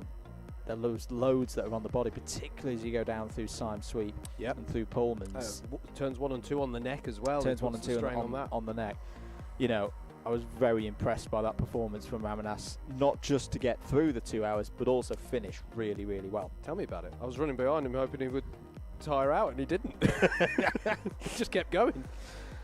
But yeah, so a few practice laps once again for the drivers who, for them, this is their first appearance out on circuit today, and we'll get things underway for heat number 2. Once again, 7 minutes on the clock to decide who gets the 20 points, not just for today in terms of the round and deciding the grids for the finals, but also for their championship scores. Way too early in the day to be talking about championship scores. Perfect conditions still here at Buckmore Park. Couldn't have asked for better conditions this time of the year. Bright sunshine. So you can actually ignore all the things that we said about, oh, well, the top half of the circuit might be a bit damp, the low half will be drying or dry and not have that much grip. It's fairly uniform across the circuit now. I will say this, though. Much more on and off the track. Drivers get cold in between their stints, and so do karts. They do. And once we go into the second rotation of heats, where you get straight in the car, or you go straight into rolling up, it is something for the driver just to bear in mind that everything's a bit cold before they get going. At least they've had the warm-up laps here. Before we get this one underway, public service announcement. If you've just tuned in, or if you just haven't done it yet, please share the stream out. There's lots of streams going on today. Please do, yes. So we need your help to get the word out Subscribe that we're racing here today. And if you've not done so before and you're new around here, click that like button to let us know that you're enjoying the racing, and click the subscribe button also to be notified of when future streams are coming up. Thank you. Here we go then. 7 minutes on the clock for the lightweights once again for heat number 2. Away we go. The number 35 of James Martin. Good start. Good start for the pole side of the grid, actually. Sam Morris already in the 62 is through to second place. Kirkham running wide there. Just about survived through Henry's. Oh, big moment for Keith Segal. Locks it all up and gets it still under control. That was a near one for the 47th. Through hairpin 2 they all go. They all look like they're running, Howard. Yeah, that was a bit of a heart-in-the-mouth moment for Keith Segal, as you said, mate, but on the whole, that's good, although they go 3 wide almost into Syme's sweep, which is interesting. Fair play to Martin Theodoro for realising it was the best thing for all concerned to back out of that one. Oh, and there's a spinner at the back. That's very unusual where they've spun there. My brain didn't have a chance to process what led to that, but that is a very interesting one. We'll double-check on timing who that was, actually. May have been Jed Toole. Oh, it's big off. That is going to be a sizable one. That is coming over Cafe. Driver looks okay, and that's the most important thing. I think Keith Segal was also involved in there. Toby Smith, that driver, who's he's recovered his car though, back to the track, and he's back underway again. I reckon that may have been 3 into 1 doesn't go as they came up out of centre and towards Cafe Corner, and 2 carts have been spat off on driver's right. Indeed. So to be clear, a small one. It wasn't a small one. It'd be a very dramatic moment for Smith in the cart. As a reminder to anyone who maybe wasn't watching this morning or is unfamiliar with this track, 2 blind corners here at Buckmore Park.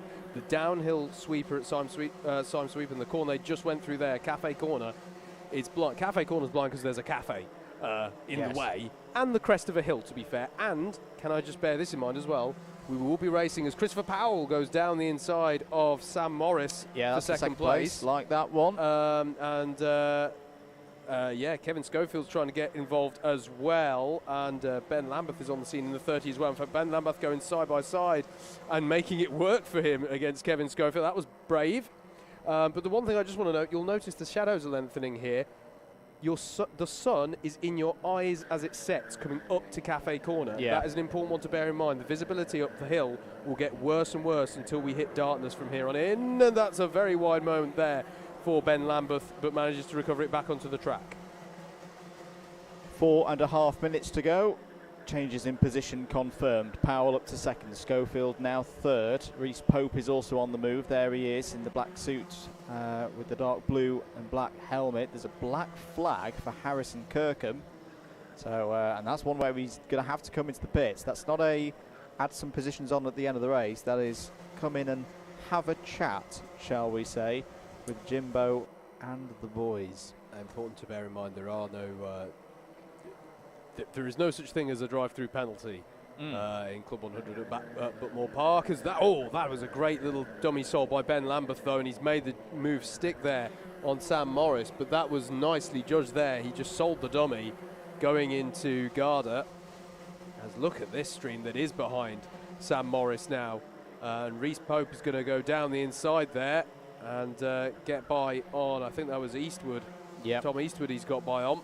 Ramanas Sakauskas in the black, orange and white, almost like Cincinnati Bengals colours there for Ramanas. He has had a track limit warning, but is following Reese Pope through here. So this is a couple of the youngsters working together very nicely, gaining positions all the time. 1.2 seconds is the lead for James Martin. However, Christopher Powell has just gone purple in Sector 1, set a personal best in Sector number 2. Down the inside there, defending from Charlie Summers, was Ramanas Sakauskas.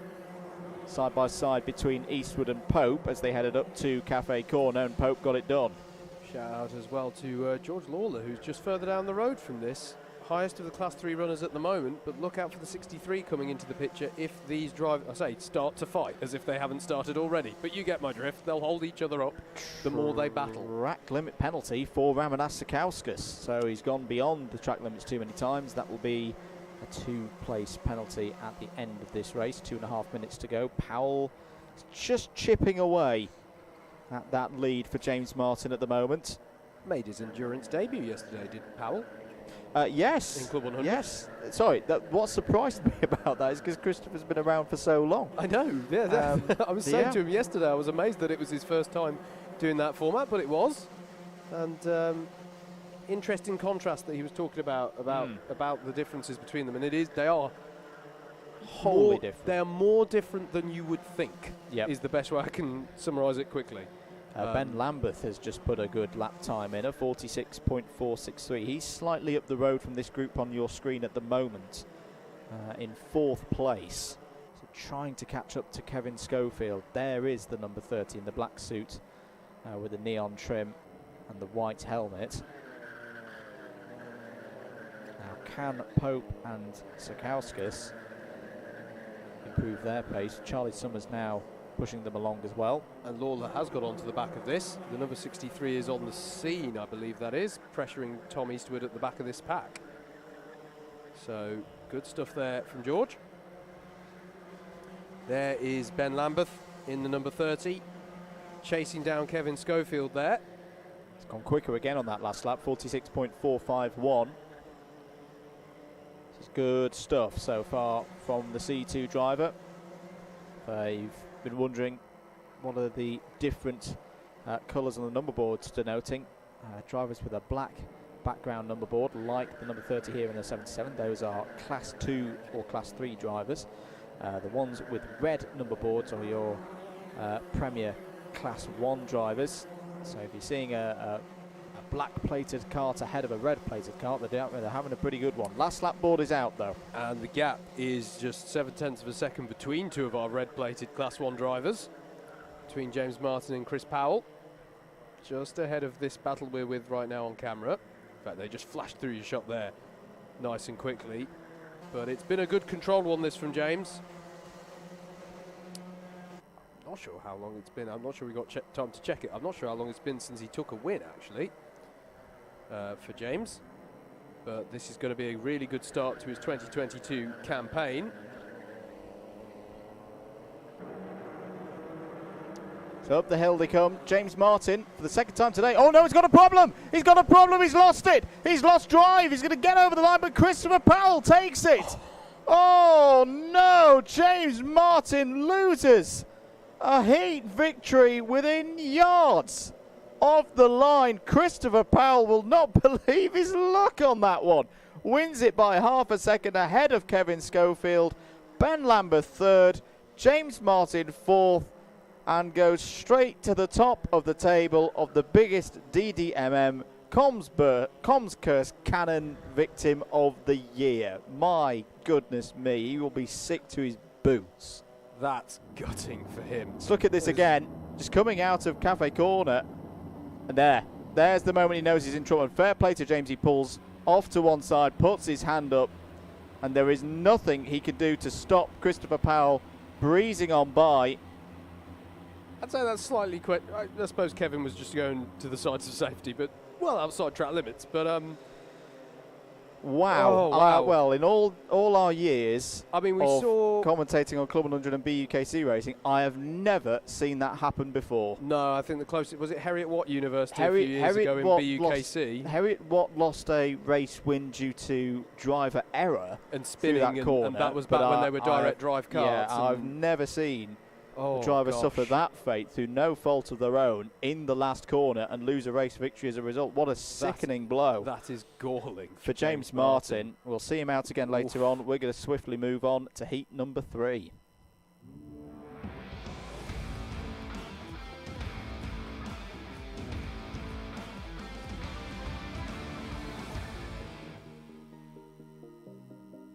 Here we go then with heat number 3. Their grid looks like this. Tom Wallace starts from pole position, and it's a welcome return to Oliver Allwood.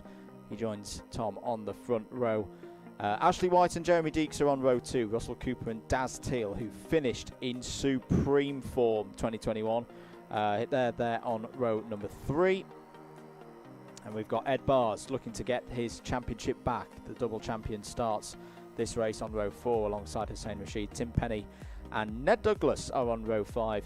Matthew Cockerham and Amy Breacher, another one of our promoted drivers from C3 to C2. They start on row 6. Joshua Sangster and Dan Grokert start on row 7. Jagjit Singh and Matt Ellis on row 8. Braden Tower and Aaron Stillwell are on row 9. Yeah. I can't believe what I've just said. I'm still reeling on James Martin's behalf. I'm still reeling from that last race, although that was you. That was you. We can't not talk about who's about to win on the last lap. I'm not taking that one. Hey, Powell was where he needed to be as well. I have to say, good drive from Christopher. It was a very good drive from Christopher. He kept pushing to the end. I want to give a little bit of a bigger welcome back to Club 100 for Oliver Allwood. Yeah. For those of you not aware, he's raced Club 100 before. More recently, he's been racing in the BRSCC Mazda MX-5 Championship, doing rather well in that. So it's great to have him back here today. And a good chance for him here from the front row of the grid to start the day off well. And I've got to say as well, just in terms of that grid you just read out, and you mentioned that Daz Teal finished in strong form. It was 3 round victories on the trot that Daz Teal took in the tail end of last season. And I think that's with some of the factors that we've been talking about, the fact that Jack O'Neill's not here and all of that. He is one of the drivers that I'm really watching today to see how he gets this 2022 campaign off to a start. And we are streaming the round again, which seems to be a good omen for him. Whenever we stream, he does all right. It is, but I bigged him up on the pre-written preview on the Alpha Live website earlier in the week. So he has the ticket already that if it all goes wrong, he can blame me. Well, there you go. I'm not sure if that negates the commentator's curse or enhances it, but acknowledging it ahead of time is one way you might seek to counteract it. Ed Bars as well in this race. We cannot, of course, ignore him. Finishing second in last year's championship. So he will be... so I think we've got some big names here that we need to be keeping an eye on. And it's going to be interesting to see. And, of course, as ever, Class 3, we should, it's round 1 of a championship. Class 3 is our novice class. You can get some drivers in there that just spring a surprise as well. Should mention, all drivers have random grid slots for these heats so that across all of the 3 races that they compete in out of the 12, they have the same random grid position, with the exception of the Class 3 drivers who start towards the back to avoid Class 3 novices starting on pole, which would be a little bit intimidating. Here we go then, all ready to go for heat number 3. Freddie Gallagher just trying to communicate whether we're good to go or not. No, we're going to go around again. I've just thought of a way we can say that makes sense now. With the C3s being at the back, it's the same grid position. The Weaverthon has begun. It's the same average grid position as everybody in your class. Because that is mathematically true. That's mathematically correct. So we'll do that from now on. Thank you to those of you who've been watching also on the DDMM YouTube comms box camera. We've got plenty of content coming up for you over the next few weeks, including 2 rounds of the Club 100 iRacing Championship. Do subscribe for that, but I think we are good to go this time for heat number 3. Ooh. We are, but holding in the tram lines, and away we go for 7 minutes here. The number 76 of Tom Wallace gets a good start. But gets forced out wide. There's a big spin in the middle. It's the number 52 that's gone around. It's Jeremy Deeks, who went from 4th place. Ed Bars is already coming up through the field. Is up to 3rd already. Ned Douglas was in the wall at turn 1 as well, Andrew. He's fallen well off the back. He's underway again, but that was costly for him. Out very far wide and into the wall, unfortunately. Amy Breacher trying to fight her way through. Strong in C3 last season. 6.5 minutes to go of this one. And as the remaining drivers come down the hill, there's the familiar sight of Ed Bars, the number 2 this season, down the inside into 2nd place. And will set about trying to catch the leader now, which is Ashley White. And Daz Teal put a move on Oliver Allwood as well into Garda, so both of those Prem drivers, Class 1 drivers, through good start for Joshua Sangster as well at several positions there. Yeah, we just saw him having a go there at Matthew Cochrane. Cochrane fought back through Henry's Bend. Into hairpin 2 they go now. They're still battling away, and it looks like Cochrane's going to win out in that one. Down the hill they go, down through Symes and then through Pullman's, which is the left-hander. The drivers will be looking to get as tight to that curve as possible. Open up the corner face before you get to paddock. Here's the 102 looking down the inside of the 76. This is Allwood with the white helmet with the orange 5 on the side of his helmet. He's got it done. Really good move there by Oliver Allwood, getting past Tom Wallace. Cochrane with a really... there was a good battle going on between Cochrane And Sangster up the hill there, which went the way No, of this isn't Cockrum. gonna It's work. 3 wide into turn 1. You say it's not going to work. It's worked so far. They're going to go into hairpin 1 braking zone, 3 abreast. And you know what? Fair play. That didn't end as badly as we thought it was going to go. 57 of Joshua Sangster going down the inside into hairpin 2. They're still 3 abreast. They're 2 abreast. They just about sorted it out to be single file through the S's. That was good racing. It was. It was indeed. I stand corrected. I had visions there. Oh, Hussein Rashid down the inside, liking that on the brakes. Yeah. Has he got it done? He's going to have to sweep across the defend. Yeah. Here comes Amy Breacher. Well-read situation there by Breacher. And Tim Penny's going to go through as well. So I think Jagjit Singh might feel a little bit mugged after that corner because he's been overtaken by quite a few. Change for the lead at the front, though. Ed Bars has got past Ashley White for the lead of the race. Has indeed, and now leads by 0.3 of a second. There he is, through hairpin 2. As Russell Cooper still in there, and the familiar sight of Daz Teal. And this is how Teal formulated those 3 A final victories. Obviously, you've got a lot of work to do in the A final, but you've got to get these results in the heats to get a good grid position. And he always quietly crafted those results. You know, I don't want to say to everybody's surprise when the grids come out and you go, oh my goodness, Daz has done well. So he just had this way of getting on with things, getting the results in, and then really turning it on in those A finals. And here he is once again. He's down the inside of Cooper now. That's a clean move. That's 3rd place. I do want to give the shout out to Cooper, though. He's one of our promotees from Class 3 into this season. Yep. Good drive. So Very far. good drive. This is the other interesting aspect of Class 3 is that when people get promoted to Class 2s and they're not at the back of the grid automatically, Yep. you suddenly start to see where they feature with these higher grid spots. And this so far is a really good drive from Russell. So fair play for that as the highest placed Class 2 runner so far in this heat. And he's got at least 3 second gap over Oliver Allwood. So this is a strong heat, this, with 4 C1s in there. 3 minutes to go. There is Teal. He's the number 4 on his cart. That's the position he finished the championship in last year. A few track limit warnings coming in for those in the mid-pack, and that's because there's a frenetic battle going on from 9th place down, which is currently Amy Breacher. Everyone is separated by just a few tenths, which you wouldn't have thought after the turn 1 that we witnessed. Ned Douglas is on the back of the pack, and he was in the wall, so he's done well to catch up onto the back of this. And there it is, the number 15 of Breacher leading this train of karts here. It's a really good battle in this heat. There is the 48 of Jagjit Singh, but he's going to be double passed on the inside almost. And Cockram had to back out of that one at the last moment as he realised that there was no more room at the inn on the inside of Garda. Allwood defending from Sangster here. This is over 5th place. Sangster down the inside, but Allwood blocks it again. Oh, It'll be side by side off of hairpin number 1, but no, I think done Sangster's got it on the exit. Yeah, judged that well. I thought the door had been shut on him for hairpin 1, but he found a way through. This is Breacher leading Tim Penny into the S's. It's the battle over 9th place. And then the 70 behind them is Matt Ellis. Highest placed Class 3 runner at the moment is just up the road from this. It's Aaron Stillwell in the number 10. With 90 seconds left on the clock. So Ed Bars, feel for him that you know, if he wants to put the pressure on for Jack O'Neill. I'm assuming Jack O'Neill is in on the entry list for future rounds, of course.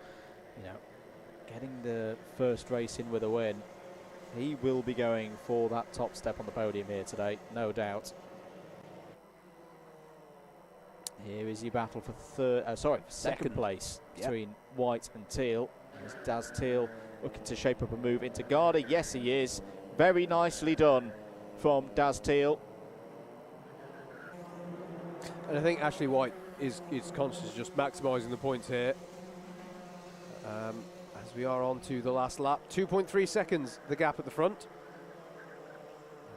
To be honest with you, I know I said that of Ashley White, but I'm sure this, if the opportunity presents itself, we won't need a second time of asking. Daz Teal just positioning just a little bit shallow on the entry into hairpin 2, just to go, don't go on the inside. About it. Well, Ed Barr's sweeping down the hill now through Pullman's and into paddock. I just saw him flash through shot there. This will be a good start. Some of the things that we saw with Barr's season last year, he didn't always have things his own way through those heats, had to work hard, but this has been a fairly easy one, to be honest. Ed Barr's takes heat number 3. Easy as that, 20 points on the board. Daz Teal continues that strong form from the back end of 2021, starts 2022 with a second place. Ashley White third, Russell Cooper a very impressive fourth, ahead of Joshua Sangster in fifth, Hussein Rashid sixth, Oliver Allwood seventh. Top C3 was Aaron Stillwell, Amy Breacher also in the top 10 alongside Matt Ellis. Good race that, good race from Ed Barrs, good race from Teal. Looking good for the rest of the afternoon. Yeah, honorary mention for Ned Douglas as well, because that was a decent recovery drive to 11th from last after turn 1. So fair play there. Right, they're coming thick and fast here. Heat 4 are already out for their practice, and that's coming up for you next here at Buckmore Park.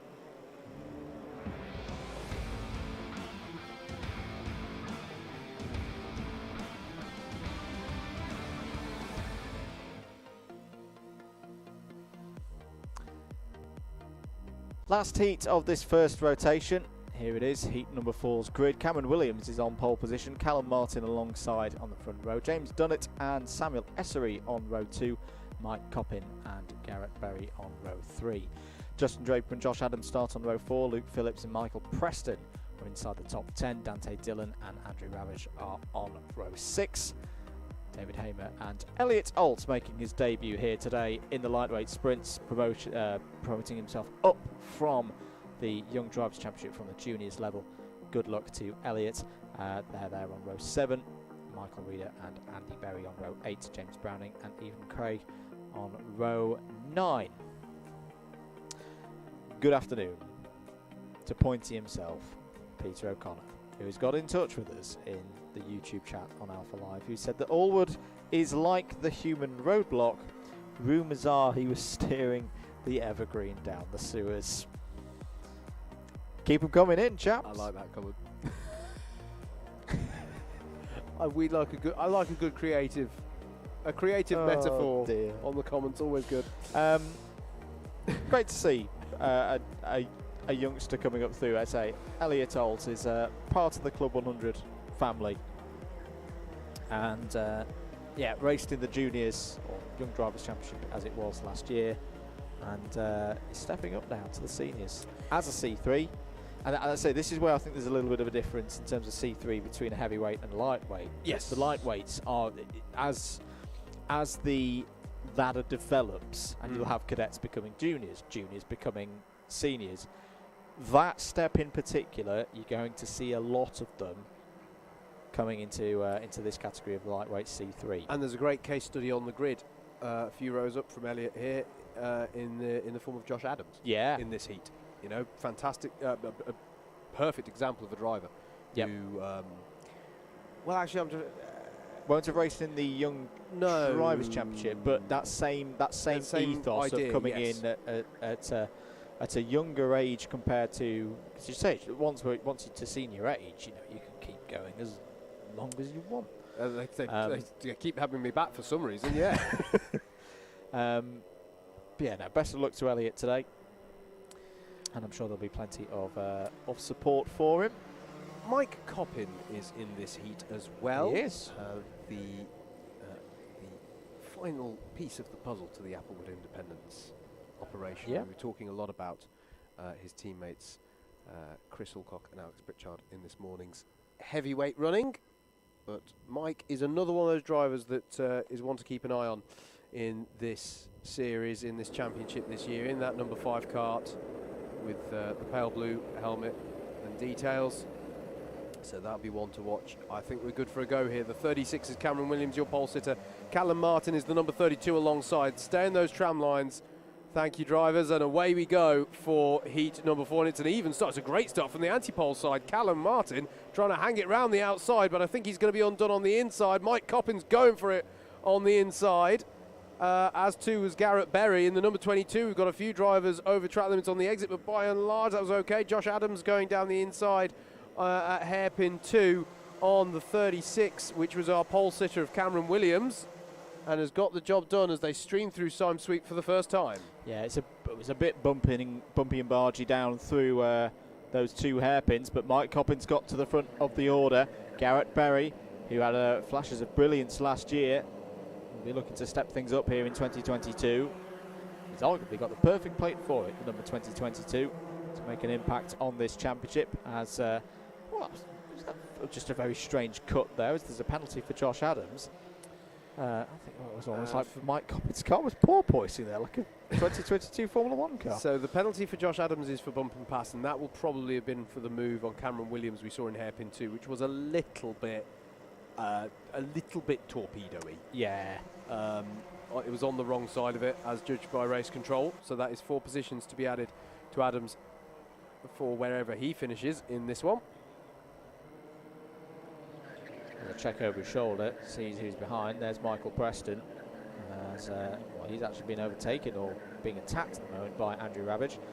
And what I'm going to say about Michael Preston is, if you like a close finish, make sure you tune into DDMM's coverage of and extended highlights of round 2 of the Club 100 and BUKCI Racing Championship from Wednesday night. A few of you will know what I mean by that, but if you don't, it's quite spectacular, so definitely tune in for that.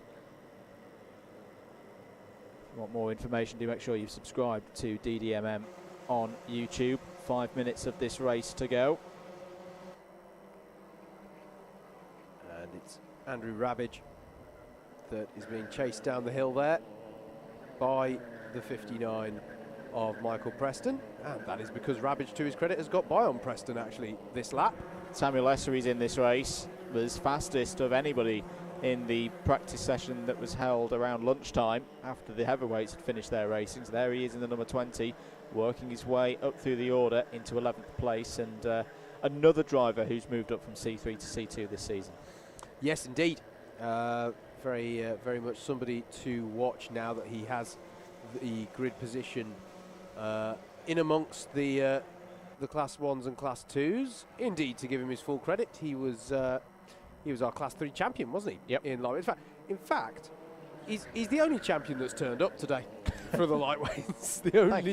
The only defending champion. So we're indebted to him for doing that. And Junior watch, look at Elliot Olt up in 10th place. Yeah. This is a very good start for Elliot in the number 49. Here's your leaders, 1, 2, 3. Check out your top 3 here. This is not what we saw. Early doors in the heavyweights this morning. We saw by and large some pretty dominant wins in the early heats, the first rotation of heats. Not so this morning, because Mike Coppin currently being kept very honest by Garrett Berry and Josh Adams. Bearing in mind, though, Adams does have that penalty, but that doesn't mean he's got any lesser incentive to get to the front, because the penalty takes the forms of position deductions, and so you want to be as far forward as possible come the end of the race, as that is Dante Dillon having to go defensive against it's James Dunnett, isn't it, that he's got by on this lap. And Dunnett did well there as well to hold off an attack from Andrew Rabbage. So it's Dillon, Dunnett, Rabbage at the moment, from 5th down through 7th.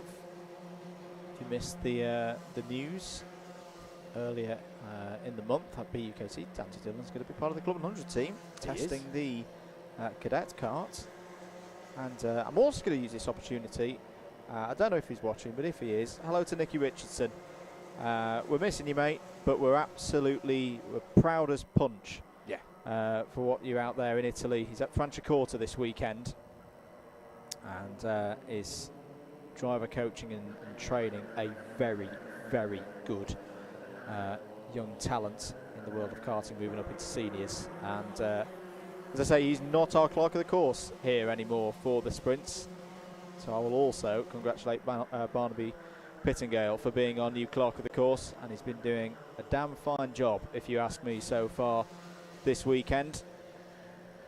Here's Mike Coppin leading the race. Josh Adams now second on the road ahead of Garrett Berry, but remember, has that penalty. So Mike Coppin can afford to let Adams go by here and still take the full share of 20 points. Hello to Ralph King, who's cheering on Samuel Essery, who's progressed up to 9th. He's on his own at the moment. It's a tricky place to drive on your own here, because it's all about momentum and flow. Yes, and there is a certain degree to a slipstream round here to help yourselves along. So it can be difficult if you have having a quiet one.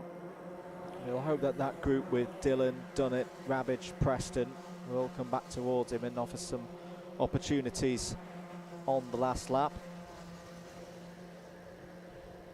Coppin still ahead of Adams here with 1 minute and 10 to go. Yeah, Garrett Berry comfortably your highest C2 at the moment, but only time-wise. You know, if he has an incident or a penalty, then Justin Draper is running there in 4th place at the moment. But starting to come under attack by Dante Dillon as well, as there's a penalty for Michael Preston for trap limit, so that's 2 positions to be added to wherever he finishes. This is Andrew Rabbage, who I think there just got by James Dunnett, actually, so I think that's a change for 6th place, which will be confirmed on the timing tower. You're right about there as they cross the line. But we're on the last lap between, well, we're on the last lap for everybody, but there's a close gap here between our top 2, albeit one with a penalty hanging over them. Just looking to have a smooth run to the checkered flag here, Mike Coppin. Started the 2019 championship, I remember, very, very strongly here at Buckmore Park. And he's looking to do the same again. Josh Adams is going to have a go there on the inside. It's not quite going to work. Not quite going to work. Mike Coppin comes round and over the hill to finish heat number 4 in the lead, take 20 points and a perfect start to his afternoon. Josh Adams second on the road but has a penalty, so second will go to Garrett Berry, first of the C2s. It's going to be a real chase to the line there. Dillon takes 4th, Draper 5th, then Rabbage, Dunnett, Essery, Preston.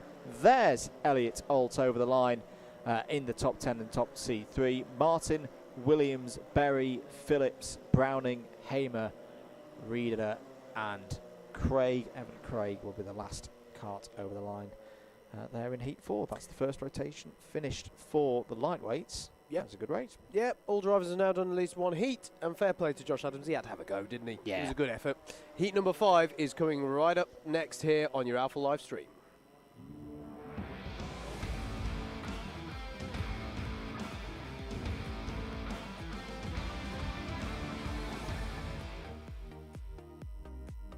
Let's take you through the grid then for this heat number 5. Ramona Sakauskas will start this one from pole with Stephen Westwood alongside. Joshua Sangster and Jed Toole make up row number 2 with Ashley White and Christopher Powell on row number 3. Charlie Summers and Andrew Ward are the 4th row of the grid with Rob Langthorpe and Fraser Brunton rounding out the top 10. Bryn Alban and Josh Wood are on row 6 with row 7 being occupied by Christopher Harris and Rizwan Mangat. Jagjit Singh and Alexandra Da Silva are row 8. Matt Ellis and Zhenzong Lim are the 9th row, and it is there that the grid ends, for it is a 18-cart grid in this one. So interesting grid actually for this one. I think we've got a very lucky heat winner earlier on in Chris Powell. I say very lucky. I still credit him for being in the right place at the right time. Had to get there, but with one heat win, and he's got Andrew Ward sitting right behind him on the grid, also with a heat win under his belt. So a few drivers towards the front as well who didn't have particularly strong first races, so we'll be looking for results here in the shape of Sakauskas and Westwood. We are under starters orders. The pace car pulls away, 7 minutes, and there's a green light. Away we go for heat number 5. Big start for anyone on the pole side of the grid, and Sangster is straight into the lead in number 57 from grid 3. Absolutely, but that's Ashley White, I think, is it getting to the head of the field early doors as well. He's just got by on Sangster into hairpin 1 there.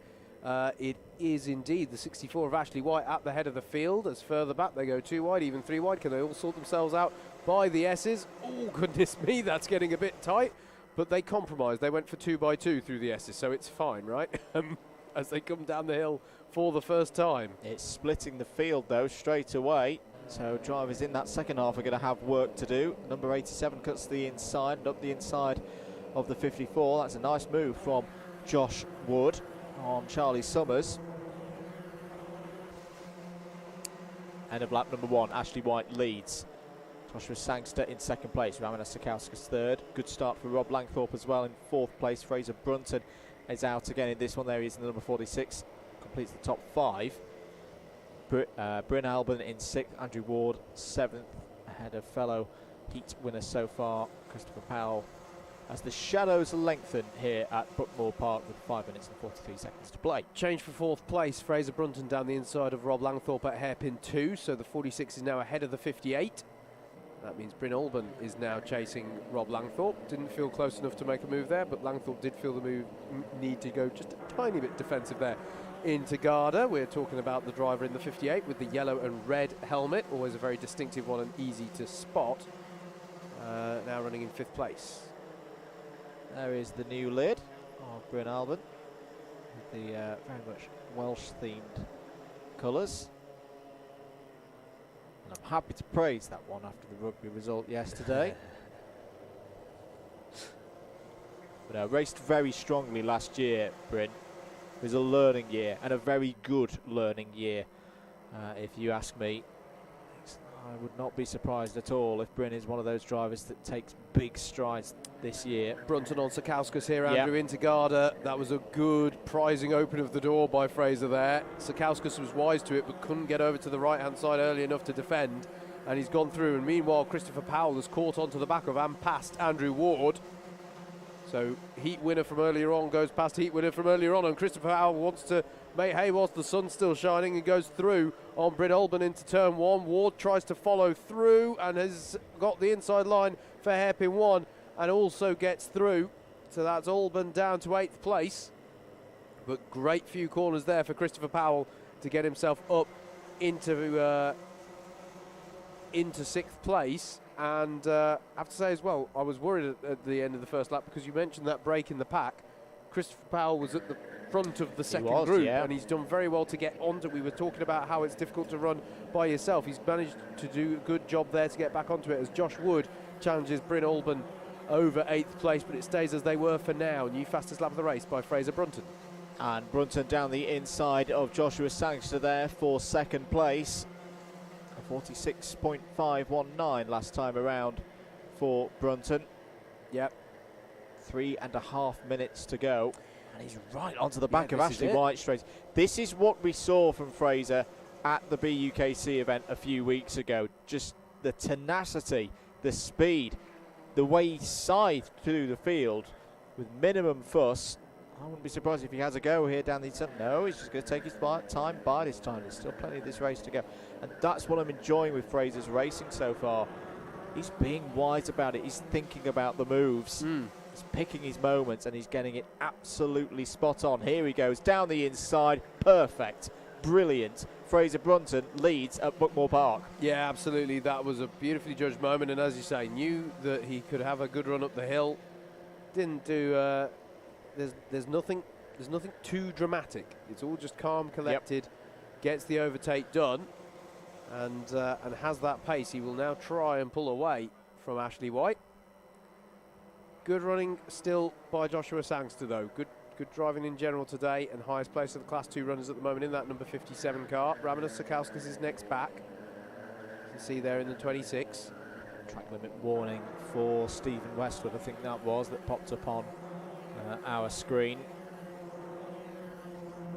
Just a reminder, the sun will now be right in the eyes of these drivers as they come up the hill and turn into Cafe Corner before they enter the shade of this turn 1 and 2 section. This is why, if it were a damp day, we would be talking about why turns 1 and 2 take so long to dry out. Yeah. But as we've said several times, we have been rather blessed with the weather this weekend. This is perfect conditions we could hope for going racing in late February in the UK. Not a cloud in the sky as I look outside our commentary box window here in the John Button suite.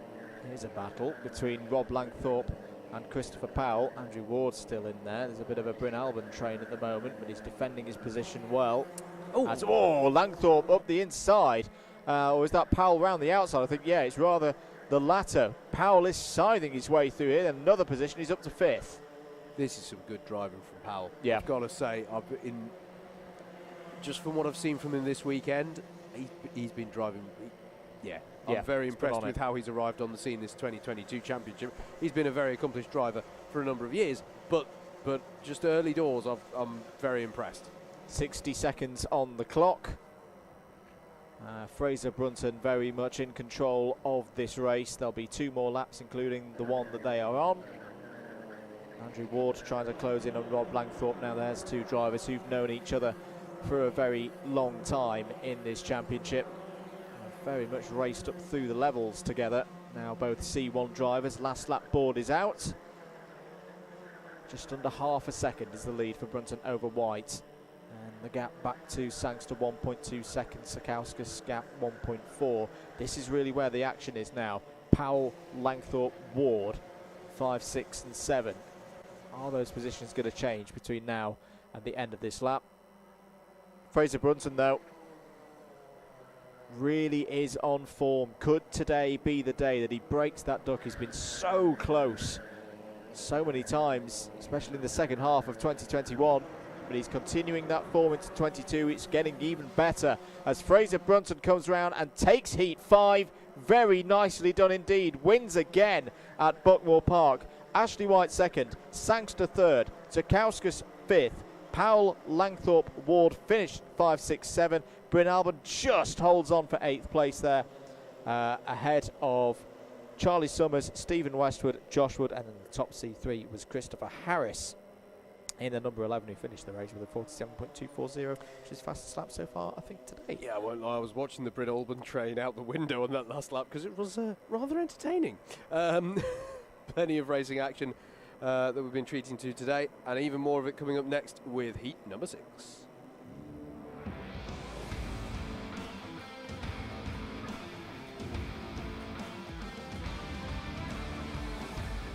Here is your grid then for that 6th heat. We'll be halfway through the heats after this one. Corey Smith starts on pole with Andrew Rabbage alongside. Martin Theodoru and Ned Douglas are on row number 2. Michael Preston and James Dunnett are next on row 3. Row 4 is going to be Clifton Malcolm and David Longman. Jeremy Deeks and Hussein Rashid round out the top 10. Then it's Ross O'Brien and Kevin Schofield on row 6. Mike Coppin and Keith Segal are next. Oliver Johnson and Yusuf Hajono are on row 8. And then it's David Francis and Andy Berry to round out your 18-car grid, and we are good for the go already. Away we go then for heat number 6. Corey Smith in that 89 car. I seem to recall we'll be looking for a good one here because I want to say that he had a drama in heat 1, but Michael Preston has done very well to hook underneath there early doors as there's a bit of bumping and barging through hairpin 1. And unless I'm very much mistaken, that's been a dream start for Preston, getting himself up to the head of the field in the number 59 as we've got a spinner in the mid-pack there in hairpin 1. I think it's the number 68, which would make it stand by, that is Ross O'Brien. It will be there as there's a penalty issued for Jeremy Deeks for forcing a driver wide. This is the 52 attacking, which is Jeremy Deeks. But at the end of lap 1, it is Michael Preston who's had a great start there to take himself to the lead of the race. And a good start as well for Martin Theodoru to judge the start of this one. Experienced driver there. I think that showed a bit as he managed to navigate those first few corners and is in 2nd place. Well, yeah, another driver. Keith Segal all locked up as they went into hairpin 1 there. Number 47 on the inside of Kevin Schofield, who's had a good first race in that number 77 entry. Oliver Johnson. Yeah, I was just about to say. Up 11 places on lap 1. That's an amazing start there from the number 55. There he is, one of our Class 3 runners, as Mike Coppin lines up a move on Keith Segal, and Ned Douglas is keen to follow through there and does so. Yes, gets the job done. Oh, as there's a bit of a tag between the 77 of Kevin Schofield, and I think it was between himself and James Dunnett potentially up the hill. As you can see, the way that the sun is just on our cameras impacting it. You imagine that you're driving up to Cafe Corner, which I'll remind you again is a blind corner at the point of turning. You can't really see. You can make out the marshal post to the right if it's showing a yellow light for a yellow flag, thankfully. But yeah, it's it really is a blind corner at this time of day because it's as you're angled up the hill as well. As Mike Coppin from a long way back goes down the inside of Andrew Rabbage, and that was nicely done. Rabbage, though, he's not going to take that one without a fight. He tries to fight back, half in attack and half in defence against Kevin Schofield, who's challenging him, but Ned Douglas now gets alongside Schofield in the number 19 car and gets the job done through Cafe Corner. Nicely done by Ned Douglas there to take himself up into 9th place. Blimey, that move from Coppin was first class with special delivery. The speed it came in. I don't know how he got that stopped, to be perfectly honest with you, but he's now challenging and through on Corey Smith there. Yes, he is, as Smith is also overtaken by Andrew Rabbage. Is he? No, not quite. Smith holds him off in time for the turning point of the S's, by which point you really need to have sorted out what you're doing. Yeah, Corey Smith doing well so far in that number 89 car, but they're a bit wide out of paddock, and that's going to be all that Rabbage needs as an invitation to go for the move. And behind them, that holds up Ned Douglas, which allows Kevin Schofield to have a look at him again. But it stays as they were through onto the Sisley Straight to begin another lap. 3.5 minutes left on the clock. Michael Preston leads by 2.5 seconds from Martin Theodoru. Jeremy Deeks running well in third. I haven't seen too much of him, but he is, now I think about it, carrying a penalty as Ned Douglas goes down the inside and takes Corey Smith at least, and tries to take Andrew Rabbage as well. They're going to be side by side through the S's. Rabbage doesn't want to give this one up. Oh, and there's a bit of a check up there, and that was a heart in the mouth moment. Andrew Rabbage did not want to give that one up, but in the end Ned Douglas has got himself through by hook or by crook up into 8th place. Further down here, David Longman defending against Keith Segal, and they're just ahead, and that's actually a change because Longman's got by on Segal on this lap, and Ross O'Brien and James Dunnett. There's a mechanical failure flag being shown to the number 106 of David Francis, so that's unfortunate for him. He's going to have to report to the pit lane, perhaps a loose bumper or some such. Michael Coppin there just got by on Oliver. I've got to say, Mike Coppin is getting by on drivers. I'm barely noticing the moves. They're so sort of I don't know, in clinical, surgically done almost, where he's just like, yep, I'm through. And so it was with him there, getting up into 5th place, by on the 55 car of Oliver Johnson, who still, even going down that position, having a brilliant drive as one of our Class 3 competitors. Kevin Schofield, it looks to me here, has got by on Andrew Rabbage, so there's a change there for 8th place. But yeah, now Mike Coppin comes onto the back of Hussein Rashid in the 71 kart, as Ned Douglas now starts to absorb the pressure of the 77 of Schofield, but in fact he takes a slightly shallower line into hairpin 1 just to deter any moves into there. So he is defending hard here against Kevin Schofield. Schofield's going to have to go around the outside if he wants this place. He's going to switch back to the inside just to prevent Andrew Rabbage from trying to make a move into the S's. Good little battle this. Bit robust in places, but just about on the right side of it, I'd say, to be highly entertaining. Ned Douglas decides not to go too defensive into Garda. If you go too defensive, you will compromise yourself all the way up the hill. That's Ross O'Brien you just saw in the 68, just a few kart lengths back off of these drivers, going, go on, keep fighting and holding each other up. As here is the battle between so Hussein Rashid has got through on Jeremy Deeks there, and so too has Mike Coppin. So Jeremy Deeks in the 52 has gone down to 5th place. Rashid getting by in his bid to try and stay ahead of a charging Mike Coppin here. Michael Preston still leads this one, and he'll be going on to his last lap, I would have thought, unless he's already just gone by. Yeah, no, the last lap has begun for Michael Preston.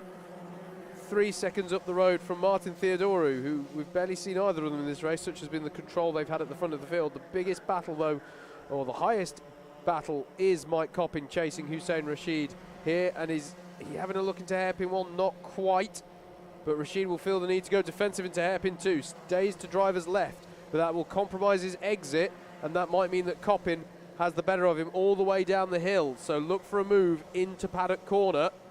They'll go through the right of Syme Sweep, the left of Pullman's. And I can just see Rashid defending there. We do need to take a look, though, at start-finish straight, because there is Michael Preston, and he will come through to take the win. It's a very impressive victory there for Michael Preston. Martin Theodoru will finish a solid 2nd place there. Who's going to finish 3rd, though, as they come up the hill? Rashid holds off Coppin. Nicely done there by Hussein Rashid to hold on to 3rd. Mike Coppin in 4th, Jeremy Deeks in 5th. A great drive from Oliver Johnson in 6th place. Then it's Ned Douglas holding off Schofield and Rabbage. Ross O'Brien rounding out your top 10.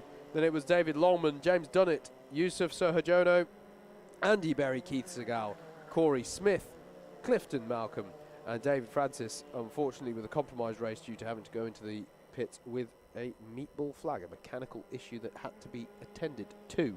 That's it for heat number 6. We're halfway through our heats now. Coming right up here at Buckmore Park is heat number 7.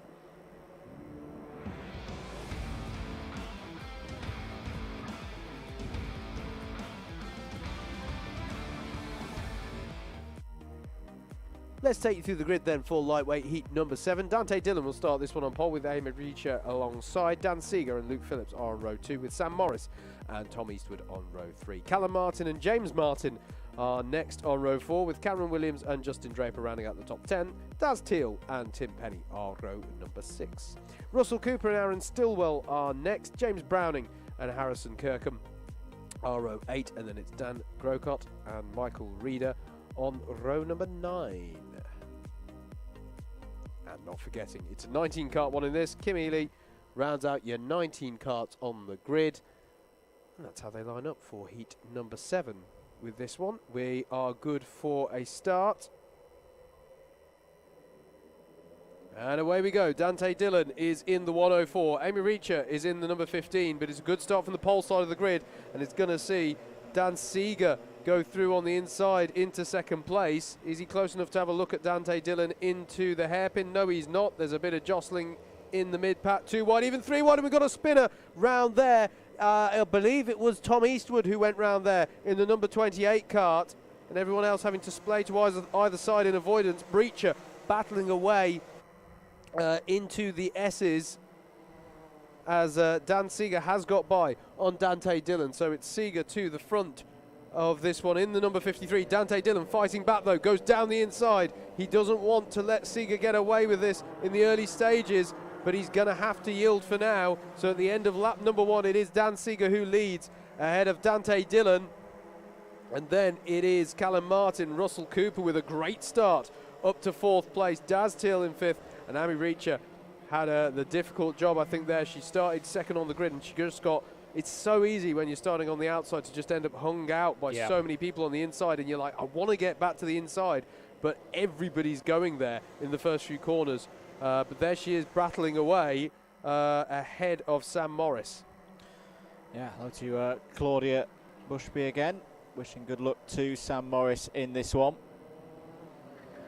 Yeah, it'll be part of the learning experience as Teal down the inside of Martin there, going for a move for 3rd place. Penalty for Harrison Kirkham for breaking formation at the start and exiting the tram lines. We have seen a few of those penalties so far today. So it's Seeger from Dillon, from Teal, Cooper, Martin, Breacher, Martin, Morris, Williams, Stillwell. Aaron Stillwell having another good run here. We saw one earlier in the first rotation where he took a C3 win. He may be on for a 2nd one here. Penalty for Luke Phillips for track limits, which I'm pretty certain is going off, quote-unquote, in avoidance down at Paddock Corner. Because it did get a little bit hairy down there on the last lap further down the order. But I think he was adjudged to have unnecessarily gone off there and kept his foot in it. Number 10 here of Aaron Stillwell that Andrew just mentioned, battling away with Luke Phillips as they come up the hill. Saw Aaron do some racing last year. Is that a repeat showing, or is that a new one for Luke Phillips? Repeat, I think. It's a repeat showing.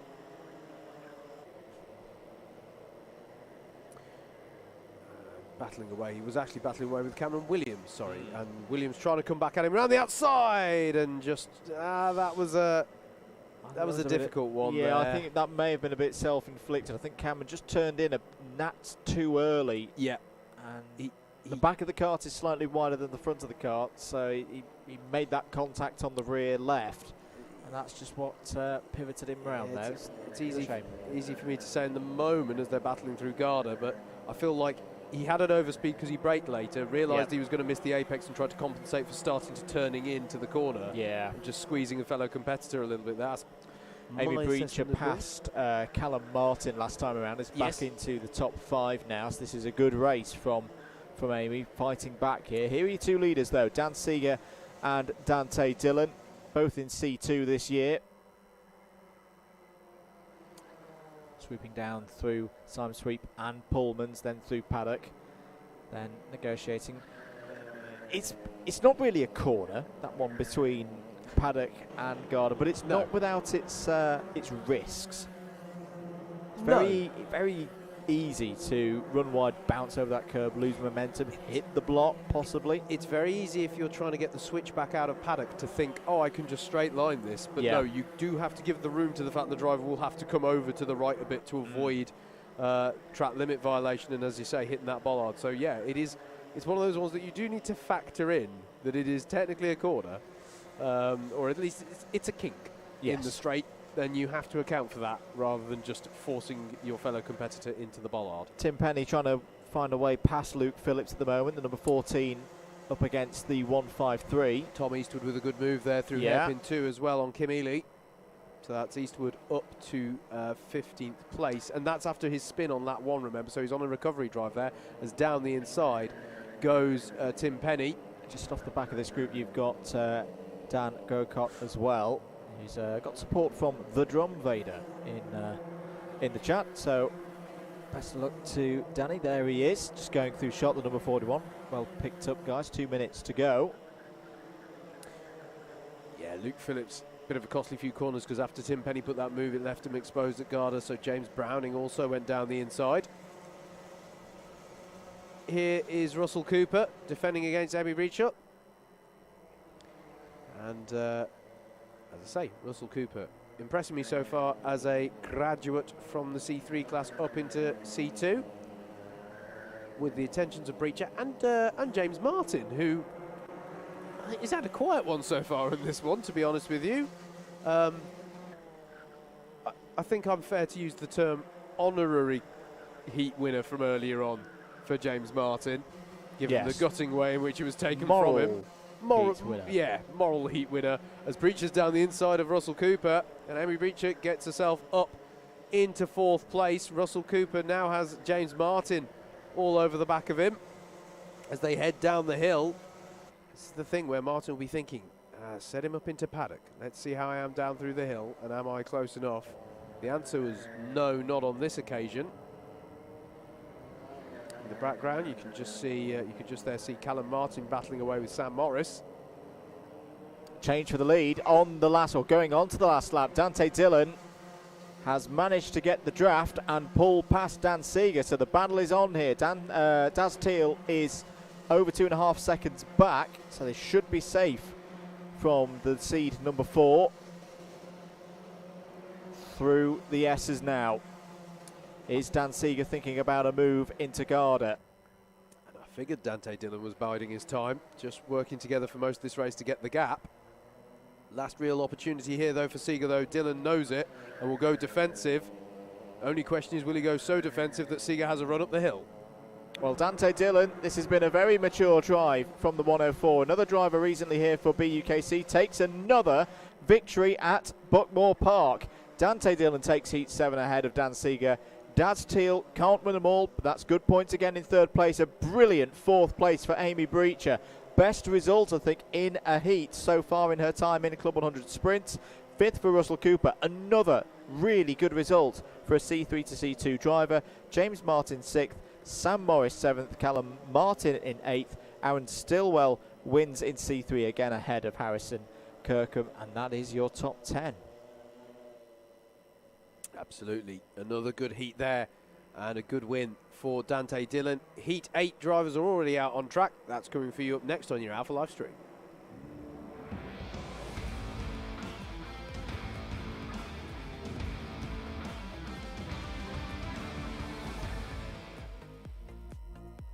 Let's take a look at your grid then for the lightweights. Heat number 8, Matthew Cockram and Reece Pope are your front row. David Hamer and Greg Smith are row number 2. Steph Theodoru and Dean Everest are row 3. Sam Slater and Oliver Allwood are next, with Samuel Essery and Tom Wallace rounding out the top 10. Ben Lambeth and Josh Adams are row number 6. Garrett Berry and Ed Bars are your 7th row, with Evan Craig and Braden Towler on row 8. George Lawler and Elliot Alt on row 9. And Toby Smith brings up the rear on a 19-car grid. That's how they line up for the last race in your second rotation of heats. Sam Nivola has the pace car and the field under control, pulls away. We're ready to go then for another 7 minutes here. What's going to happen in this one? Good start, good even start from both of them on the front row, and in fact Reece Pope has played that really well. Has been able to tuck in and hold on to second place. We talked about Breacher in the previous race and being forced out wide. That has not happened to Pope in this one. Sam Slater coming down the inside of Greg Smith there through hairpin number 1. Pope leads. Cockham's fought back though, nicely retaken second place. Oliver Allwood in the blue suit and the white helmet with the number 5 is in the middle there as well. And here comes Ed Bars in the green and black sweeping through. I'd say that's one of the best starts we've seen so far today. Yeah, absolutely. I have to say, going 2 wide, even 3 wide at certain points, was that a little kiss of the barriers there by Matthew Cockram. Yep. As the 40 of Dean Everest feels the need to go off in avoidance there. Steph Theodori's had a really strong run so far in this one. Is already up to second place. Yeah, I've got to say, there's a penalty for the number Dean 40 Everest. of Dean Everest, and that's for advantage by contact, bump and pass. 4 positions to be added to wherever he completes his race. This is the 27 of Cockram in the wheel tracks of Sam Slater. Track limit penalty for Oliver Allwood as well. That may have been a keeping your foot in it. Yep. One. Excuse me. Absolutely. Greg Smith there, battling away. And another good example there as Garrett Berry is being attacked down the hill by Ben Lambeth. In fact, actually, no, Ben Lambeth is holding off Garrett Berry there. And Garrett Berry is eventually through at the bottom of the hill, whereas Greg Smith gets passed by Sam Essery. But I did just want to finish the thought that Greg Smith, another good example of a driver who's worked their way up. Regular at the high end of the B final and even in some A finals. Garrett Berry tries to put a move through on him, and it does succeed at Garda, and now that is Oliver Allwood trying to go through on Greg Smith as well there and gets the job done. And now Josh Smith is on the scene, and Greg needs to try and gather some momentum back up here. It's easy to start to feel a little bit punch drunk from some of these moves as Sam Essery goes down the inside of Matt Cockram at hairpin 1 and goes defensive at 2 just to deter any further moves. Joshua Adams, excuse me, going down the inside of Smith at hairpin 2 as they now head down the hill. And they work their way up. It's now Ed Basel. Someone's collected the bollard there on the exit of paddock. And Sam Slater, I think, gets repassed there by Matthew Cockram. Actually, I'll have to double check that as they come through on timing. Does indeed. Matthew Cockram up into 3rd place. All of this is because 2.5 seconds up the road is Steph Theodoro in 2nd. Another case of a driver in 2nd place having a bit of a quiet one thus far. Sam Slater and Samuel Essery going side by side again, which will give an opportunity to Garrett Berry to buy into this one. Gets alongside Slater, but hasn't got the overspeed coming out of hairpin 2 and has to duck out by the time they're going through the S's.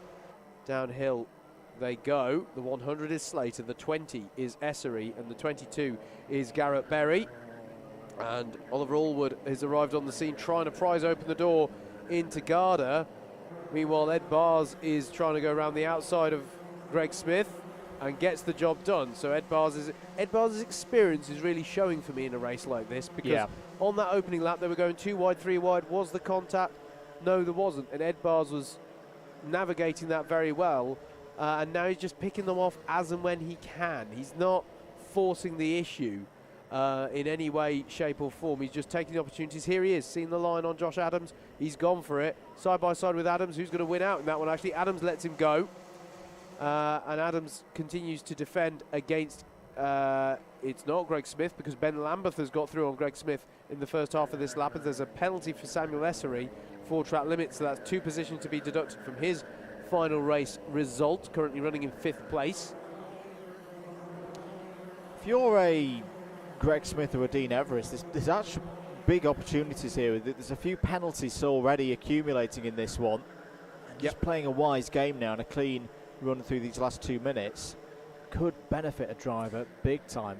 The surprise for me is Ed Bars still there in 8th place and not at the moment being able to move up through the order. Well, there's one of them. That's getting past Oliver Allwood for 7th place, and Josh Adams is going to try and follow through as well. And he's just about, my I goodness. thought Oliver was going to keep his nose in as they went out of the S's. We did just briefly see our race leader on this lap as well. Yeah. Just flashed through shot at hairpin 2.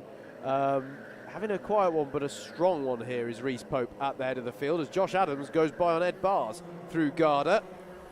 So he's not scared of putting a move up the inside there. There is Steph Theodorou, second place, slowly being reeled in by Matthew Cockram, actually. So that's an important one to keep an eye on. And then this is the battle for fourth place. Slightly further down, Sam Slater still at the head of this pack in that number 100. It's worth remembering with Reece Pope as well, I'm just looking back to his results, was another driver who finished 2021 exceptionally strongly. Yeah. You know, that final round that we had at Bayford Meadows, as Josh Adams looks down the inside of Samuel Essery for 6th on the road and takes it.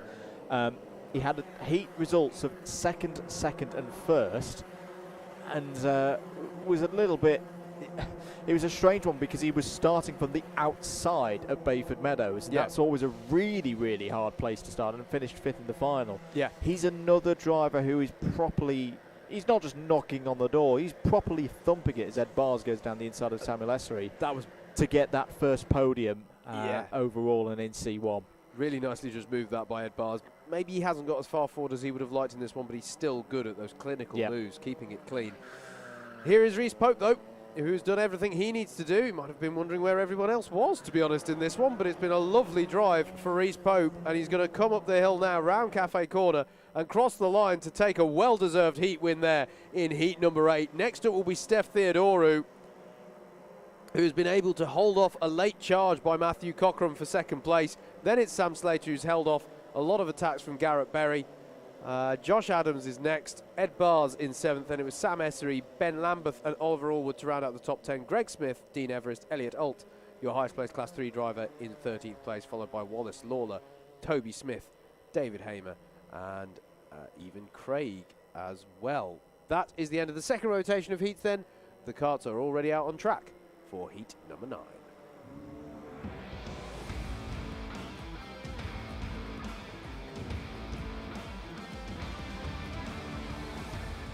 And here's the grid for heat number 9. Ross O'Brien is on pole with Bryn Olban alongside Mike Coppin and Hussein Rashid are row number 2. Martin Theodorou and Amy Reacher are next on row 3.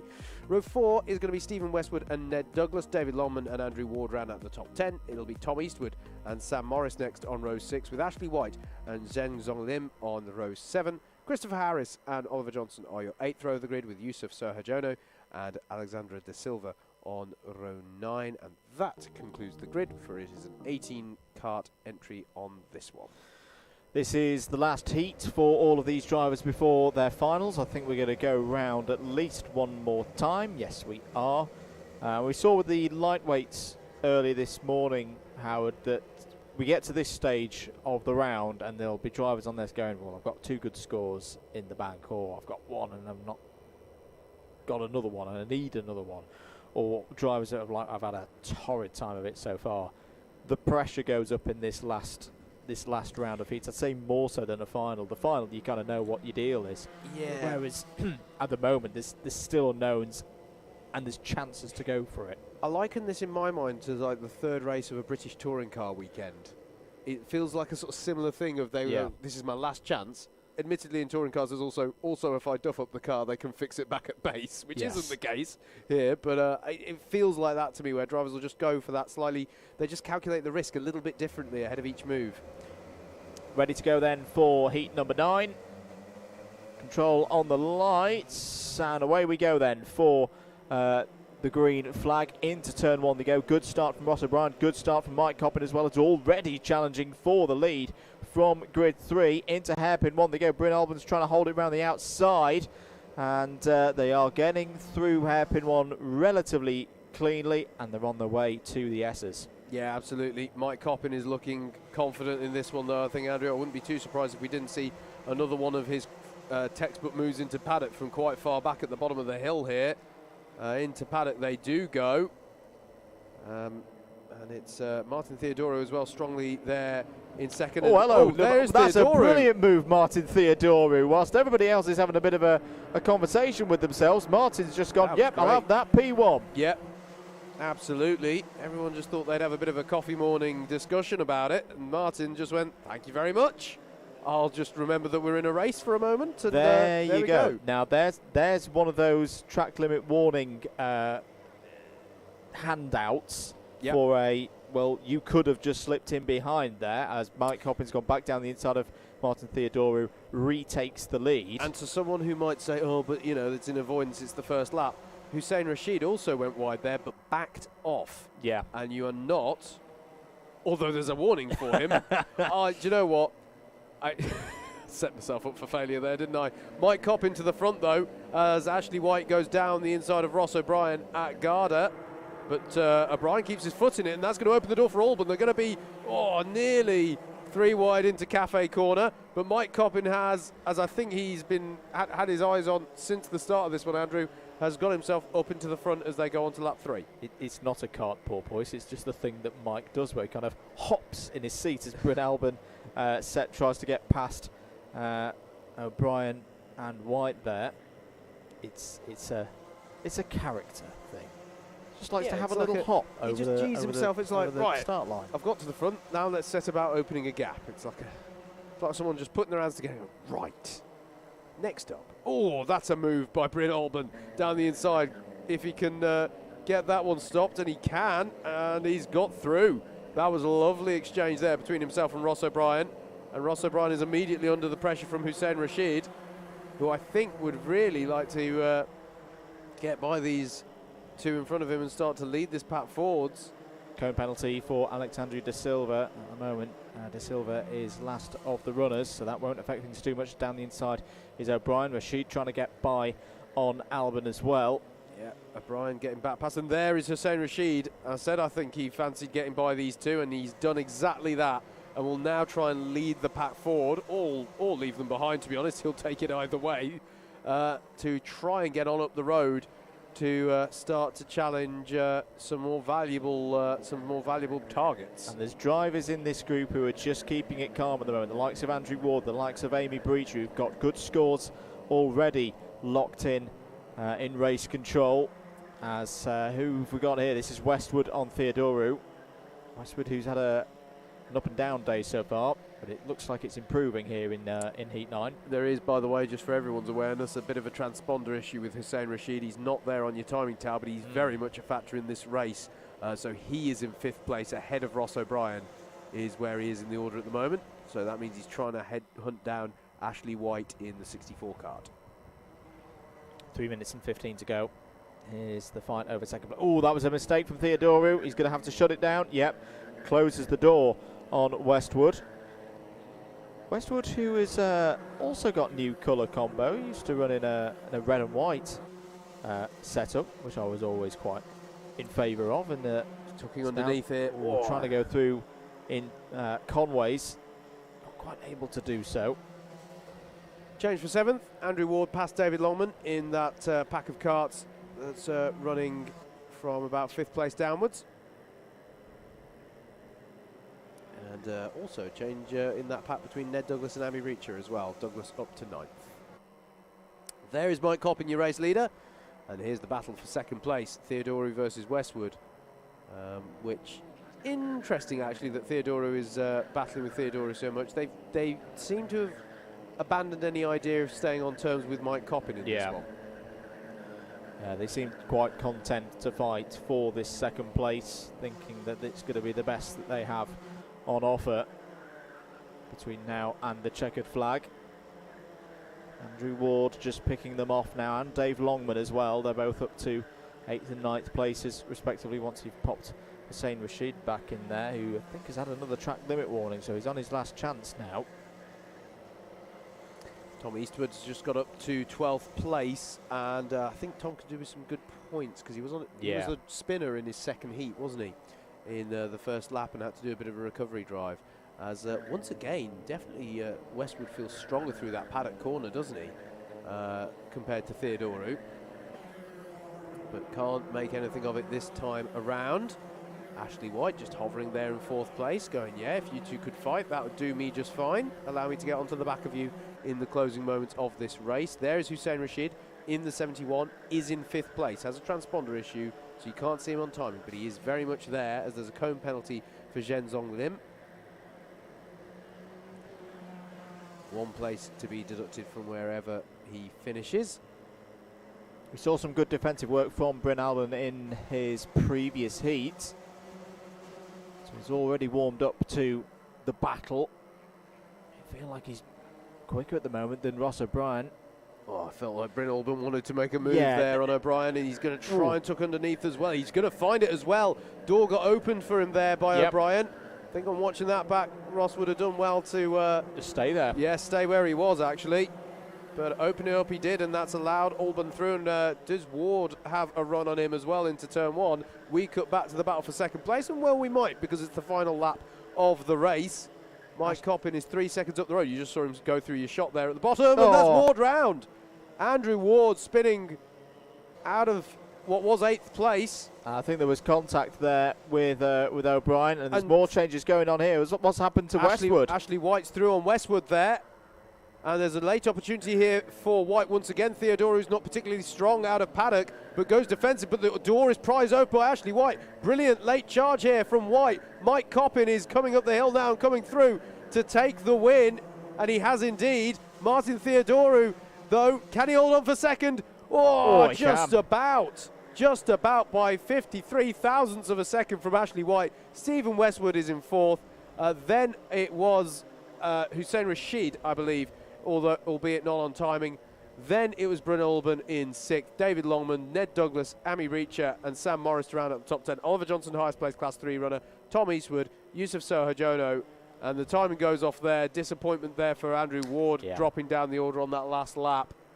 So combined with his heat win, he's going to be in an interesting grid position for the finals. We're already seeing the drivers out, though, for heat number 10.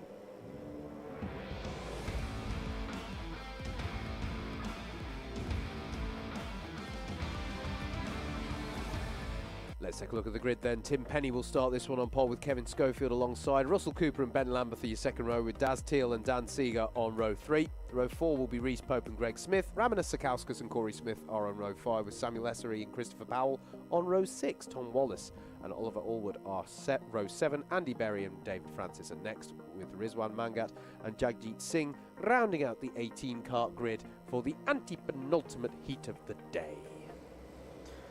Quick turnaround here. All set to go for this one. And green, good start for Tim Penny and the odd side of the grid. Looks like Russell Cooper's already cut through to 2nd place, and Daz Teal, here he comes. This is the big chance for Teal to get points on the board. He's had a strong day so far. Can he turn this into a race victory? He's already up to 2nd place. Greg Smith going round the outside there in the all green. Now on the inside for hairpin number 2, contact warning for Reese Pope, just rejoining the circuit there. Good start, in fact, for Greg Smith. I think he's gained 3 or 4 positions in all of that. Dan Seeger's just behind him as well. And here comes Teal, trying to find a way past Tim Penny. Penalty for Kevin Schofield, the number 77. I think that may have been for breaking formation. Teal down the inside into Garda. He's back at the front here at Buckmore Park. Yeah, and I fancy Teal's chances in this one. This is one of the... I mean, no disservice to any drivers, but just looking down the order, this is one of the lesser experienced fields of the day. There's some experience, don't get me wrong, Chris Powell's in this field, and Greg Smith you were talking about, but there are good opportunities, I think, here for some of the experienced drivers in this one. Apologies, it was an ABC bump and bass on Kevin Schofield. There's all half round there. That's Seeger, isn't it? Yeah, it's Dan Seeger who's gone round and stopped at hairpin number 2. He'll be able to get going again. I think Allwood's gone through on Essery. Yes, he has. The 102 is now ahead of the 20. So Oliver Allwood up into the top 10 and challenging Ramona Sakauskas there in the number 26, who surely he's getting a bit tired by now. Christopher Powell down the battling away with Corey Smith. I'm very impressed by Sakauskas. Very good perseverance. And endurance to get to this stage of the weekend and still be driving this competitively. Greg Smith trying to find a way through on Russell Cooper into hairpin 1. that effect you can see on the camera there, that's what the driver's eyesight is like coming up into Cafe Corner later on in the lap at the moment.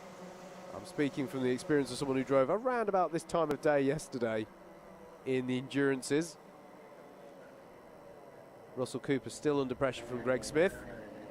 There is Reese Pope, who has got by Tim Penny for 4th place there, and is giving the signal that they should work together to try and chase the greater prizes that are on up the road. So confirmed on timing that this is the second group now. Can Reese Pope, who won the heat earlier, there's a penalty, a cone penalty for Tim Penny, start to pull away. That is a lovely move from Greg Smith, really lovely. Down the inside of hairpin 1, clean as a whistle, through past Russell Cooper to 6th place, which once Penny's penalty is applied, it's effectively now a top 5. Yep, absolutely nice judgment there from Greg Smith. Now sets his sights on Tim Penny ahead of him, who has just got that 1-place penalty to be applied post-race due to collecting a cone. Yeah, he's gone down the inside of Penny again, Greg Smith. Ben Lambeth's having a great run as well. We've been talking about the form that Daz Teal is in. At the moment, Ben Lambeth, the C2 driver, is properly keeping him honest here. Yep, and Russell Cooper having a look there. That was a late look. The door just closed on him there. But I thought Cooper was going to try up the inside of Tim Penny there, but thought better of it. Rabinas Sakauskas on the rear of Cooper now. Yeah, still all to play for, I feel, in this one. In what could be a make or break heat for a number of these drivers, depending on whether they're on the bubble for getting into an A final or the B final. From a long way back goes Sakauskas there, and that was beautiful. That was I feel that could be an easy contender up against what we saw from Mike Coppett earlier. That was beautiful. It's something that sometimes happens. I feel a bit sorry for Russell Cooper at the moment because a couple of drivers have put moves on him. Yeah. It encourages, in fact, though, he's going to fight back here. Now, that's the kind of response that you want to see. Yeah. Because all of a sudden, I'm now Samuel Essery's head. I'm thinking, whoa, no, this guy wants to race here. He's not going to be easy to get by. Sakauskas now back down the inside of Essery there. And Oliver Allwood's having a great time because he's seeing all the opportunity coming back towards him. And particularly around this circuit, because there are so many good overtaking opportunities, like there into Paddock Corner. It hasn't worked fully this time for Ramanas, though, and he'll be under pressure from Oliver Allwood, who's trying to prise open the door, but it never came. It never quite came. And that means he's exposed now to Christopher Powell, who's going to have a mega run up the hill. The 102 versus the 65. Christopher Powell, who took a heat win earlier today, doesn't quite have enough overspeed to try into turn 1. But yeah, brilliant place for these kind of battles, as you say, Andrew. You've got to break the flow. Yeah. Break the flow when you're in that situation and you're going back a position. If you could just show, no, I do have some pace here. Yeah. Just work with me and reassert yourself on the race, as Russell's just done there. That was really nicely done. Just over a minute and a half to go.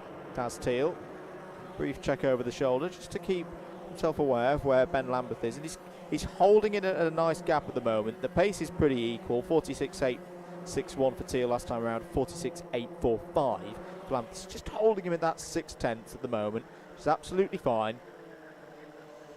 Here's Sakauskas versus Powell.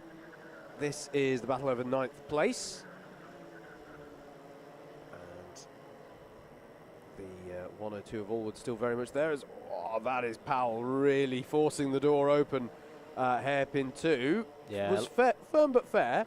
But yeah, I like that from Chris. Yeah, and it is the thing that you can do on hairpin 2. It's something that Nicky Richardson talks about a lot.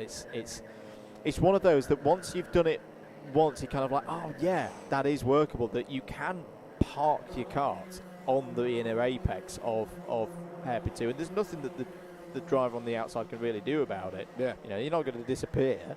If they turn in on you, it's on them, and it's a quite slow corner anyway, so there's not as much chance to get that switchback or have that switchback played on you if you've sent it down the inside. Daz Teal here is on. He's so fast we couldn't even keep up with him on the camera then. He's coming home at the moment to win this one on the last lap. Through Paddock Corner he goes as the shadows lengthen here at Buckmore Park.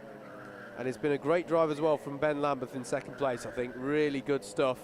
But Daz Teal, he's put himself in exactly that kind of place we've been seeing him do so for the last few rounds of the 2021 Championship. He takes a heat win, and in doing so will surely have set himself up nicely for the A final. Ben Lambeth in second, third for Kevin Schofield. Good drive there by Kevin. Reese Pope in fourth, and it was Greg Smith, Tim Penny, Russell Cooper, Sam Essery, Christopher Powell, Ramanas Sakauskas, Oliver Allwood, with Dan Seeger taking 12th off of Rizwan Mangat at the last there for 12th.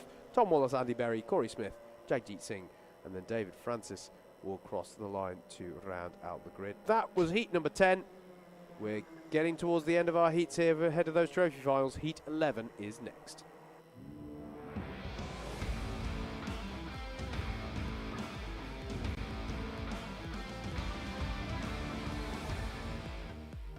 Your grid then for heat number 11 will be headed up by Josh Adams with Ed Bars alongside. Interesting first row given some of the battles we've seen on track already between those two today. Keith Segal and Rob Langthorpe are next with David Hamer and Steph Theodoru on row number 3.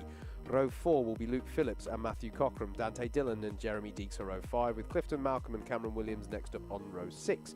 Callum Martin and Matt Ellis are next, and then it's Toby Smith and James Browning on row 8, Aaron Stillwell and Harrison Kirkham on row 9, and it's Elliot Alt to round out a 19-cart grid. Very quick hello to Chris and Bailey Morgan, who are watching at home, cheering on Josh Adams. It feels a little bit weird not being here for the first time in 4 years, but they're due to be on the grid for Club 100 Experience in March. Let's see how Josh can do from this position. Green light, away we go for 7 minutes. And heat number 11. Ed Barr's going to try and hold around the outside. Rob Langthorpe sticking his nose in there. Is it going to work out? Sort of. Josh Adams still holds on to the lead there. Steph Theodore, who's having a good day so far, is already, I think they're up to second place. Yeah, judged that one really well, and then, as you say, Andrew, is up to second place as they all stream out of hairpin 2. Nice clean start, though, from everybody, which is good to see. But yeah, I thought Ed Bars was going to hold on to that around the outside then. He's actually been, Keith Segal has got through on Ed Bars as well, up into third place. Great start from Keith Segal, but Ed Bars is going to try and come back at him into Garda. Side by side here between Luke Phillips and I'll double check who that was with. 24 there, so that's David Hamer he was going side by side with there. At the end of lap 1 though, it is Josh Adams who's held on to the lead of this one, with Steph Theodore having a cracking start up to second place. I think given the number of fast drivers, competitive drivers at the front end of this field, Ed Bars won't be too aggrieved with being in third place at this stage of the race. Can build from this, having started on the outside. There is Keith Segal, back for another year. Loves his Club 100 sprints. Been looking for a strong result here. Try and get into that B final. I still miss the Firestones. They switched to a kart fight one now.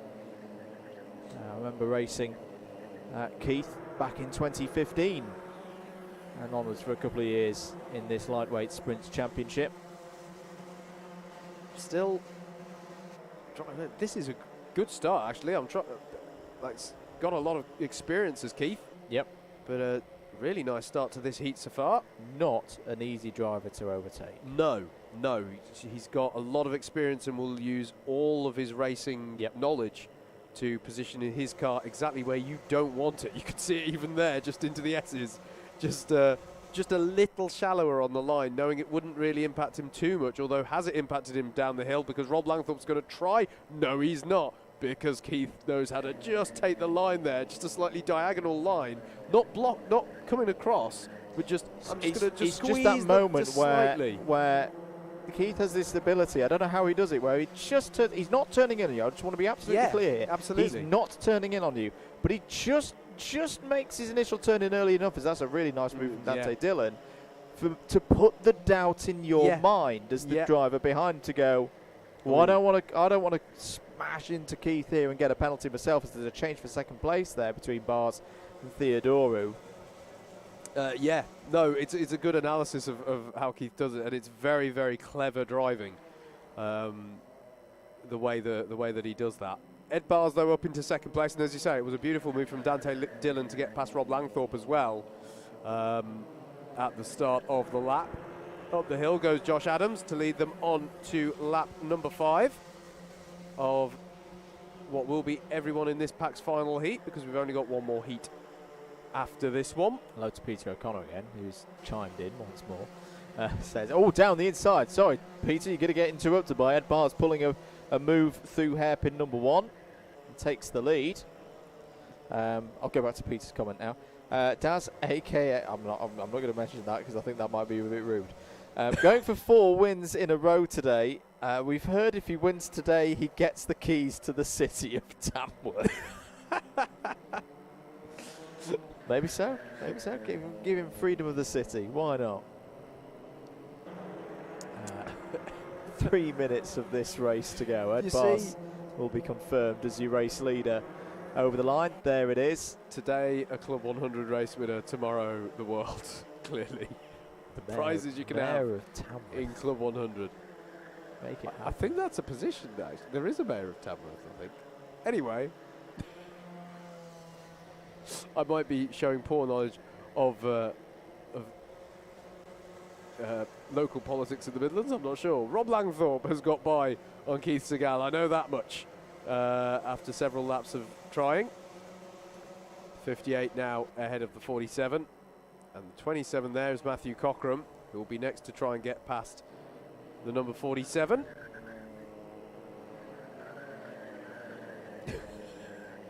The things I managed to get Andrew to search online. Mayor of Tamworth is a guy, a gentleman by the name of Councillor Michael Oates, who looks thoroughly grumpy on this www.tamworth.gov.uk/mayor. I think it's because he knows. He knows the keys to the city are about to be taken. Up. Yeah. Daz is coming for you. I'm sure he's a lovely guy, but yeah. Matthew Cockram battling away with Luke Phillips, manages to hold on there to 7th place. As Keith Segal is still able to hold off Matthew Cockram here. Can Cockram get a run into Garda? That looks good. Segal won't give it up easily. He's not going to give it up easily. And Cockram's going to have to get the switch back up the hill. But Keith knows to position his car in the middle of the track out centre. Does not simply pass Keith Segal. This looks good though for Cockram. Down the inside. Segal will keep his foot in it. And Cockram is through. Can Luke Phillips get by as well? Yes, he can. See, they're ganging up on him now. This is unfair to a man who provides so many biscuits to the Club 100 staff. David Hamer is next up to try his luck there. And he's followed by Elliot Alt, who started at the very back of this one. Not just, he's class 3. He started in 19th place and has done really well to get himself up to 10th. As meanwhile at the front, Ed Barrs is on his final tour of the circuit already, going through the hairpins now. Here he is. This has been more like it from Ed. Yeah. This has been much more like it. And I think this will be good to get a win in the books. Get down the far side of the circuit. Josh Adams, 0.8 of a second back. Easy to put the pressure on yourself though, isn't it? He'll Yeah. have looked at the entry list today and gone, no, Jack. I'm the driver with the 2 plate. So it's mine to lose in some respects. Yep. So it's easy to put that pressure on, but he's not succumbed to any pressure here. Ed Barrs is going to cross the line to take the win for heat number 11. Josh Adams will get some good points on the board in second. Steph Theodori with another strong drive for today in third. The highest class 2 driver ahead of Dante Dillon. Rob Langthorpe, his quiet finish belies how close a racing he had in that one, and close across the line between Cockram and Phillips. But it stays with Matthew Cockram. Keith Segal holds on for 8th ahead of Elliot Alt. And then it will be Callum Martin to round out the top 10. There was Matt Ellis, David Hamer, Aaron Stillwell, Harrison Kirkham, Jeremy Deeks, James Browning, Toby Smith, Cameron Williams and Clifton Malcolm there across the line to conclude the penultimate heat. Heat 12 is coming up for you next here at Buckmore Park.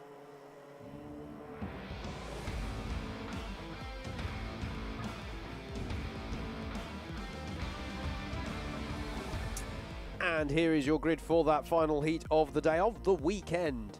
It's going to be Fraser Brunton on pole with Garrett Berry alongside Josh Wood and Justin Draper on row number 2. Row 3 is going to be Joshua Sangster and Michael Preston. Andrew Ravage and Jed Toole are next, with Charlie Summers and James Martin rounding out the top 10. Sam Slater and Dean Everest are row number 6. Row 7 will be James Dunnett and Kim Ely. Michael Reeder and Braden Towler are row 8, and then row number 9 is Evan Craig and George Lawler. 19-car grid this one. Dan Grokut is on row number 10. Looking to move forwards in this one. This is the last heat before we go into the crucial trophy finals. Do not go anywhere once this heat is over, because all of this, folks, has basically just been qualifying. Very, very good racing action qualifying, but it was all about securing as good a position as possible on the C final grid. So after this one, we'll have a short break. Very short break whilst the grids are sorted out for the C final, whilst they're all calculated, because obviously we can't calculate that grid until the final heat is done and dusted, and then we will be going into the trophy finals. You've got to fancy Fraser Brunton in this last heat, starting on pole, and with so much pace around this Buckmore Park circuit, but plenty of challenges. Garrett Berry has been in some really strong battles so far today. He's never scared to get his elbows out. Away we go. Great start from Fraser Brunton, though, at the head of the field. And the good start from the pole side means that Josh Wood gets straight up into second place there on the inside of that corner. But Garrett Berry is going to try down the inside again to the hairpin. Do they all get through nice and cleanly in this one? James Martin battling away against Sam Slater there as they head into hairpin number 2. And there's a driver there who's got all checked up there on the inside and has lost out fairly heavily as Michael Preston is passed by James Martin, and that's a moment there for Sam Slater getting out wide there. Not too happy about that, but nonetheless it is Fraser Brunton here, but under pressure from Garrett Berry, having got himself back up into second place there as Michael Preston goes side by side with Charlie Summers there. And Fraser Brunton having all sorts of pressure applied here by Garrett Berry, but the 22 can not find a way past for now, and it is Fraser Brunton who leads at the end of lap number 1. Yeah, this is what we've seen him do so far today and in previous weeks. But he's got a bit of pressure here. Sam Slater has picked up a penalty for an ABC bump and pass in the 100. So Slater currently in 11th place. He's going to have to work hard to get up the order sufficiently to negate that penalty dropping in the final. Garrett Berry, he goes for it from a long way back into paddock corner. I was about to say he looks like a driver he does this though. Berry is so strong with some of his moves on the brakes. Yeah. And he just always has this look of a driver who's got nothing to lose. He's just like, I'm going for it. I'm just going for it, whether you want me to or not. And he will not allow Brunton to rest easy. Try around the outside of turns 1 and 2. Here we go. This is what we like to see. And he's still there on the outside. Can he hang on to the outside for hairpin number 2? He can't. But Brunton is not going to open the door because he knows the second he does, Garrett's going to try and stomp on those brakes and get through. Meanwhile, behind them, Sangster's been able to get through on Josh Wood. Jed Toole's got a track limits penalty, so that's going to be places deducted at the end of his race. Brunton took a bit more speed through as Berry's trying to go round the outside again. Brunton took a bit more speed through Pullman's there, and I think that was thinking as well. It's that I don't want to get lunged into paddock. I'll defend it off of paddock. I guess I always find this very entertaining to say. Garrett Berry is just one of those drivers who he will keep fighting, and it's great to see. I wonder if tactically it might be a little bit better to work together just for a few laps to see if you could open up a gap, but I think he's feeling the pressure from Josh Sangster behind, to be fair. And look at this switchback out of hairpin 2. That's brilliant stuff from Berry, and he is going to get the job done on Fraser Brunton. Lovely move by Garrett Berry there. You rarely see a switchback that strong out of hairpin 2, such is the nature of the sort of the squaring off of that corner, the curve. We've said it already today, it's like a double apex corner really, that hairpin. So it's very unusual to see the switchback there as Andrew Ravage is battling away there with Charlie Summers. And this is going to encourage, I think Summers is actually a little bit further back, he's the number 54, but he is coming on to that group. And hello to Stellone Campione Racing.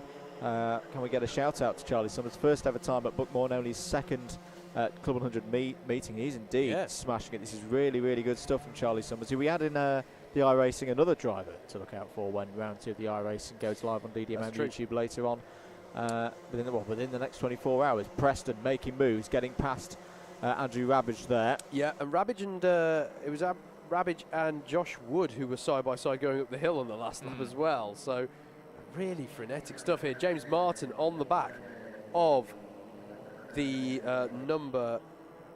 I've lost my there. Joshua Sangster, excuse me. Sorry, I just suddenly lost my place in the timings. But he's on the rear of the number 57 of Josh Sangster, and he's going to look for a move down the inside of turn 1. Do you know what? If they keep fighting at the front, there might be a bit of a redemption arc here for James Martin. Denied the victory earlier on through a kart issue, and he goes for the dive down the inside of Sangster into hairpin 2. Nicely done there, as behind them it's Preston versus Josh Wood. Preston saying, no, let's please work together. But I think he needed to sell the concept of getting by a bit more before he got buy-in for that from Wood. And look at this, still for the lead of the race. It's brilliant, entertaining stuff here between Garrett Berry and Fraser Brunton. Brunton's like, no, it's my win to have, thank you very much. Brunton's kart is coming on strong now. I think he's struggling a little bit maybe with top end. Berry trying around the outside again. And he's able to keep his foot in it. Oh. Brilliant stuff. Can he keep a nose alongside? No, Fraser Brunton just shuts the door there. Oh, this is really entertaining. Again, the switchback from Berry. Brunton's wise to it and just moves to the mid-track to go steady on Sunshine. I don't know if it's a kart that's been sat in the pit lane and a bit cold for a while, but now it's really, really starting to come on song and give him that punch in the lower speed corners. Berry tries to get the switch back. Brunton's wise to it. And Berry's again trying to go around the outside. It's not going to work. I admire the attempts. There's a few moves that I'm thinking this is going to be a low return game. But the thing is, it doesn't seem to be slowing them down all that much. Again, he's going to the outside round 1 and 2.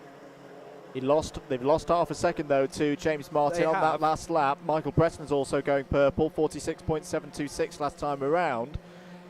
James Martin, if he's going to catch him, it's going to be on the last lap here. Trying on the switch back again, does Garrett Berry. But yeah, Fraser Brunton, I think. The thing is, as I say, Garrett Berry drives like a driver who's got nothing to lose. He kind of is a driver who's got nothing to lose. It's the first round of the season. Why wouldn't you just put your nose in on this move? But if you're Fraser Brunton, I bet he can see James Martin coming through. It's like, come on, please. Trying to get the switch back out of Garda. Will he have a good run up the hill for Garrett Berry? He does. He's can't get his nose alongside though for Cafe Corner. It's still Fraser Brunton as they come on to the last lap of the heat races for the day. We have got 3 more races after this one, if you can take that level of action after this one. The pressure that both of these drivers are under, this is supreme from both of them, and James Martin is coming again. There he is, and Brunton outside of hairpin defends. 2 won't work for Berry. That wasn't going to work, and Martin is with them now. He really can sniff the opportunity ahead of him here, but I think that might have just given Brunton enough to work with to get it to the end of the race. I'm not sure though. Berry's going to be right on him coming up into Garda. Yeah, that's where Berry is strong. He's going to have a little look for it. It's going to be contact. No! Brunton just opens the steering, wisely opens the steering, means they both carry on. What a race. This has been a very different kind of race for Fraser Brunton over the last few weeks, but another victory here at Buckmore Park. Respect between the two of them. Garrett Berry takes second. James Martin, he's on form today, takes third in this one. Michael Preston has a really strong run through to fourth. Joshua Sangster's fifth. Josh Wood sixth. Andrew Rabbage, Justin Draper, Charlie Summers and Jed Toole is your top 10 provisionally before any penalties. Dean Everest in 11th. George Lawler, your top C3 there in 12th. Sam Slater, not a great race for Sam Slater with penalties as well to be applied. He finishes in 13th there. Kim Ely in 14th. James Dunnett, Michael Reeder, Dan Grokut and Evan Craig are your 18 runners, and silence falls over, well, relative quiet, shall we say, falls over Buckmore Park as the heat racing has been completed for the lightweights and for the day as a whole.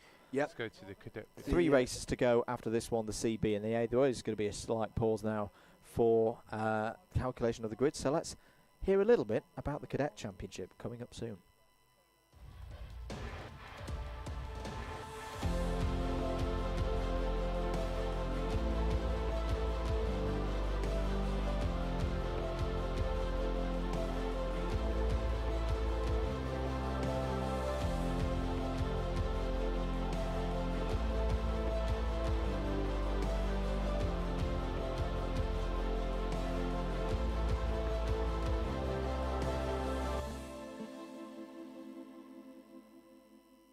Hello viewers, yes that's right, Club 100 are proud to announce that we are unveiling a brand new championship, a new race series for drivers aged 8 to 12 years old, the Club 100 Cadet Championship.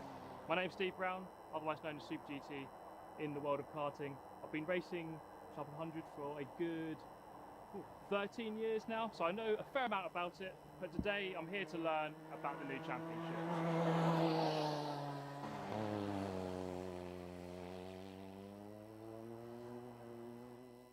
Alright, I am joined by the main man himself, Mr. JV. It's good to see you as always. Thank you, Steve. Please tell me about the new championship. So the Club 100 Cadet Championship, it's an arrive and drive, high performance race championship designed for cadet age drivers from the age of 8 through to 12 years of age. In fact, they can start racing at the age of 7 in the year of their 8th birthday. And we're kicking off in 2022 with a couple of test days.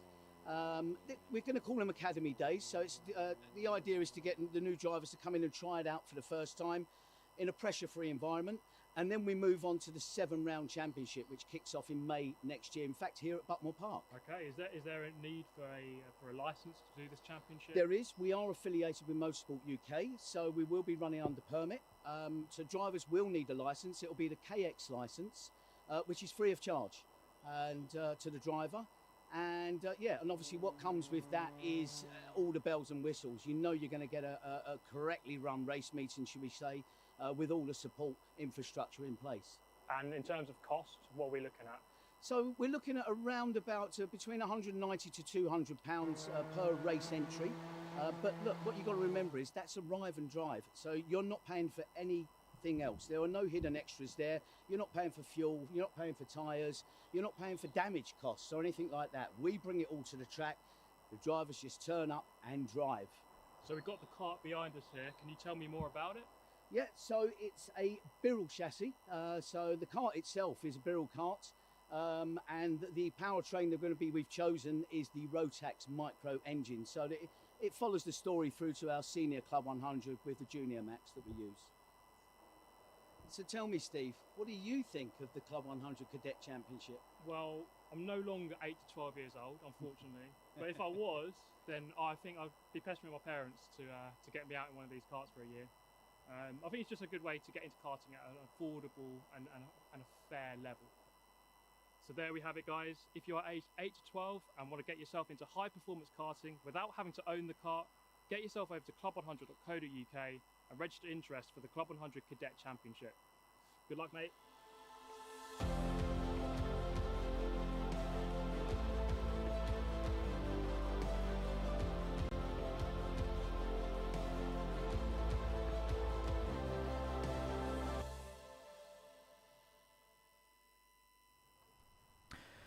Thank you very much to Steve, Super GT Brown, and JV as well. Sorry, comms not on. Go again. Thank you very much to Steve and JV there. It was great to have Steve down yesterday for the endurance race. So hopefully there'll be some content with regards to that soon. But yes, the first round of the new Cadets Championship will be on the 21st of May. Unless I've got my dates wrong, because we're streaming that one, and it will be alongside the juniors. So what was the Young Drivers Championship last year is now the Club 100 Juniors Championship. That will be streamed for you by Alpha Live with commentary from DDMM in May. Very much looking forward to that one. And as we mentioned earlier, there are a couple of places left on the grid for the cadets. So if that sounds of interest, get involved. Head across to the website www.club100.co.uk for all the information you could possibly want on the new 2022 Club 100 Cadet Championship.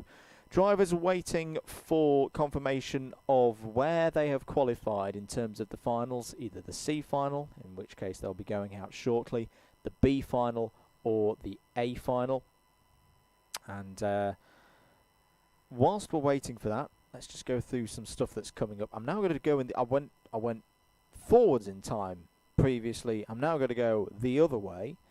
That's impressive. We've talked about. I thought that was beyond the technological reaches of humanity, but go for it. We're pretty good at it. So we've mentioned about the cadets and the juniors on the 21st of May. For those of you wondering, the next time we will have some Club 100 Sprints Seniors action will be on the 8th of May, and we will be at Glanny Gores, which I'm very, very happy about. Hello, drivers. Hello down there. Hello, Daz. Hello, Mike. Hello, Chris. Hello, everybody down there. But yes, Glanny Gores, absolutely fantastic circuit. Yeah, I will say at the top of this session. Stop that right now, Mr. Teal. That is no behaviour for someone who's looking to be the mayor of Tamworth.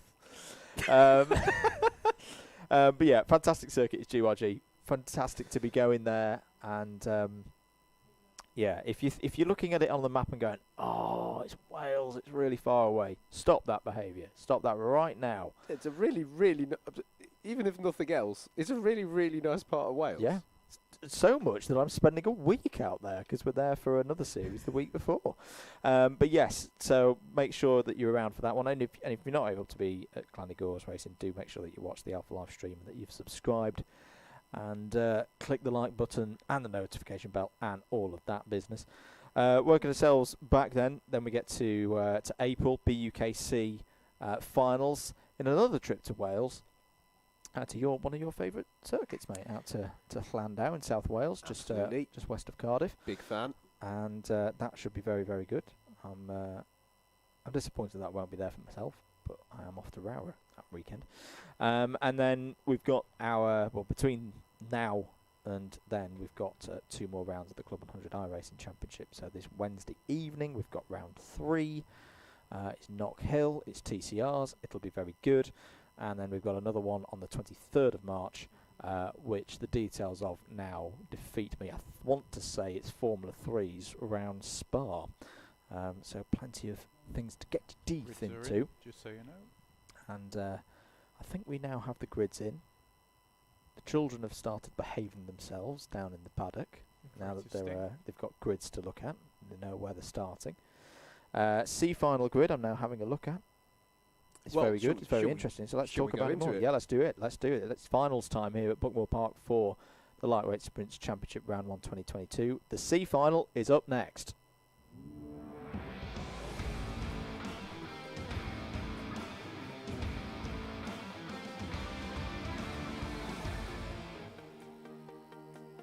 You need to be careful over there, Mr. Howard Mitchell. You're gonna pull a neck muscle. Anyway, here's your C final grid after we stopped moshing. George Lawler has pole position for the C final. Keith Segal starts alongside him on the front row.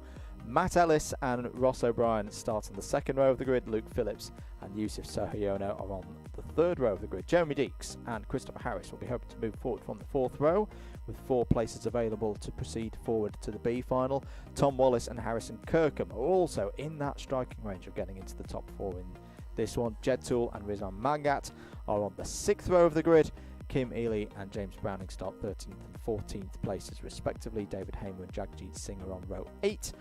Andy Berry and Cameron Williams start inside the top 20 there on row 9, which is completed by the 2 Smiths, Corey Smith and Toby Smith there on the 10th row.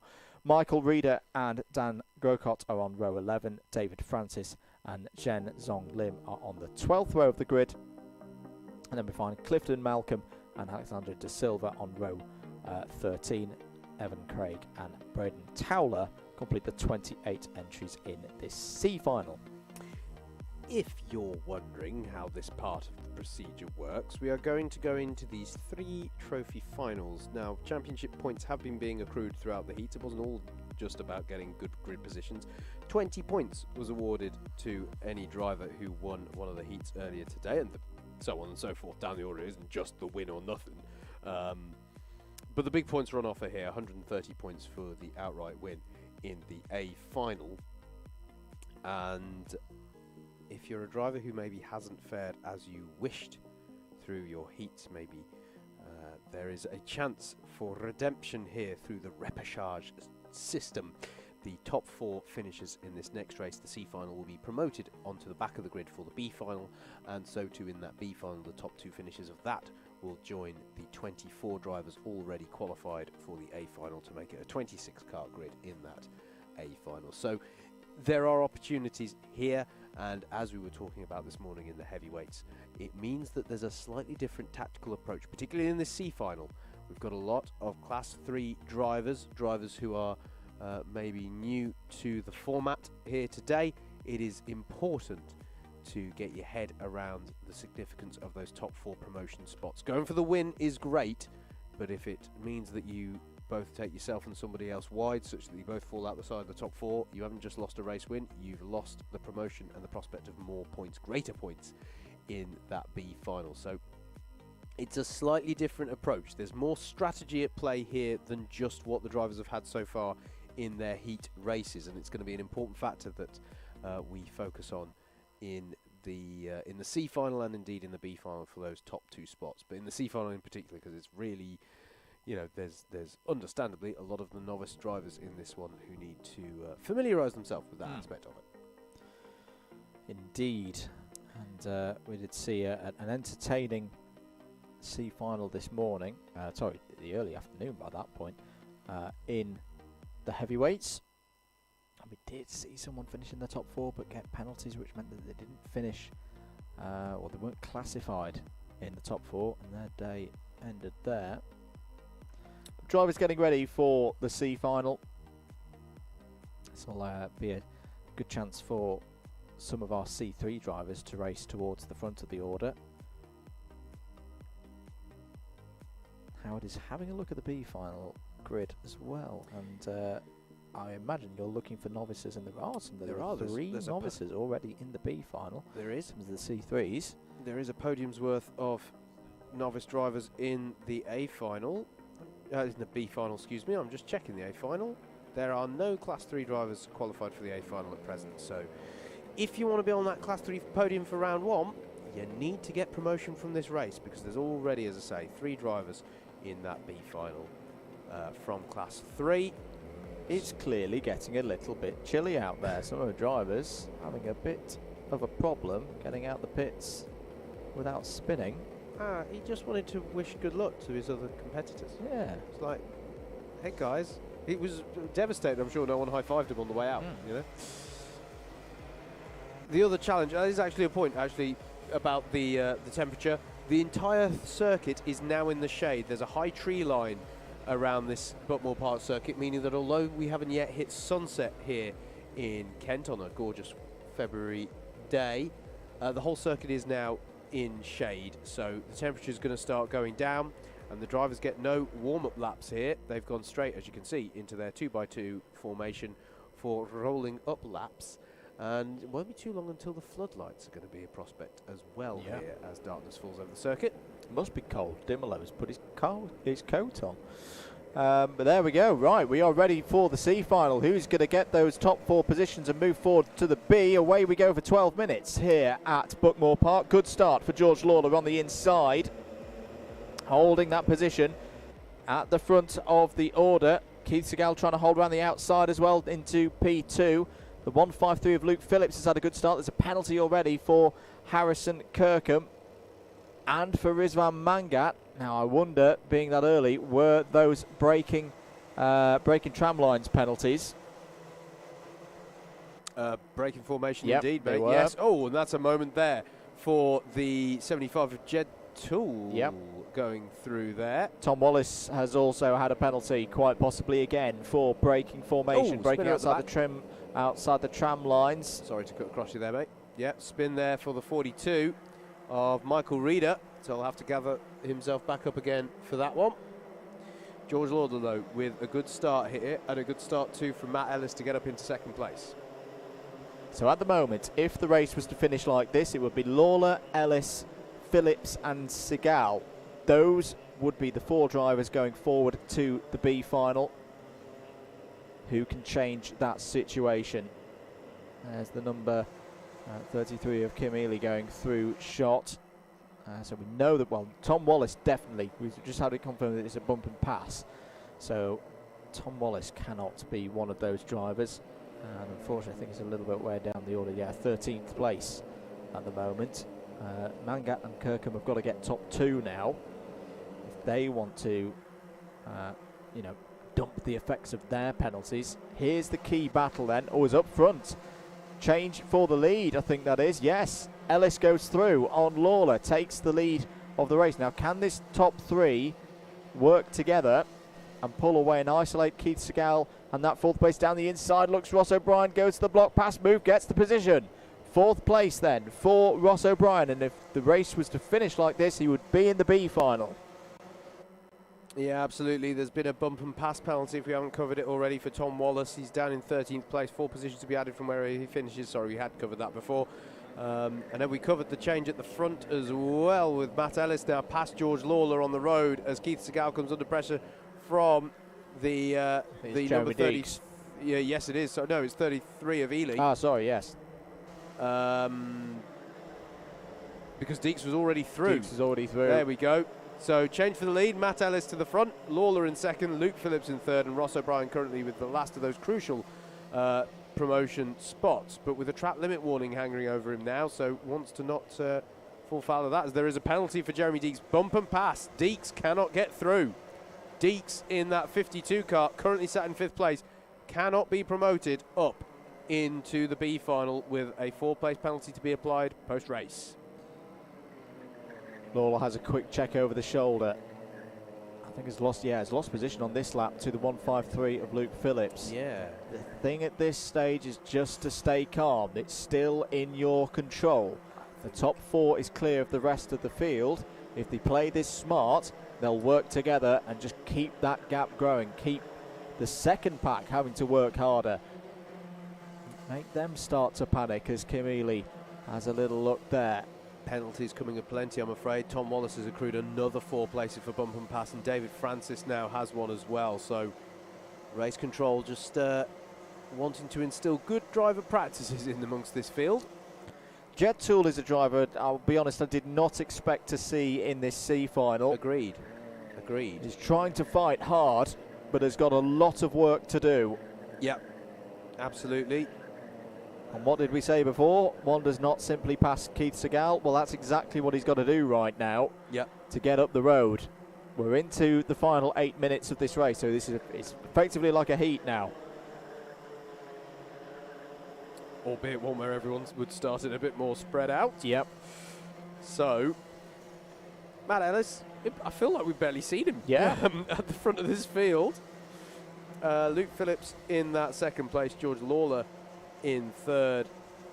I feel like Luke Phillips had a penalty in one of his heats, so that might be why he finds himself in the C final rather than the B, which would mean on pace he would expect, from a long way back there goes the number 96 of Rizwan Mangat on Kim Ely. Kim raises the hand to say, what was that? That was fine. It was for a long way back, not for the first time we've seen that in paddock, but I saw nothing wrong with that move from Rizwan Mangat. It was a big block pass, but it was a clean block pass. Just my opinion, of course, but it looked good to me, firm but fair, as George Lawler heads into hairpin 1. Contact warning for Jed Toole. I don't think he's got past Keith Segal yet. Nope. Still there in 9th place. And more the time ticks away, and more this top 4 are looking in control. Yep. Ellis 2 seconds clear of Phillips. Phillips a second clear of Lawler. A further bit of time back. I think Ross O'Brien's just dropped a little bit off the back of George Lawler on this particular lap. Needs to be careful that it doesn't fall into clutches of Jeremy Deeks. We should remember Jeremy Deeks has a penalty. Yep. The problem for them is that Jeremy Deeks will now be bringing along the likes of Mangat, the likes of Ely. Yep. It's closing in that gap behind. Yep. Mangat is the fastest driver out on circuit at the moment. As Toole has got past Segal. Segal has now got the attention of Soho Yono. 6 minutes to go. We're halfway through this C final. Top 4 go through to the B final. At the moment, it is Matt Ellis leading the race by just under 2 seconds ahead of Luke Phillips, George Lawler, and Ross O'Brien. Here is Lawler ahead of O'Brien. Now this is the thing. If you're Ross O'Brien, I would not start battling yet. It's all mental. It's all in the head as to how you approach this, because I absolutely agree with you, Howard, that you want to push the guy in 3rd along. Yeah. Work together. Push yourselves out. 2 engines better than 1, but at the same time, you're the driver sat in the perilous position of 4th. You're right. Where you go 1 position back and you're out, and you're like, no, I'd rather be 3rd right now. I want that buffer. Yeah. No, the that's other fair. driver can get swallowed up by the rest of the field. I'm here to win it for myself. Yep, that is a very fair point. It's easy for me to say that in the box, but as it is, Brian is actually falling back into the clutches of the 52 of Deeks, And Kim who has Ely, that penalty. Kim Ely's playing this very nicely. Yes. Just sitting at the back of this group Yep. would be absolutely no problem at all if the 4 drivers ahead of her took all each other out and gave her a nice, easy run into the B final. No problem with that at all. Rizwan Mangat, though, passed Jeremy Deeks in turns 1 and 2 there, the 96, which I don't believe has a penalty on it. Mangat does. Mangat Does has he? a braking formation penalty from the start. Oh, well remembered. Yes, he does. Okay. So it's got to get up to Luke Phillips. I've got to be honest, I have not seen the warnings coming through as frequently as I have today. I'm losing track of them here, but suffice it to say, the contact and the track limits need to clean up quite a bit, because there have been quite a few in the last few minutes between these drivers. And I am seeing a few, I'm just spotting them myself, sort of moments where I'm like, that is beyond the white line for the track limits. As Kim Ely has a look down the inside of Jeremy Deeks into turns 1 and 2, and a nice move there. That was brilliant. And up into 6th place, which are we saying that's... It's a Oh, net as it's fifth coming now. back though. Deeks is coming back. Still a net 5th. Still a net 5th. Just needs to go one better, and she's got the promotion spot. Matt Ellis leading this one by 3 seconds. This is a good place to be. It is. You know, when you're in control, you've got that 3-second gap. You've got 3 minutes, or just over 3 minutes on the clock. You can just run this home now and not panic. Don't pick any cone penalties. Don't pick up any track limit warning penalties. Unfortunately, Keith Segal has picked up a cone penalty. That's one place to be deducted there. George Lawler here, still with Russell Menz. Still fighting between Ely and Deeks, and that has ended in contact. I'm not sure we joined that early enough to know quite how that one developed, but Deeks was round. We'll have to see what comes through, if anything, in terms of penalties. That's Keith Segal's had a moment there. He just rejoined the... That's an interesting place to have to rejoin. I'm not sure what happened there, but clearly frustrated on that one. ABC takeout for Kim Ely, and that is her out of the chances. So now I'm looking at Jed Toole. Jed Toole is not completely out of this yet. I'm going to have to get the abacus out soon, folks. Let's calm down here. So Ely has a penalty. Mangat has a penalty. We just need to look down. Does anyone in our top 4? I think the top 4 are clean.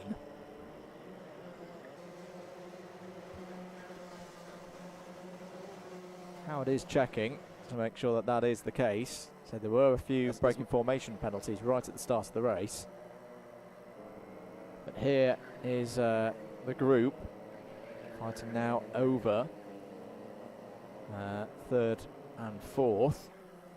63 ahead of the 68, the 96, but the 96 has penalties, so even if the 96 was to get through past both of these drivers, it would not help Mangat in terms of carrying on into the B final. Your 3rd would become 5th. Your top 4 are clean. Okay. The trouble for Toole, the gap's too big. It's too big with the time still on the clock.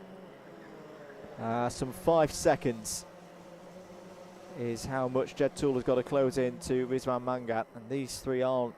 I just don't see them giving that time away. Yeah. Yeah, it is. It's a difficult one. As Matt Ellis sets another fastest lap of the race. It's good pace. We should pick him really up on cameras, good pace. guys. Matt Ellis, 46.915 is not a slow lap time at all. I've not seen him at all, I have to say. I'm sure we will pick him up, don't worry. We were sticking with this battle, rightly so, between George Lawler and Ross O'Brien. And Rizwan Mangat, who, as we say, has a penalty, but is very much a factor in this fight. It's going to be it's two one of those positions, isn't it? Yeah, it's 2 positions. It's one of those bizarre situations where Mangat doesn't actually want the 2 drivers ahead of him to fight, and he's tried to go for a move. He's getting a little bit desperate now because they need to close in to Luke Phillips, but similarly, What's the gap? 2.6 seconds at the last count. It's too big. It's too big for the amount of time and laps remaining on the clock. And Luke Phillips, especially when Luke Phillips bangs in a 46.872 and takes the fastest lap of the C final so far. Matt Ellis is on his final tour of the circuit, just coming out of hairpin 2, as there is the look again from Mangat on O'Brien. And the thing is, if you're O'Brien, you don't want to get a penalty through contact and such with a driver who's already got a penalty. Yeah, absolutely. I'll tell you now, though, Matt Ellis into Garda. There he is. He's been leading this one throughout and has been doing so in dominant fashion. It's going to be a fantastic win here for the driver in the number 70 car. Matt Ellis rounds Cafe Corner to take the win. And, well, you might punch the air, sir. That was a dominant win there in the C final. Luke Phillips finishes second, George Lawler in third, and Ross O'Brien hangs on for fourth and takes the last of those promotion spots. Rizwan Mangat in fifth, though, with penalty to be applied. Jed Toole in sixth, Kim Ely in seventh, but also with a penalty to be applied. Yusuf Sohayono in eighth. Ninth was Harrison Kirkham. I think I saw a cone penalty for him, though. David Hamer in 10th place. Then it was Tom Wallace, who definitely has penalties to be applied. Jeremy Deeks also with penalties to be applied. Then it was Janjit Singh in 13th. Andy Berry in 14th. Keith Segal also has a penalty to be applied. James Browning, Christopher Harris, Dan Grocott, Toby Smith and Corey Smith to round out your top 20. There was Michael Reeder, Dave Francis Clifton, Malcolm Zhenzong Lim, Alexandra De Silva and Evan Craig to round out your C final results. So provisionally, Matt Ellis, Luke Phillips, George Lawler and Ross O'Brien will be joining our B final grid, which we will confirm, of course, in a moment's time when we are giving you that grid. That is coming up for you next, though. Here is the B final. Sorry, mate, go on. Proper celebration. I like that across the line. Yes. Don't see it often enough. That's how I'd be reacting were I coming across the line winning a C final. So yeah, good to see, and well driven by Matt Ellis. The fact that we didn't see much of him underlines how strong a drive it was. So really, really good stuff there. The B final, though, is next for you here, coming up on your Alpha Live stream here at Buckmore Park.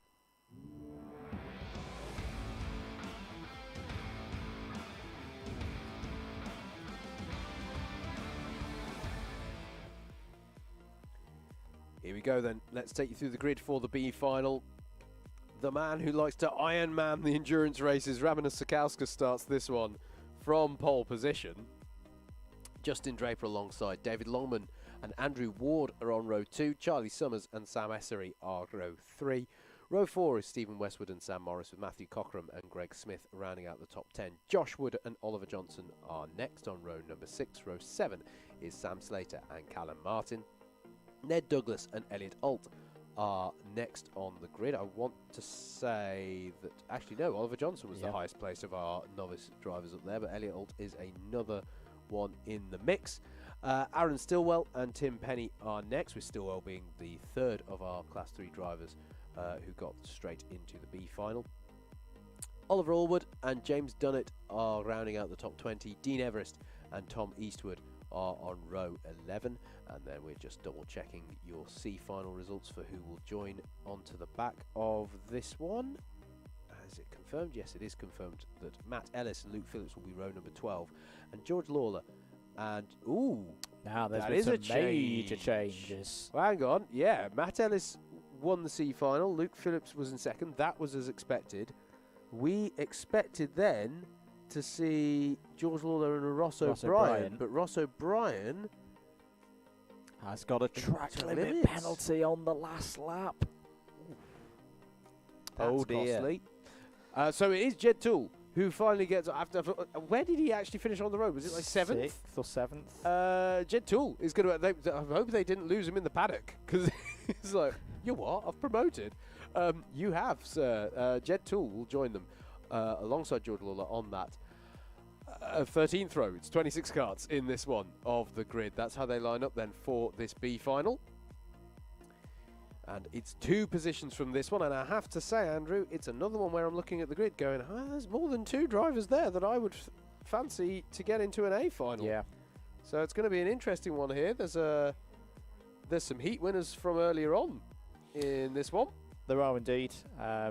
This is all drivers who have had strong runs at some point today, but have not had at least solid runs in every single heat. Yeah, I'm just thinking Andrew Ward had that spin in the closing stage Yep. of his final heat Yep. of the run. So, yeah, he would hope, I'm sure, to come through on this one. I'm thinking, I think, was it Oliver Allwood? Oliver Allwood's in there, yeah, Yeah. a little bit lower down. So, a few names in this one who, it'd be interesting to see how Greg Smith goes. Fascinating C3 battle as well, because I think I may be right in saying that all of our C3 runners that automatically qualified through all respectively won their C3 battles within their heats. Yes. If you Yeah, followed I the follow you. drift there. Yeah. No, Elliot took all three of his, was the highest classed C3 in all of his heats. Same with Aaron, and I'm going to assume that the same as something had a bit of a spin there. What was happening there? I just heard that in our ears. And Greg Smith's had a half spin. I actually think that was maybe just the floor of the car as they went on. You know how there's a little dip at the end of the I don't know. Okay. I think one of them may The have. effects, Mike. Yeah. I assume Oliver's done the same because he's further up the order. But yes, but only the top two. And there's more drivers falling off here. It's getting. I think it's because it's getting to that stage of the evening where the moisture that's in the air just starts, and you can sort of see it there. Yeah. Just as the yellow light shines against the red curbing there, moisture just starts to settle on the circuit round here, and you can get the odd little spin. Yeah, absolutely. Anyway, It's top two look go at the through. Lovely action shot. Oh there. yes, There here we go. No Jet TV. Easy, easy. Fair play if he lands it. Brilliant stuff. I don't think we do it justice. No, we don't do it justice. I think we're ready though for a B final. No, Nope. we're not. No, we're not. Steady on, Howard. We could do No Jet TV. We have an airfield within throwing distance of DDMN HQ. I'll stand on the top of your Ford Focus if you want, mate. Oh no, I've got a much better plan.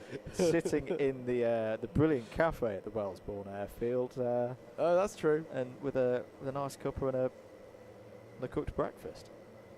Yeah, okay, that does sound good. Let's do that. So yeah, top two of this one will get promoted, and after that we will go into the trophy final, the A final for our lightweights. We are good for the go though. Ramona Sakauska's on pole in the 26 with Justin Draper in the 80 alongside. 12 minutes on the clock. Away we go in the B final. Strong start from the pole side of the grid, and it's allowed some early charges there. I think David Longman has managed to get to the inside in the 79. Andrew Ward has managed to find the inside as well, I think, into hairpin 1. Oh, and we've got a bit of jostling there. They're going to go 4, even 5 wide into hairpin 2. And this is an interesting start to our B final. Oh my goodness me. 3 wide, some of them by the time they get to the S's. They all, to be fair to them, are pointing the right way though after that. And I didn't think I'd be saying I'm that. pleasantly surprised that everyone is still facing in the correct way. I think there was a lot of jostling and a bit of loading coming from the mid-pack. Greg Smith's not too happy in the middle of it all there. You could tell this is a B final. You could tell there's a lot of drivers who feel like they should be in the A. But 11 minutes and 10 seconds of it to go. At the moment, it is Sakauskas, Longman, Ward. Now, what do you do if you're Andrew Ward in this situation? I want to say that you push these top two along, try and isolate them for later in the race. It depends what pace you feel those behind you have got. Justin Draper has clearly been driving strongly today to be second on this B final grid. And as that is the number 14 Dean of Everest. Dean Everest Had a battling. good start. Was up 6 positions Yeah. from his starting position. Have we mentioned Oliver Allwood as well, up 10 positions there. I was going to mention that he's the lowest down of the Class 1 runners. Oh, and and that's Elliot the Alt 49. takes out some of the codes. Now he will argue that he was forced into that and had nowhere to go. And I think that may be a penalty coming in for the youngster. Track limit warning for Matthew Cockerham. Here's your top three: Sakauskas, Longman, Ward, but they're not being left alone by Justin Draper. And here comes Oliver Allwood as well, down the inside of Sam Slater. There goes Longman down the inside. He wants to take control of the race. Ward's going to be up the inside going for P2 now. Longman through, Ward through, Sikauskis now down to P3. Draper's in it as well for P4. Yeah, absolutely. Draper there thought he had a run on Sikauskis, couldn't get the job done. But I was about to say, if you are Ward, given the way that the pack are on you, I don't think you want to go for it. As that is a late move from Sam Slater on Allwood. Can't make it stick, can he? No, Oliver Allwood to keep his foot in it. And that's going to give an opportunity to Josh Wood as they go up the hill. But it is now David Longman and Andrew Ward at the head of this field. And now you work together. Now you work together. Now you work together. You've got to work together if you're Longman and Ward to pull that gap and just drop Ramanas Sikauskis and Justin Draper back into the field, at which point the rest of them will go, well, we're not going to catch these two, we'll battle for third. David Longman is very experienced in this situation, and I'll tell you what, because there's a memory that I've got from Rye House a few years ago, sorry, not a few weeks ago, a few years ago. Absolutely brilliant race, yes, which David Longman controlled, even though there was a pack of 4 of them going over the top 2 spaces, and he got through that day. He's put himself in a brilliant position here to do so once again. But I feel like Draper and Allwood have slightly got the memo here from Sikauskis of no, we're losing it, we've got to work together. But this is really interesting now how they play this. Everyone back to Ned Douglas will be going, well, let's got a chance here. Battle here. Sikauskis runs wide.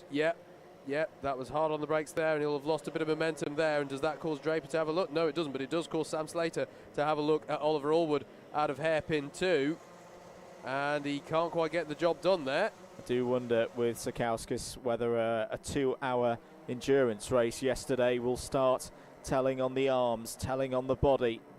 It's a tiring place to keep, as you say, especially that curb there. My goodness, will he have bumped across that a few times this weekend? Josh Wood isn't scared of putting his nose into a move, is he? That was from a long way back at Garda. Lots of support coming in for Dave Longman. To Peter as well, and Jonathan Lissiter, both tuned in. Lissiter has used a term, experienced. Let's say that they're experienced at the front of the field there. Longman and Allwood. And Sam Slater, BIKC champion.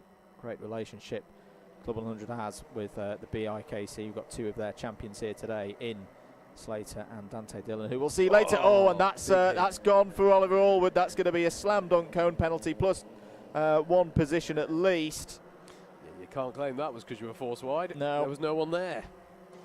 And that was just, he'll have just committed to the throttle coming through paddock corner. We talk about how Sime Sweep and Cafe are blind. Paddock kind of is, because there's a barrier on the inside of it and it dips down at the apex, so you do sort of have to like feel confident that, yep, I'll commit to this, put the throttle down, you can get on the power. Oh, down the inside, but it's a bit of a scrappy one from Draper, and he's going to point back through. This is all playing into the hands now of Longman and Ward, as Allwood uses his experience to read that one perfectly, go around the outside and take 4th place. Yeah, and Longman and Ward will run all the way to the bank with that one. That was a gift for them. Penalty for Tim Penny.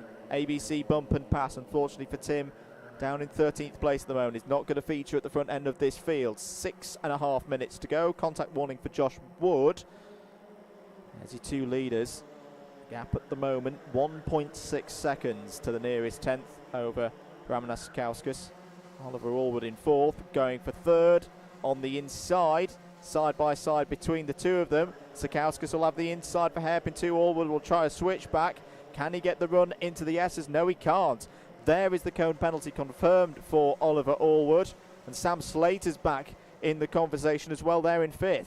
Yeah, Ramanas there really trying to gesture to the other drivers. Come on, we've got to work together to get on up to these 2 up front. They do. Oh, and there's another hit of the cones there. I didn't quite catch who that was.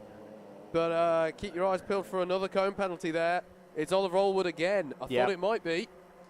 So now he definitely is out of the A final, because that's 2 positions. Even if he was to win the race, he'd be classified 3rd. The trouble is that means he's a true disruptor, because he's got nothing to lose. Yes. He's got nothing to lose, and he's going for it, and that's a bit of a scruffy one, all told.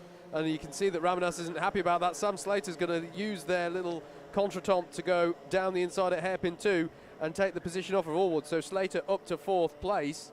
Personal bests in Sector 1 for Longman and Ward. I'm going to be honest, the pace has been okay. Both of them, I think, well, Ward definitely went quicker yesterday in the endurance race. They're currently in the low 47s. 5 minutes to go, but they've both set personal best in Sector 2 again. It seems like their karts are coming on song now. And yeah, 47.052 for Longman, 47 dead for Andrew Ward. The gap is now 2.6 seconds. This is looking very, very difficult for this group of drivers to get themselves organised and have enough time to close that gap in. George Lawler currently getting the best return on his investment for getting promoted from that C final up to 18th place, though I did see him running as high as 17th a couple of laps ago. So good drive there from the driver in the number 63, and has put himself, Andrew, into a podium position for Class 3 as it currently stands. Aaron Stillwell, the highest placed of your Class 3 drivers. Oliver Johnson next in 15th place at the moment, and George Lawler in that 18th place, currently denying Elliot Alt of that 3rd in Class 3. I think Josh Wood was your hitter of the cone, because the number 87 has just got a cone penalty. Floodlights go on here at Buckmore Park as Oliver Allwood tries to find a gap down Sam Slater, and Slater's not happy about that. He felt that was too much of a crowbarring of a move into one. Through Allwood has gone. And there's going to be a switchback here out of hairpin 2 for Justin Draper, but can't do anything with the overspeed. And there's another penalty there. The race control agreed with Sam Slater on that one. Bump and pass. So now it's 6 positions that Allwood is going to be dropping down here at the end of this one. Hello, Blakey, who's just posted in the DDMM YouTube chat. We'll come back to that in a minute, because down the inside there was Justin Draper having a look for a position. Did he get it done on Slater? Yes, he did. He's saying Allwood might get away with this in Mazda, where he might be Mr. Superstar, but this is Club 100. I agree. I agree wholeheartedly. I'm not getting involved in that one. 3 minutes to go. Longman and Ward, who, Jay Elliott says in the Alpha Live chat, they've played this perfectly. Yep. They have indeed. Ned Douglas here trying to get through on Sam Slater now. Side by side through the S. He's going to keep his foot in it, is he? He might do, but that's going to leave him under attack from Josh Wood, sorry, yes, at the 87. Good battle going on there between Stephen Westwood and Greg Smith as well. You might see the 31 and the 23 flashing in the back of, or flashing on in the back of some of these shots, the longer shots as they come up the hill here. Allwood is looking for a way through on Draper, but Draper is through on Allwood, whether he likes it or not for now. And still Longman and Ward continue to fight on. Great strategic play from these two. Find a drive if you can be. I mean, you know, circumstances have to be such that you can do it this way, but find a driver who you know you can work with, and work with them, and that is working so far. And the good thing is they've been in each other's heats as well. So far today, so they've had a lot of time on track next to one another. Too many pieces of contact. A penalty to Sam Slater. That's the Club 100 equivalent of persistent fouling equals a yellow card. Josh Wood here, and then Douglas and Josh Wood in an interesting place. They've come up onto the back of these cars. Not going to get the promotion, but in terms of getting some good points out of this race, they're coming good at the end here. There is the penalty for Sam Slater, and another curb warning for Oliver Allwood. Just looking down the order, actually, Ned Douglas, sorry if we mentioned it already, Ned Douglas and Greg Smith are offer some good points as well here. Even though they're not in the top 5, by the time all the penalties have been applied, they will be. Yeah, absolutely. So well done to them. Good little move from Josh Wood to try and get behind Sam Slater, but Slater got it back in the early part of this lap. As we are into the, just about into the final minute on the clock, and at the moment it's been a masterclass in how to work together at the front of an A final here from Longman and Ward. As will it be this lap they get marked onto the last one, or maybe we'll get another one in? We will. 2 more in. They will do. Across the line with round 53, 54 seconds to go. Contact warning for Charlie Summers.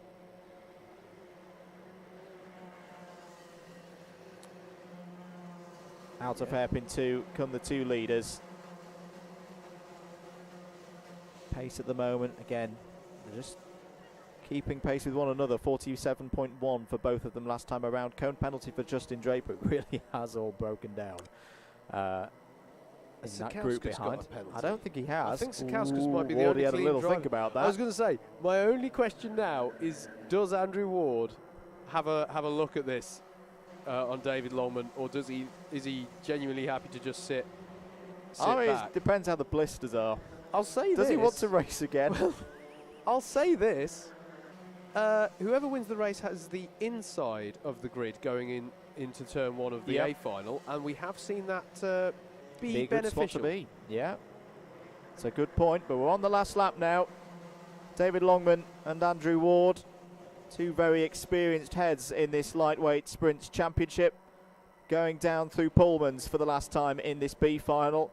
This is the place that you'd think that Andrew Ward would have a go. No, he's not going to go for it. Not going to go for it, but it'll be second place. It'll be a spot in the A final, which after the disappointment of the third heat is going to be a fantastic result for both of them. David Longman wins the B final here at Buckmore Park, and relief moves forward to the A, as does Andrew Ward. Third for Justin Draper, fourth for Oliver Allwood, fifth for Sam Slater, Josh Wood in sixth. Ned Douglas may have ended up third, maybe, once all those penalties are applied. Something happened to Ramanas Sakauskas on the last lap because he's come across the line in eighth. Greg Smith in ninth, Stephen Westwood in 10th. Every driver and his dog has just crossed the line in the second half of the field there. Tim Penny, Samuel Essery, Matthew Cockram, Luke Phillips. And your winner in C3 today, Aaron Stillwell, finished in the top 15. And leading that massive pack across the line, so did very well there. Yeah, James Dunn at 16th, Dean Everest 17th, second in C3 today here in the lightweights. George Lawler, great fight from George Lawler from the C final there, is well deserved in that second place in C3. Tom Eastwood was next in 19th, and then by 0.136 of a second, Oliver Johnson has held on for a podium in C3 there. Nice. 20th place overall, just one position, as I say, ahead of Elliot Alt. But as a first time stepping up from the Young Drivers' Championship, I think that's a credible effort from Elliot today. 21st in the B final. Charlie Summers 22nd, Callum Martin 23rd, Sam Morris, Jed Toole and Matt Ellis. That's how your B final result looks provisionally, at least after 12 minutes here at Buckmore Park. Yes, absolutely. I've just realised the floodlights are on. Well, I haven't just realised that. I mentioned that, but yeah. I'd forgotten they had the really nice fairy lights over the. They look good, don't they? Really nice there, isn't it? I'd forgotten about that, but yeah. One more race to go then here at Buckmore Park, and it's the big one for the lightweights. Lightweights A final is next.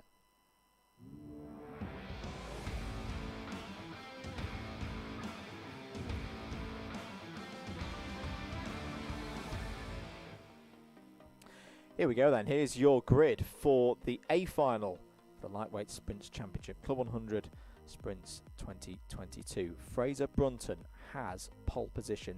He has never won a Lightweight Sprints A final in his time in Club 100. Could today be the day? Mike Coppin joins him on the front row of the grid. Daz Teal has won the last three of these A finals to wrap up the 2021 championship. He also won the 2020 first round, which was the last time we were here at Buckmore Park for the start of a sprint season. He starts on the second row of the grid, which he has won A finals from before recently, but he has got Ed Bars, a rejuvenated Ed Bars alongside him there in fourth place on the grid. Dante Dillon has had a superb day, arguably his best sprint stay so far in his Club 100 career. Starts the A final from the third row of the grid. Ashley White has also had a very, very strong day, has a chance in this one. Steph Theodorio has started the season really well. The 85 has scored 85 points and been rewarded with a place on the fourth row of the grid alongside the ever-improving Reese Pope. Garrett Berry has been brilliant today. Starts on the fifth row of the grid alongside Martin Theodorio. Ben Lambeth and James Martin are there on row number 6. Joshua Sangster and Hussein Rashid start on row 7. Russell Cooper and Christopher Powell start on row 8. Rob Langthorpe and Michael Preston start on the 9th row of the grid. And then we find Josh Adams and Kevin Schofield on row 10. Bryn Alban has made the A final with some really good results today. He's there on row 11 alongside Andrew Rabbage. who again improves. You know, used to be a C3 driver, moved into C2 and is now making A finals brilliantly. Amy Breacher on her first run as a C2 has also made the A finals on row 12 there alongside Dan Seeger. And then we should have 2 drivers furiously as it resets the computer to find and confirm that David Longman and Andrew Ward have qualified through to this A final, and they have. They will be there on the 13th row of the grid. I had one job on that grid readout, and I'm not sure I did it, but there we go. Floodlights are on. The camera's picking up lots of lights out there. I'm not quite sure. It looks a lot darker, but then again, we are looking through probably some tinted windows. There is that. Consider. There is that. But yes. It is interesting. It does mean, though, light conditions are totally different to what any of these drivers have had. Yeah, because they've sat there during the C and the B, with the exception of Longman and Ward at the back. They have sat there through all of the C and the B final as sunset has occurred. If some of them, for some of these drivers, if their last heat race was heat number 9, it was sunny. Yeah. There was, the shadows were a bit long, but it was really sunny last time. So it is worth bearing in mind that the lighting has changed. I was just having a look. There was a spinner who was number 53. So again, the level of grip has dropped. Not massively, but just enough so that way you attacked Paddock Corner previously doesn't quite work now in these conditions. Keep your comments coming in. They're very busy. Lots of support for David Longman and his race victory there. Lissicella's in here. Pointy's in here. Jay as well. Callum Brule. Hello, Callum. Aidan Bliss is in. Come on, Fraser. Carry on your Cardiff form. This is as good an opportunity as ever for Fraser Brunton to get a race victory. He's had 2 so far today in the heats. He had one at BUKC's visit a few weeks ago. And he was a kart length away from finishing the 2021 season with an A final victory as well. Mike Coppin has just gone for a kart change. He's the only driver I've seen to have gone for it so far. Okay. Joe and Mark Craddock. Daz definitely has a chance here. Fully agree. Absolutely agree. And as we say, this is what Daz has done. He did do at the back, I should say now, at the back of the 2021 season, and took those 3 victories at Wilton Mill, Lydd and Bayford Meadows. I've just realised something that I'd forgotten about Ed Barrs. His helmet has lights on. Oh, look at this. It's just come out through our shot. Yes, we've seen this before, haven't we? We have. At places like Teesside and Le Mans when we've been in the 24-hour karting series. Look at that. Beautiful. Love it. Beautiful. Although, isn't that where there's supposed to be air inlets, though? Is that not? Wow. Don't need that. Anyway. More support for Daz Teal coming in. Can he make it 4 in a row? Spread across 2 seasons. Can he repeat that 2020 victory? The last time we had a round 1 at Buckmore Park. Are we good to go? I don't think we are, because we're missing a Mike Coppin. Where's he gone? We are. We're also missing a number 30. Coming up the hill now. Up the hill, which is Ben Lambeth. Yep. He's been good today. Yeah. Really good. Really impressed by his driving so far today. Oh, no.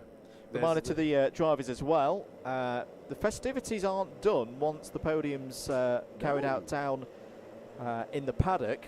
We will have the 2021 trophy presentations up here in the Buckmore Park clubhouse. That was because Omicron came along and cancelled the awards dinner, so do stick about for that.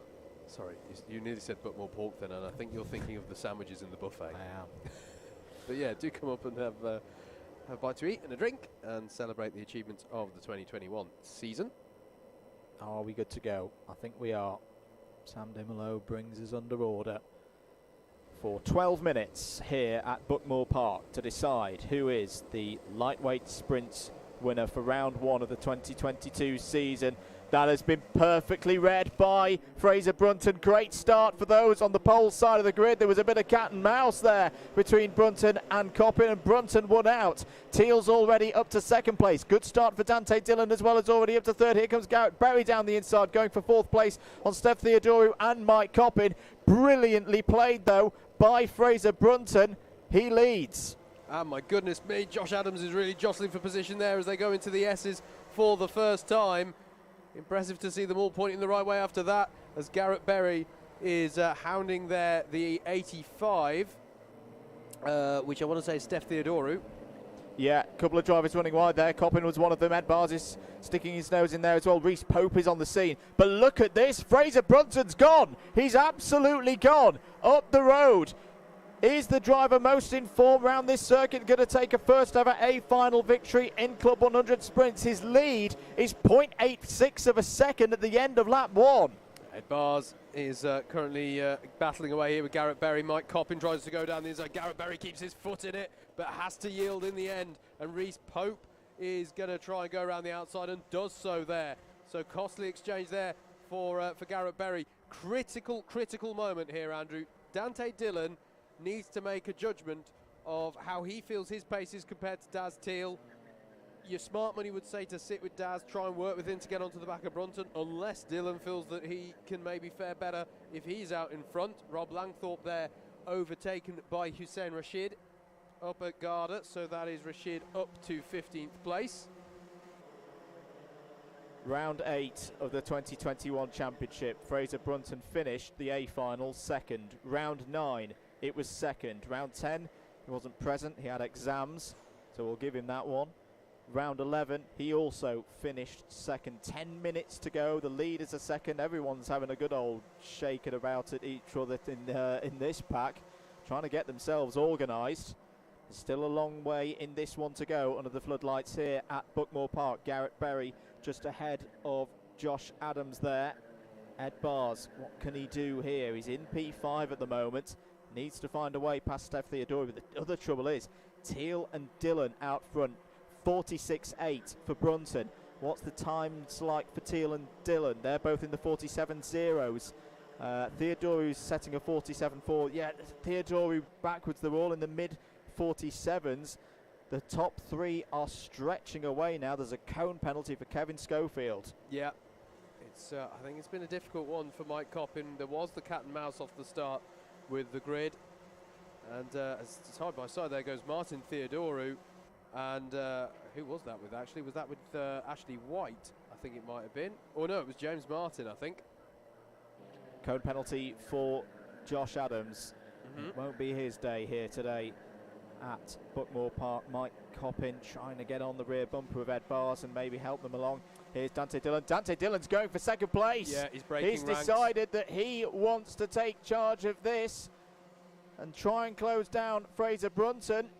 It has been a very good day for the current BUKC drivers. I was going to say, good representation here, isn't it? And the Nottingham Trent University youngster is dropping Daz Teal. Yep. He really is dropping Daz Teal. What can the fourth seed from 2021 do about this? He'll stay calm.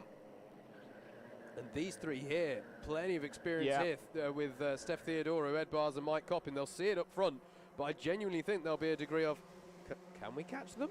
Because the pace here at the front is pretty good, gotta say. Lots of support coming in for Fraser Brunton, lots of his teammates from Cardiff University. Hello to John Ratcliffe. Ben Healy-Smith is here as well. They can't match it at the moment, Andrew. A 46.6 by Fraser that last time through, although the fastest lap of the race has actually just been set by Dan Seeger in 23rd place. Go for it, Dan. Why not? Fraser momentarily was purple in Sector 1 as well, but Josh Adams has just taken that away from him. The point being, Brunton is still pulling away from Dante Dillon and Daz Teal behind. Very even through the second sector. 7.5 minutes to go. There's a track limit warning for Garrett Berry, cart number 22. What's the pace like over the top of the hill? It's good. It's a new fastest lap of the race. A new fastest lap of the A final from Fraser Brunton. 46.604. However, Josh Adams has just beat that 46.532, but Adams is down in 9th, and we know already has a penalty. Yeah, absolutely. As I say, the experience showing here between Theodoru, Bars and Mike Coppin. They know that if they're going to get anything better than 4th place out of this, they need to work together for now, and they are slowly coming up onto the back of Daz Teal. I like this from Blakey. It's a BUKC 1-2-3. Daz is representing the University of Life. Oh, Code yes. penalty for Kevin Schofield. That's the second one, I'm afraid to say. Approaching the halfway point of this race. The lead is 2.1 seconds. The pace is very, very close between Brunton and Dillon out front, but the point still being that it's not quicker for Dillon at the moment. That gap is not coming down. Just looking further down, what's going on? We got, well, of course, Dillon's winning C2. Theodoru's second in C2. Garrett Berry at the moment is holding on to 3rd place, the final spot on the C2 podium. Halfway. Yeah, we are now in the second half of this race. And Steph Theodoru, this has been a really strong day for Steph Theodoru. He had a bit of a rough 2021, if he doesn't mind me saying so, but this has been much more like it from Steph Theodoru today. Did he make his endurance debut yesterday as well? Possibly, yeah. So, yeah, got himself properly bedded into this circuit. He was definitely in the endurance yesterday. Contact warning for Ashley White, the number 64. Again, the lead goes out. 2.25 seconds is now the advantage for Fraser Brunton. And another minute ticks by. Michael Preston, another BUKCer, has gained a position. He's got past Hussein Rashid for 15th place. Team Southampton will be happy about that one. Now, here's an interesting one. Reese Pope under pressure from Garrett Berry. I hope Garrett won't mind me observing that he hasn't been a driver who's wanted to work together so far today.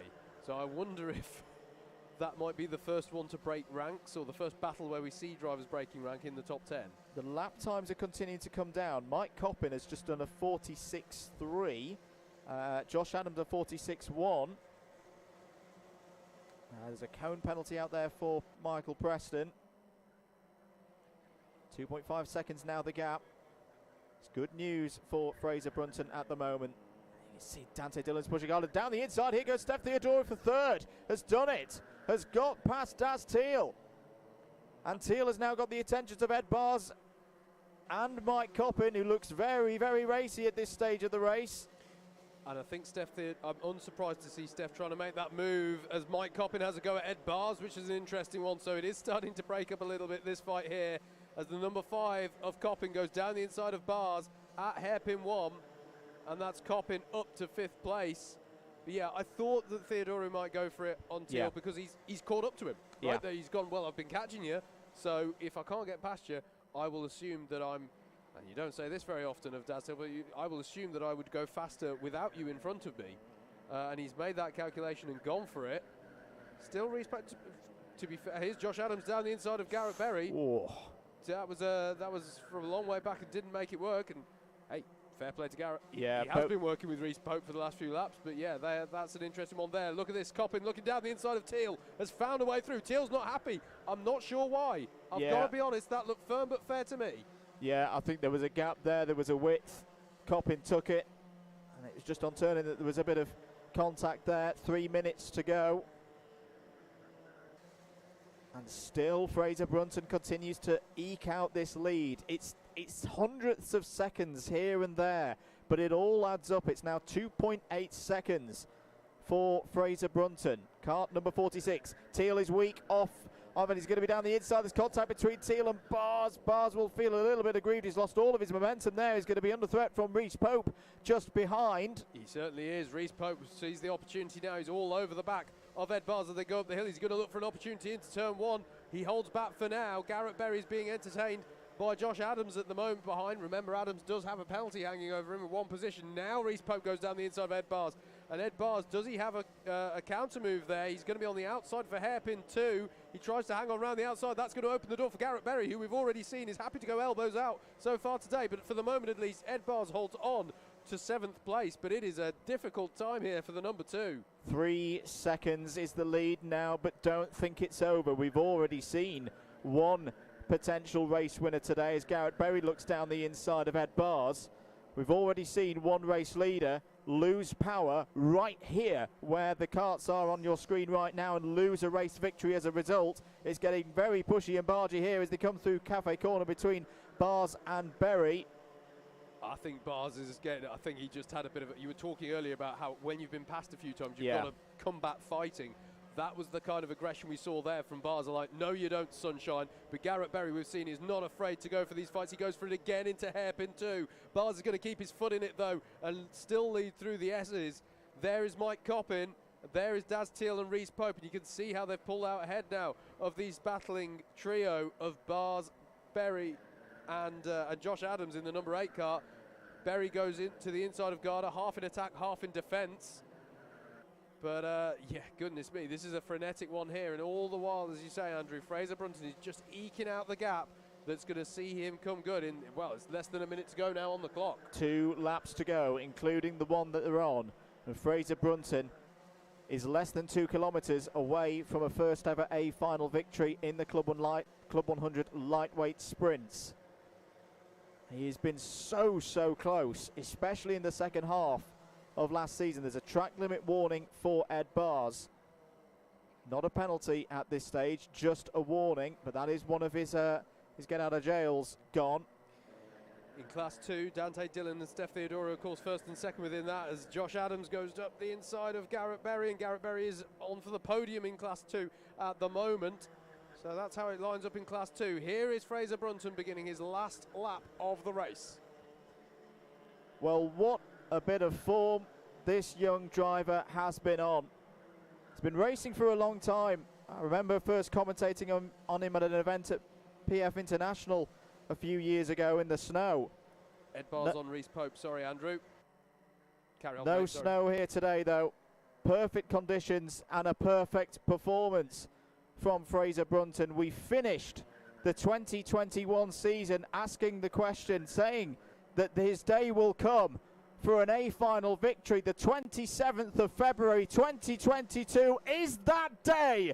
Fraser Brunton wins in a lightweight sprints A final in Club 100 for the first time and takes a maximum haul of points from Buckmore Park here today. Dante Dillon finishes a brilliant second place. It's the youngsters coming to the fore here today at round 1. Steph Theodoro finishes third. That has got to be his best result in a long while. 4th place and at least C2, second in C1 for Mike Coppin. 5th for Daz Teal, 3rd in C1. Ed Bars in 6th. And that will really capture the attention of the reigning champion who's not here today.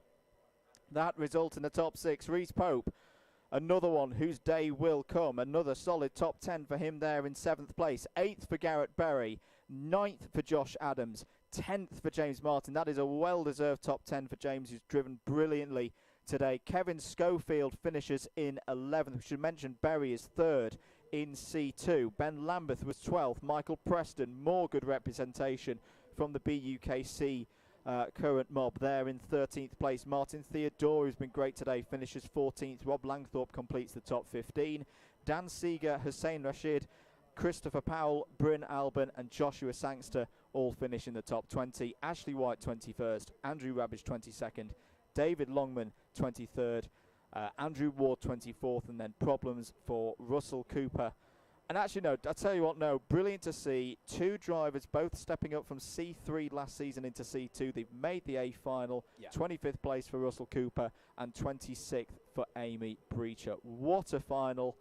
It's been coming. It really has been coming. Those 3 second places at the back end of last year in A finals, the form that we saw him on in the BUKC a few weeks ago, but finally Fraser Brunton he's broken that duck. He's got an A final win. Yeah, absolutely, and he made it look easy. In the end, you know, just started sprinting away at the front there, and you know, you're right. We do have some tinted windows on the room that we're in, so it looks a little bit darker.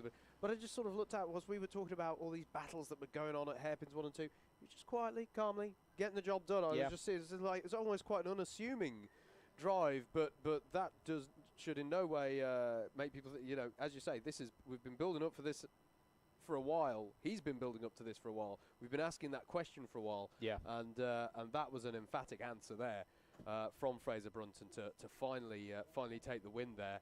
And I wouldn't have predicted that top 3 at the start of today. I wouldn't have predicted it. And I think that leaves us in store for a fascinating season in the lightweights. It definitely I mean, no disservice to the 3 drivers who were up there. I'm just saying. There were performances on merit, and you could go, I can see those happening again, you know, at other tracks later in the season. I'll tell you what, I'll put it to you this way. People's kart numbers at the top end roughly reflect where they finished last season. Yeah. Your top 3 were the numbers 46, 104 and 85, ahead of the numbers 5, 4 and 2. Yeah. That should tell you that there are drivers who've taken a step up here, and we're in for a cracker. Yeah, absolutely. Well, the next time you can see the Club 100 Seniors racing in sprints action on an Alpha live stream, apologies, you're going to have to wait till May, the 8th of May, when we'll be at Glanny Gores. There are rounds before that, though. The series will be at Wilton Mill on the 20th of March. And in fact, GYG is round 3, so you're not going to miss too much by the time that we get to GYG. In the lead up, more Club 100 action of a sim racing kind over on the DDMM YouTube channel this week. Wednesday night we'll have round 3 of the championship in the TCRs around Knock Hill. Round 2, the extended highlights of that will be coming out on the channel in the next 24 hours. And plenty more action as well, of course, on Alpha Live over the next few weeks. And don't forget the cadets and the juniors who will be having their first stream in a few months' time. We looked at them earlier. We will be back here at Buckmore Park for them on the 21st of May, and entries are open for that day, especially in the cadets, where there's a few more places.